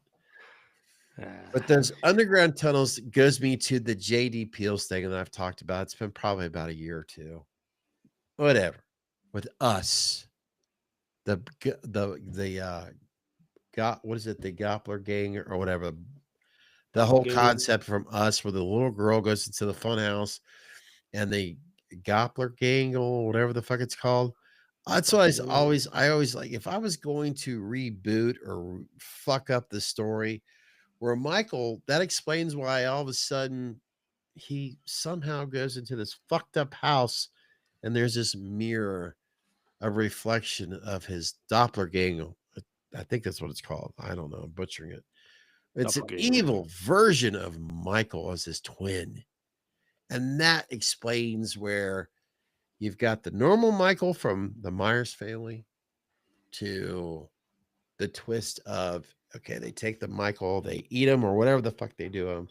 And here comes the evil coming to the house. They think it's Michael, the young 6-year-old. Why the 6-year-old trick-or-treating by himself, I still don't know, but That's See, that's the what I shit that goes through my find. head. I'm like, is that a cool idea or what? I don't See know. that I find so interesting because as long as we've known each other and as many conversations as we've had, we could still come out on different terms. For me, I think that Michael is just the he's the complete death of life. Like once he was 6 years old, he died. Like he's a void. He's a black hole. He has become the antithesis of life. He just is the complete opposite. He's never going to be fulfilled. He's never going to be like satisfied. He's never going to be anything. He is just he's his whole entire purpose is to erase his bloodline. And if you want to go into the thorn aspect of it, whatever, he has to erase his bloodline because that will only bring him to peace. Otherwise, he's been sacrificed by his family, yada yada yada, to be the harbinger of evil, of negative energy. Like the only way he can ever fulfill peace is to erase his family's bloodline because they sacrificed him to the cold of thorn. Whatever you want to place that into, but either way you go into it, Michael has become a empty void. He's never to be fulfilled. He all he knows is death. He's a force of nature. He's like the wind. When he strikes, I mean, he doesn't care what's in his way. It's just to eliminate the next path to eventually get to his goal, which is always to eliminate his bloodline, right? Well, that's why that's my altar of like the inspiration of Jordan Peele's Hmm. films that he's done. And I took the pieces of this and that. It's kind of like okay, I like that part and this part. That's kind of like what, and I also did the thorn, like if I was going to add the thorn concept, since there is a big passion for the Thorn series. And that underground layer was the Thorn version of it. But I Yep. also do appreciate the mystery. It's just like I said, it says if I was just writing down ideas, if I was given the power that Rob Zombie, it's like the crossroads. You know, you made the deal with the devil, and this is what you're going to get. Okay, you're going to know how to be the best rock and roll or the best blues guitarist of the world, but this is the price you're going to pay. And sometimes I think that's what we get when we step on the carpenter's toes. For Yeah. me, it always drew upon the revenge aspect. It was that his family Oh, the great white cursed. shark. Oh, that creeps me out. Sorry. I have a fear for great white sharks. I always drew upon his fact that he is a force of nature, but with Halloween 6, as William brought up earlier, um, his H6 comment Yeah. up earlier. Um, like for that, it was lack of a better term. It was my terms with my own family at that point. It was like I felt cursed to where I identified with like that Michael character that felt like he was cursed by his bloodline. He was meant to be the sacrificial lamb. Because the whole idea of Thorn is to choose one member of the family and have them be sacrificed so that the rest of the family could prosper, right? So when they prosper, the sacrificial lamb is meant to take all the pain and all the guilt and all the everything. It's meant to be cast aside. It's an undesirable. So once you get to that point, you start to develop a crow aspect where it's a revenge story. It's okay. You put me out to pasture. You sacrificed me. You made me the sacrificial lamb. Okay, fuck that. In order for me to get peace, I have to now eliminate my bloodline who set me out to be a sacrificial lamb. That's the idea of Thorn. So the whole idea behind that is he's going to erase his entire bloodline, and it's going to be that's the only way he can achieve peace. So once you put that behind it, that becomes kind of interesting to me. But I still consider Michael as a force of nature. He's going to do whatever he wants to do to achieve his goal. That's always the interesting aspect of what really people would think about Michael's beginning. Like when you said that, I thought of the Omen too when he was a child. 6 years old, the 06 thing and all that. And what turned it? What? Yeah, he died when he was 6 years old. Yeah. The death of innocence. And I draw a lot of similarities because that was when at 6 years old, that's when my parents divorced, and I draw so many similarities. That's the only character that has been through my entire lifeline that it's always been in the back of my head, and it's always been a storyline that I've followed. Like, not wanting to get revenge myself, if I'm being 100% honest, but like just seeing that, like, damn, I'm kind of the black sheep of the family, for lack of a better term. So when you get at it to ironically, that point, I'm the black sheep. I'm the one that's never meshed with the rest of the family. I'm the one that's always kind of did my own thing. I'm that character. So Michael has always stuck to me for that very focus. Yeah. I've always felt like the outcast of the family. I want to say this right now, and Mike and Jake and William, if it's and Chris, and that's fine. He can that drives him, that pushes him, that keeps him going. And I don't know I can't speak for anybody else, but here's the thing: Chris and Natalie decided to make the decisions that they made, and they have a home, they have a house, they're responsible adults. And Chris is doing, like I've said, he's raising his 2 daughters with his wife, and Chris's mom is living with him, and he's saying a black sheep right now. I don't know too many young adults that taking the responsibilities that they have had, and they take it seriously, and they take pride, and they show the rest of the world, this is how you fucking do it. So for Chris to say he's a black sheep, well, that's the best fucking black sheep that I see out of most adults of his age. Oh, so 100%. Everybody else thinks they're right.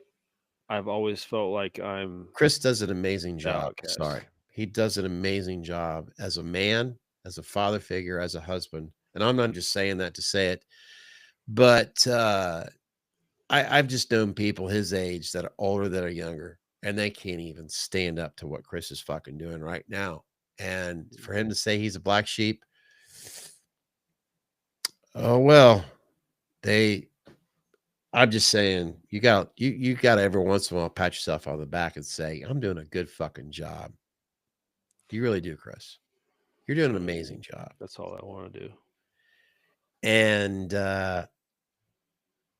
I'm willing to bet a lot of people, if they had a chance to see you or be around you in person for at least 2 days, they'd be like, holy shit, this guy's got it together. So you're showing the shining white horse of what a black horse should be. So I'm just saying that, and I'm not, no, I shouldn't say that. Let me rephrase that. I'm being brutally honest. You're the emphasis of what a man should be. And the world can learn a lot from what you do on a daily basis. You deal with the bullshit, but yet you always shine above it. So take pride in the hard bullshit that you had to go through. Because I personally, I haven't, I'm not living out on the streets because man forced me to be there, but I have personally have dealt with a man who's put me down, and I had the strength to rise above, but I still couldn't rise constantly. But every once in a while, I see the resemblance of what a human being should be. And Chris, you put yourself in that position of the black horse. Like I said, you need to pat yourself on the back right now because you are a lot better than most people that I know. They're not quite there yet. So I had to say it, had to be said. I appreciate that, but I feel like there's a point where I just had to accept it. Like that's what you see me as. Makes you Okay. stronger.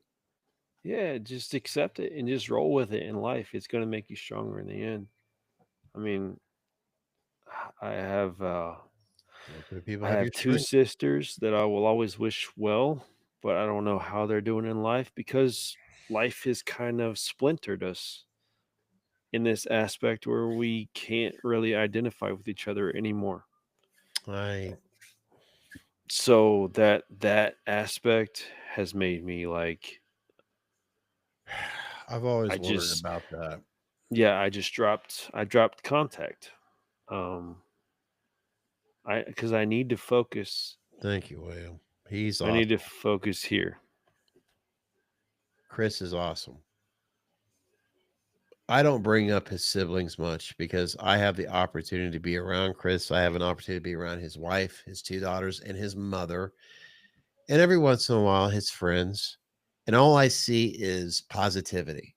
All I see is strength. All I see is how you should be. And I don't get to see that all the time, but when I'm around that family, it reminds me of when times are tough, this is how you should be. And I don't talk about Chris's siblings, and I wouldn't bring it up now until he did, but sometimes I'm like, there's more to it than meets the eye, and that's up to Chris. Yeah.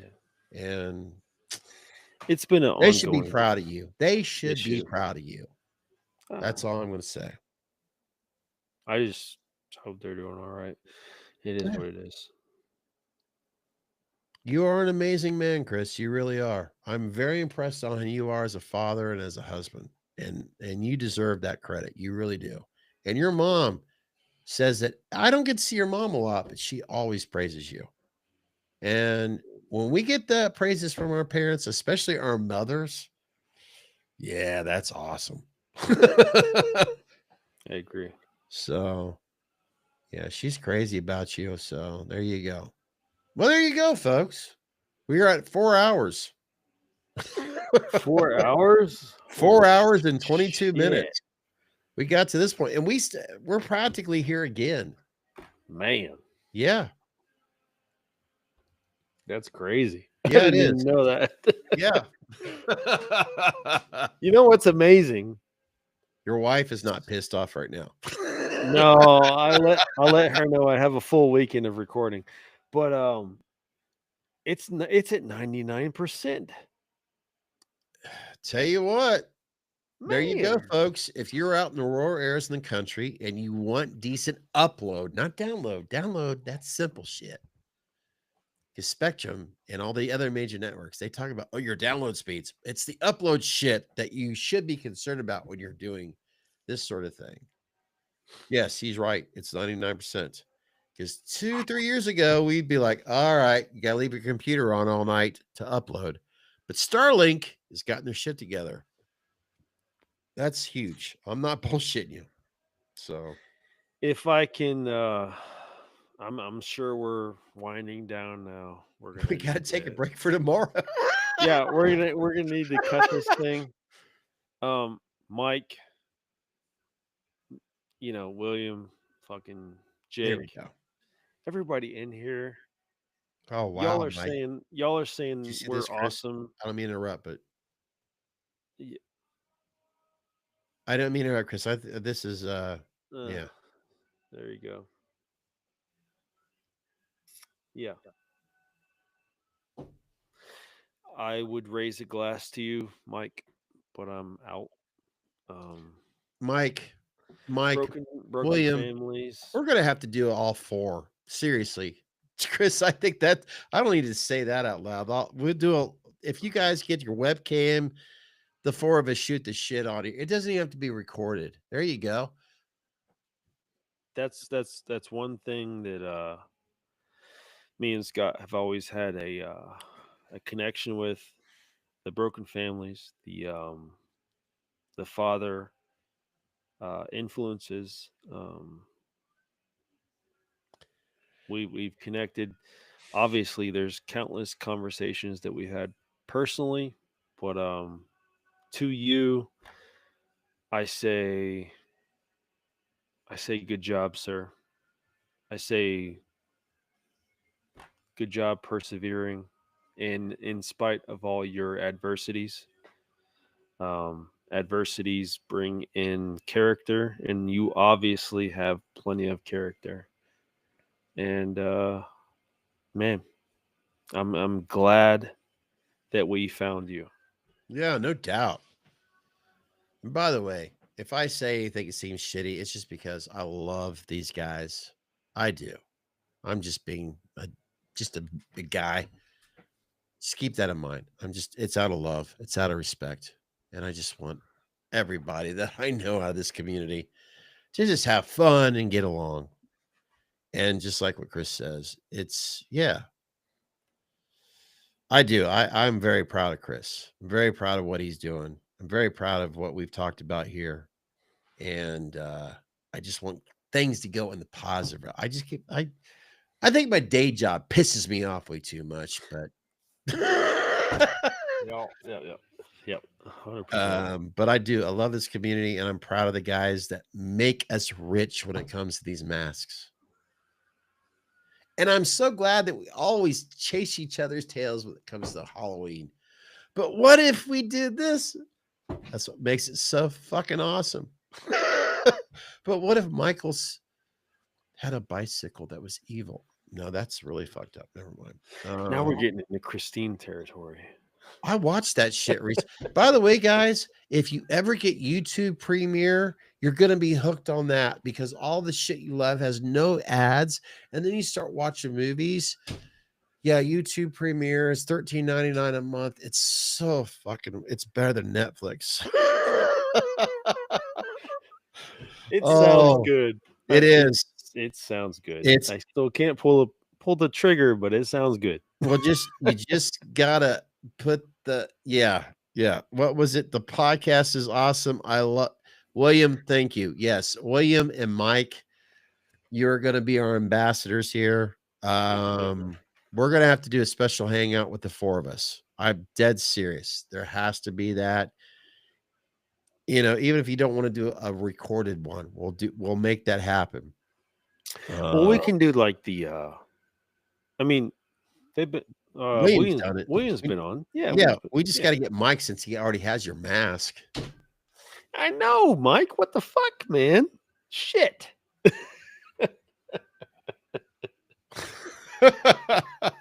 Nah, I mean, we can respect that. I mean, Scott's the editing man. I'm sure he can put like a what'd you put on Morgan's face? You put like a digital yeah, that's all I did. Basically we were able to, Morgan's just hanging out in his living room, and I agreed. We agreed we won't show his face. It was just his audio, and it was just his I don't know what the fuck he's worried about. I don't either. He's better good looking than I little am. son of a bitch. I don't know what he's worried about. That son of a bitch is better looking than I am. I mean, shit, he shows it on. Yeah. I mean, shit, he's in better shape. I mean, God, yeah. You know what? That's my own personal demons. If this, it's obviously going to be posted. Morgan, fuck you for being sexy. You should be on here.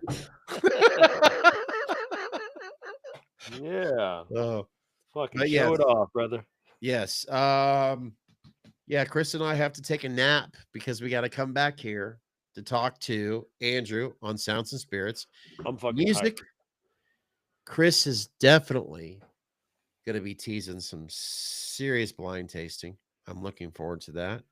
Oh, I'm all about the sounds and the spirits. That's going to be a fucking great.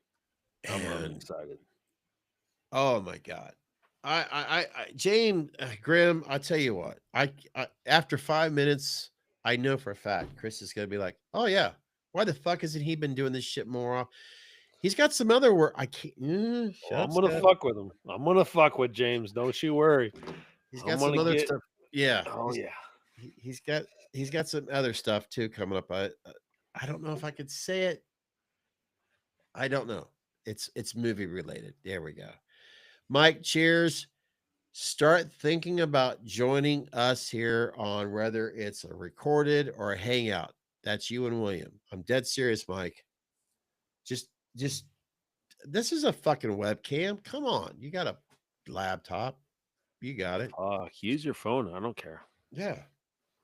Who cares? All righty, guys. Thank you so much for this 4 hours and 30 plus minutes.